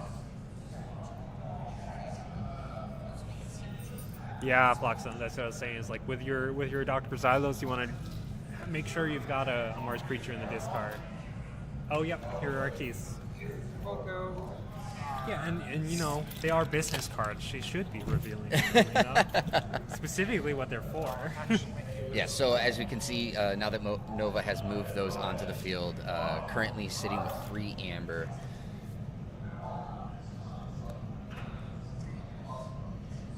And of course looks like Mars this turn, just getting the big Reap turn. For 3, and use the Disintegrator to undo a little bit of Fire Spray's damage there with the Amber. This is a tough spot. You're now behind a board and 7 Amber. Oh my gosh, the key abduction. It's going to put it all back with the Rebel. +9, so just forge for 6. Oh, and she actually forges off that. There were enough Mars creatures to forge for 6. Wow. Off just the cards. Wow. Wow, I did not expect key abduction to go off in sealed without like a winds of death or something. Okay, so I do have a quick announcement. We've made a decision here. I will announce the top 8 tonight. However, we will not be playing any top 8 rounds. We will push those to tomorrow. So our top Now 8 these Mars are going to come players, down and do threaten not worry. again. You can Because go that over Rebel's yourself a beer now. put him into high gear. We will be doing top 8 rounds for sealed tomorrow. You're gonna need to bring your sealed decks back. Don't lose those. But thank you, and thanks for playing KeyForge. Reaps for 2.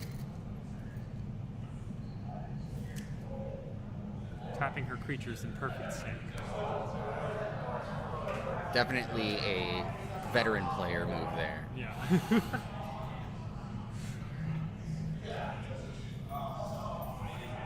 All right, so that was, of course, a really strong turn for Nova there. Still going.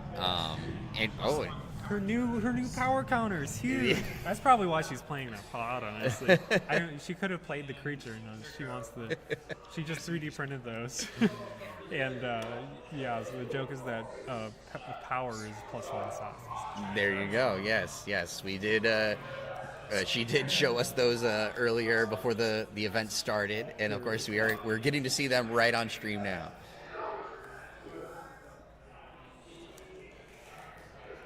All right, and so it looks like Fire Spray may be picking up his archives. Maybe he decided against it, actually. Well, some of the archives is dedicated to that ecto charge, right? That is correct, yes. But pulling it anyway needs the tempo against something like this. Perhaps there's a board wipe in there. I don't recall one, but I see a Winds of Death in hand. So pulls it for the Hollowfest to mill some more creatures. An island of misfit toys, and a Rebel and a Xylo. Now that Rebel and Xylo are gonna get archived by the Winds of Death and allow Fire Spray to pull off the same combo. Wow, yeah. This is definitely... Misfit Toys. 2 of them? What?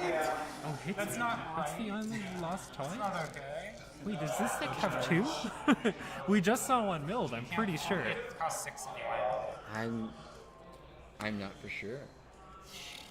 I mean, yeah, this Winds is gonna There's the go Winds. crazy. Is this island of misfit toys? Did we see a Poltergeist toys? I don't know how that one came out. But I mean, Geistoid creatures and the Mars combo. It's a good ask. And then Nova not pulling out a lot after that. The Geistoid creatures are nice, but it does not match up with the value we just had. I mean, just wiping that board, worth the card for sure. Oh, for sure. Card and maybe some 3 chains would have been fine. I was just referencing Gateway. No, I get it. I get it. I'm not asking for Winds of Death without chains. Unless. Remember, June, that's not my role. I know. I'm just seeding whispers into GG. Okay, having an island out, all those Geistoid creatures, suddenly the game feels like tempo's the other way. Fire Spray's posing a huge threat, but Nova's not going to let up on the Amber. Oh, it's generous. Nova's really not going to let up on that Amber. Setting Fire Spray back to 0. And checking at 7. Wow, and we are already, as you said, because of the tempo that Nova's been playing with, already about to forge a second key. Now, as you did say, though, with the Winds of Death, right, there's a lot of creatures now in that archive pool. And Island of Misfit Toys will grab all your Geistoid cards back. Yeah. That's a powerful play. We're going to see some huge tempo swings there, but I don't know if there's Amber Control on that. There's the Hallowfest, but I don't know if that's enough. Well, we'll see. We'll see here because, of course, it's about to, in a sense, it's getting close to that, in my opinion, a make or break situation where not necessarily where it'll be game over, but it's Fire Spray has to show some sort of fight back to try to make it feel like there's some, some things at play, or else, of course, there's a chance Nova just starts to run away completely with this. Get a key. I believe in you. You need to get a key. Okay. All right. There was a big Mars turn there. And a Rebel Xylo in the archive staying there. Oh, another Xylo. Oh my gosh. This Mars sounds crazy. Don't have a non-Mars card.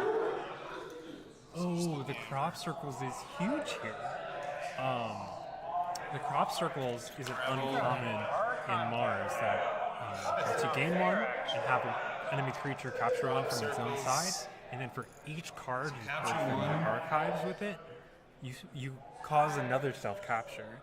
So that incredible archives is going to be used to great effect here. Maybe to cause a capture of 5. Yep, there it is. Now it's going to depower your Island of Misfit Toys a little bit, but at this point in the game, like we said, it needs that tempo, and this is some tempo. Even purging a Xylo just to set Nova to 0. I'm sorry. Now it is stuck on a Siphonitarian, and that will gain Nova 2 more Amber the moment that Fire Spirit destroys it on his own turn. Reap. Yeah, and I'm actually curious too in your thoughts, because of course sometimes there's the strategy of purging, to obviously get players off of certain cards, but there's also the strategy of purging from your own hand to make your deck more efficient. Do you feel like some of those purged cards could have been part of that, or do you think it was really just throwing at exactly what we were talking about of getting those Amber off of Nova and obviously having a chance where he can try to get her away from that second key? I mean, Fire Spray basically just stole a key with that play, so I mean it's hard to argue against that.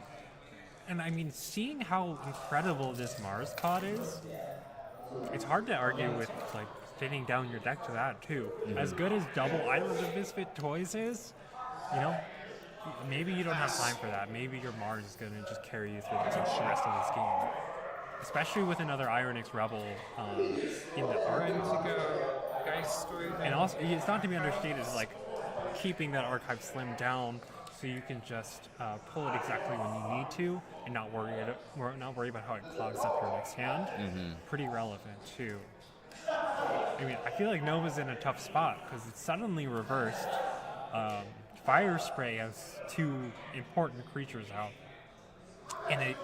Hard to see. 1, 2, 3, 4, 5, 6, 7, 8, 9, 10, 11 Amber, I think. Yeah, I think that's basically ahead 3 Amber. If she gets a Forge for 6. Nova digging through her hand for answers. Looks like she pulled her archives. Yeah, I did see all those creatures come into play now. Thinking through her next plays before she commits to anything. It looks like she's tending towards Geistoid. That's a lot of power. 5 creatures out there. Fights with the board. And I think she has a Snippy to get rid of that Dr. Xylo, which is so big. Yeah, there's the Snippy. Has a discard pip as well. It's going to help handcraft even more. Discard. Echofly archives the generous offer, which at this point, as we're headed, rocketing towards the second key. Very important card. And it seems pretty key to Nova's game plan. Yeah. Is all the Amber that comes from the Equidon.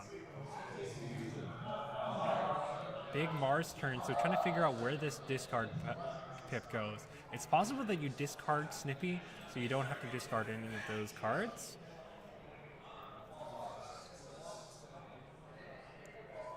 Also considering keeping the creature and discarding the security detail, it seems. Letting your Mars shine through for a turn. But it's a call of whether you're going to need that capture. That accounts for 3 capture. And on a Reaver, that adds even more value. So there's the Snippy comes out. It's got a discard pip. So what do we consider? Discarding the Avenger will throw out a couple power counters on us. And we know how excited Nova is to get this on the board. Yep, she's getting them ready. She countered her Mars creatures. She would not have picked it any other way. And I believe you're actually allowed to allocate those power counters one by one. So you can spread them out on any of your creatures with the excellent scrap effect. Elects to keep the Reaver a big threat. So obviously, here we go. We're going to forge the first key. Yeah. And as we did say, though it's hard to count, we did have 11 amber there, so there's 5 already onto the second key. So at this point, technically, Fire Spray is in the lead with the 1 key as well as the 5 amber. What is going to come up? Obviously, still hasn't picked up the archives from previous, so We know it's 1 Iron X Rebel. yes, and I believe there's not saying that he's going to want to use it just yet, but he also has the Ecto Charge that was archived from the Met earlier in the play too. It's going Untamed this turn. No, I believe he played the Ecto Charge in the Winds of Death turn. Did he play that in the Winds of it in that turn? I remember him earlier, of course, playing it to get the Amber Pip, and then he fought with Mehmet to archive it. Yeah. But I don't remember if he played it post that. So there, you very well could be correct. Let's see. I think double Warfaline is hitting Nova's discard pile. Bloxham says Ecto was played, so okay. But Island of Misfit Toys can just grab it right back. So not a huge concern. Fully utilizing the power of Island as far as you can with all those Purge Geistoid creatures. But all that said, like, the actions are sometimes better to pull back with Island because the creatures don't necessarily have an immediate impact. The Warfaling setting up a clean circle of life, shuffling in 10 cards, and unhaunting Nova. Spooky charge. Ooh, and then the Spooky Charge comes out. And now the Island of Misfit Toys might just threaten an Ecto Charge win. Oh no, we're shuffling in the deck. Okay, so it's going to be a bit before that happens. Less than 25 minutes remaining in the round. Less than But all those 25 minutes Mars remaining cards in the need round. to run back in. Yeah.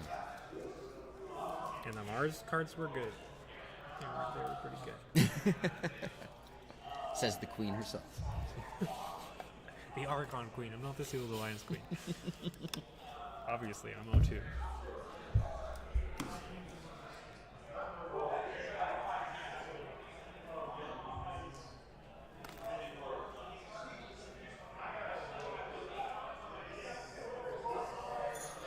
Okay, maybe thinking through one more card?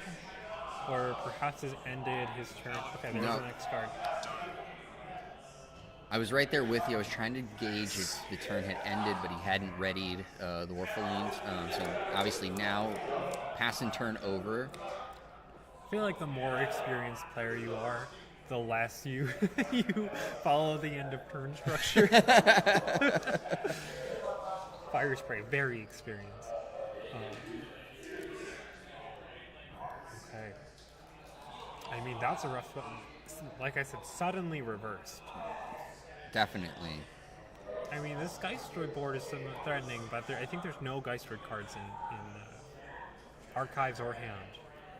There is not. You are correct. This Equidon turns a bit awkward. It's board wipe, an okay creature in Rumor Sower and Security Detail, and you kind of want that Security Detail to go set up your Reaver, which means you're not wiping board. This Mars is a bit greedy. Oh, the Equidon does have a generous offer in discard, so you can play Security Detail, generous offer, Mehmet, the archive the Security Detail, and steal 2. Yeah, and it looks like Nova did just pick up the archives, as you said, that did have the generous offer in there. Oh, you know what? She's probably a bit sad to see that Spooky Charge, because there's not enough to capture and steal.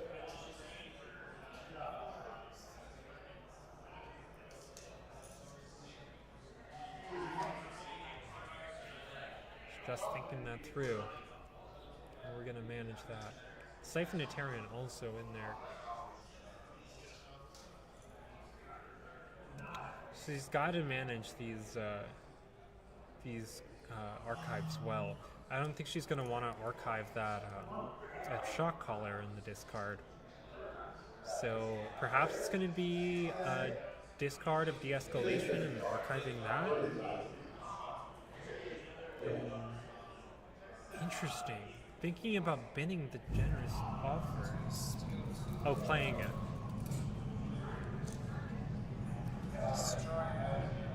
Okay, so gets the amber away from fire spray. Obviously gets her the amber, but then like you said, it's what is the next moves? What is she trying to do and set up to obviously get things a little bit closer? I think she might be thinking on if she's ready to de-escalation here, because 4 more amber for fire spray is pretty scary. And here it comes.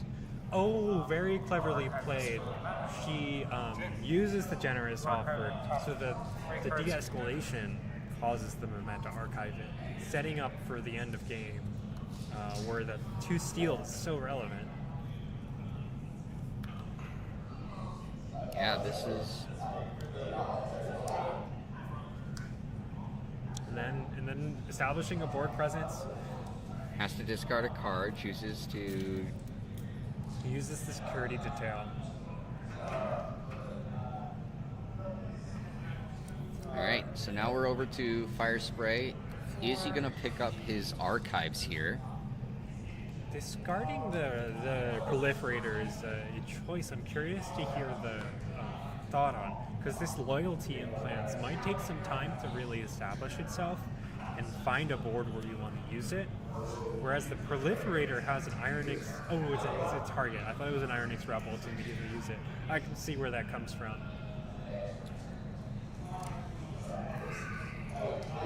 Still, we're on fire spray's turn. What are we gonna see? Yeah, we haven't. It seems like he's really trying to decide if he's going to pick up those archives. He very much has told, in a sense, every time that what he's done is if he puts his marker back on it, he's not picking up his archives. Right now that it's sitting off, he's very much just doing, I think, a lot of deliberation. So we're at the point that he's trying to figure out what is his move. You have a good read on him. I do. Terrible market. What the heck? Pull my archives. And then it looks like he picked up his archives now. Okay, which is the rebel. The Witch Queen. Oh, the de-escalation. Oh, it sets up the Witch Queen and some dangerous plays. It's already usage. That spooky charge threw the Witch Queen back in. And this Grove Keeper, I'm sorry, are you haunted? I don't think should have killed that Rumor Sower, because the Witch Queen is not in the center, so it does not have skirmish and poison. Venomous. I'll discard Circle of Life. That has neither poison or venomous. That may be an error. Play Waste Not. I don't see why that should have happened. I don't think so either. We're gonna. Yeah, so it's not currently. Witch Queen is not currently active. It was not in the center. Draw 2. And this. Correct? Matters in the set. All right, Waste Not coming in on the Witch Queen, which is curious. Wants the Grove Keeper alive. In the middle. I didn't return anything in my hand, but Yep, correcting that mistake. This maybe didn't have poison though, right? Skirmish poison. Correct. So then, yep, the way that was played. The ready part is you're right. always turned on. You're right. But the skirmish poison is not. So what happens is this is dead. So that goes into the discard. This is still alive. This is dead, and I think then I played Waste Okay, Not. following through the Witch fight, Queen still. unfortunately, both That's creatures there. being wiped because of the information So I think gain that for writes playing it. Waste Not already. We good? Draw 2. I still drew my 2. So undoing a bit of the power of that turn, unfortunately. Yes, I did. Okay. We'll see if he was able to draw anything that capitalizes on it I'm glad they and got corrects it. that error a tiny bit. And pass. So yes, that was a misplay there. Of course, there was the understanding or thoughts that, of course, with the Witch Queen, not only does it, of course, give you the ready, but of course it gives you the skirmish and poison. But since it wasn't the center battle line, it was not supposed to be there, so it has been remedied now. And Andrew, the Witch Queen was waist knotted to draw 2 cards. 5 cards with the drop in, which is very cool. You're actually not haunted.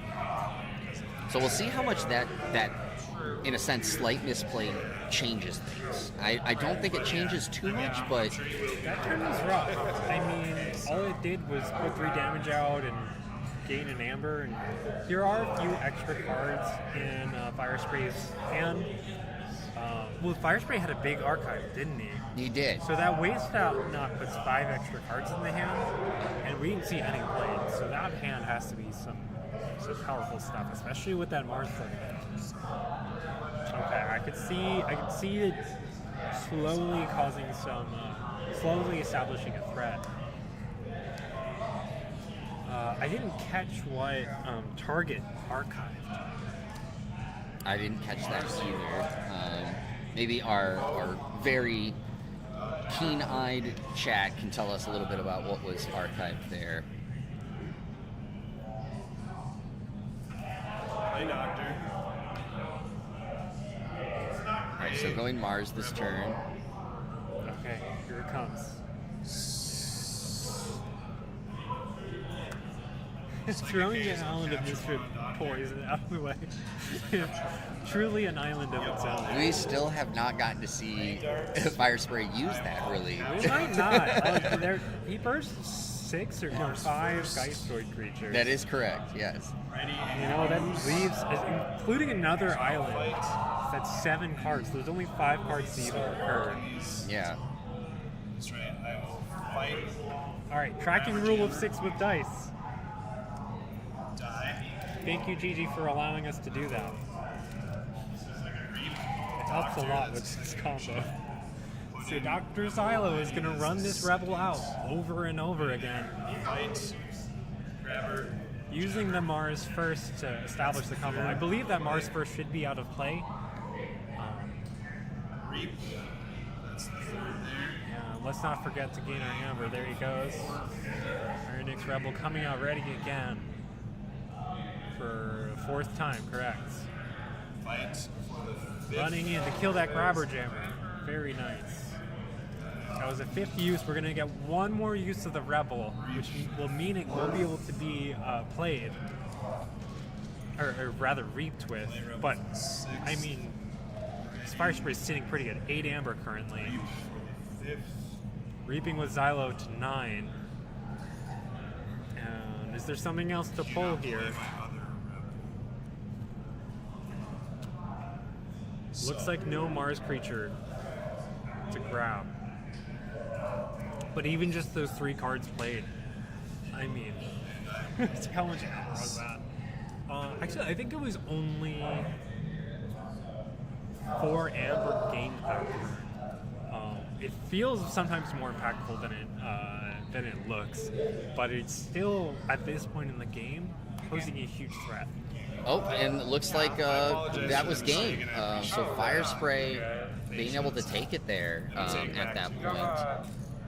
And I think part of it just came down to... That crop circle was nasty. Steal 7? Yeah. Or steal 8, because it does 1 on its own, and he purged 7 cards. I mean, you have Yes. so many combos, it's hard to Yeah, that was a crazy play there, and I think like it just got to that point where because of the combo there at the end, Nova just didn't have an answer to get Fire Spray off of it, and we talked about that with like how things were going in his archives. It was like, what is he going to do? What is he setting up for? And it clearly showed, as you said, it was a good one there at the end. And I think again, Grim Reminders not having scaling, there's not a lot of ways to answer 11 amber. Mm-hmm. A Trawler is one, and maybe a Memorialize the Fallen, but 11 amber is really tough to deal with. Yeah. And Nova, I don't know if Nova had an answer in her deck for that. Yeah, so obviously that means at this point Fire Spray has moved on and will be making the top cut. So we will be, of course, seeing how things go when it comes to the other match that was going on. As a reminder, that match was Gorlami versus, and I'm just double checking it, Gorlami versus Hurricane Relic, and it looks like Hurricane Relic actually took that one. So, wow. So Fire Spray and Hurricane Relic are the ones that have moved on into There's the next your round. answer. The Voltor winner is being taken down, and our our dark horse is undeterred. Yeah. So we have our top 8. They're going to be making the announcement back there, but we'll go ahead and make the announcement here. So just as a reminder, from the earlier ones, we have Sunday, Mammon DG, Longing Eureka, SC Steel, and then with the X and 1s, the ones that have qualified, we have Vargast, Ewok, then we have Fire Spray, and Hurricane Relic making our top 8. So obviously some familiar names in there, some newer names in there. Star-studded. and our dark horses. I'm glad to see that happen. And honestly, that's what most top 8s look like, is you'll see your repeated names, and then a few people push through, and there are real threats to take it. We saw that deck in action. That's no slouch. Yeah. So I do have to ask you, just from your matches that you've seen here on stream, obviously we don't know all the decks that are in play here, but which decks do you feel has still stands out, I guess, as one of the ones that if it was you would not want to be running into? We've only seen SC Steel and Fire Spray, as far as me. You are correct, yes. So between the two, I don't know. I think unless I have artifact control, that Beanstalk Suite is incredible. I'm having trouble remembering the other two houses. I remember there was an Unfathomable with 2 Beams of Forgetting, and I think a Geistroid, which has some recursion. I believe you are right on that one. Yeah, so I mean, that's a powerful suite of 2 support pods, one with the Amber Control and one with the card efficiency, and the other with just a huge hammer. So actually, checking back, looking at my notes that we had, SC Steel is running Brobnar Mars Unfathomable. Mars Unfathomable. Oh, archived with the target. That's what it was. Yes. And yeah, I will say that, of course, as you had mentioned, so far the deck that I've seen across the day here on stream, Sydney's has been the most nasty one. Yeah. It's 3 targets and 2 UFOs, which is just so much efficiency. Yeah, still like Geistroid, providing that card efficiency, the management of when you're going to see those combo pieces, and Sydney's a great person to take advantage of that. Seems like a deck well suited to her too, which is an advantage in its own. Yeah, very much so. So with that being said, of course, that is again our top 8 for our sealed tournament. We are going to take a small quick break before we wrap up things here. Part of that is also going to be deciding that there was a discussion about potentially running the first round of the top 8 here tonight. So we're going to be clarifying if that is indeed still the case. So do stick around a little bit before we wrap up. And of course, thank you so much for joining us. And June, thank you so much for being here. And if we have another match, hopefully we'll have some more June for you guys to see. But until then, of course, make sure you guys are drinking your waters, and we'll be right back.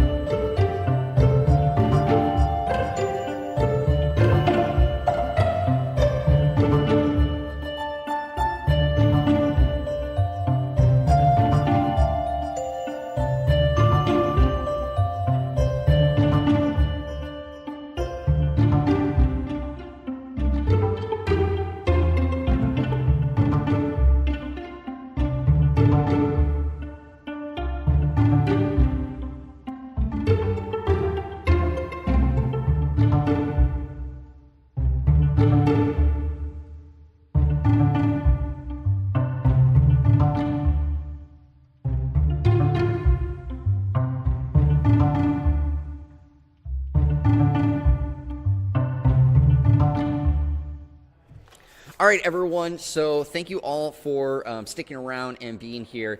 We did get clarification that we are not going to be running the first round of the sealed top 8 tonight. So, of course, that is going to be going on tomorrow for the stream. So as a reminder, tomorrow we'll be having the Archon and Alliance tournaments. Again, due to the numbers, we will actually be running them stacked. So that means that Archon will be running and then Alliance, and then we'll be running the top 8 of the sealed tournament.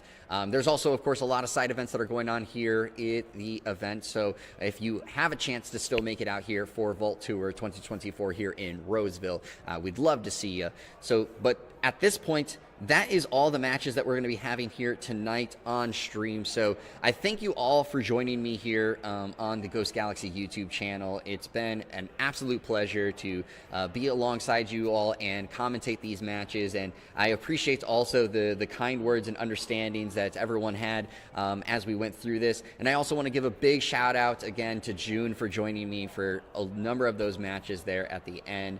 It's been great. Of course, June is right here to go grab her stuff.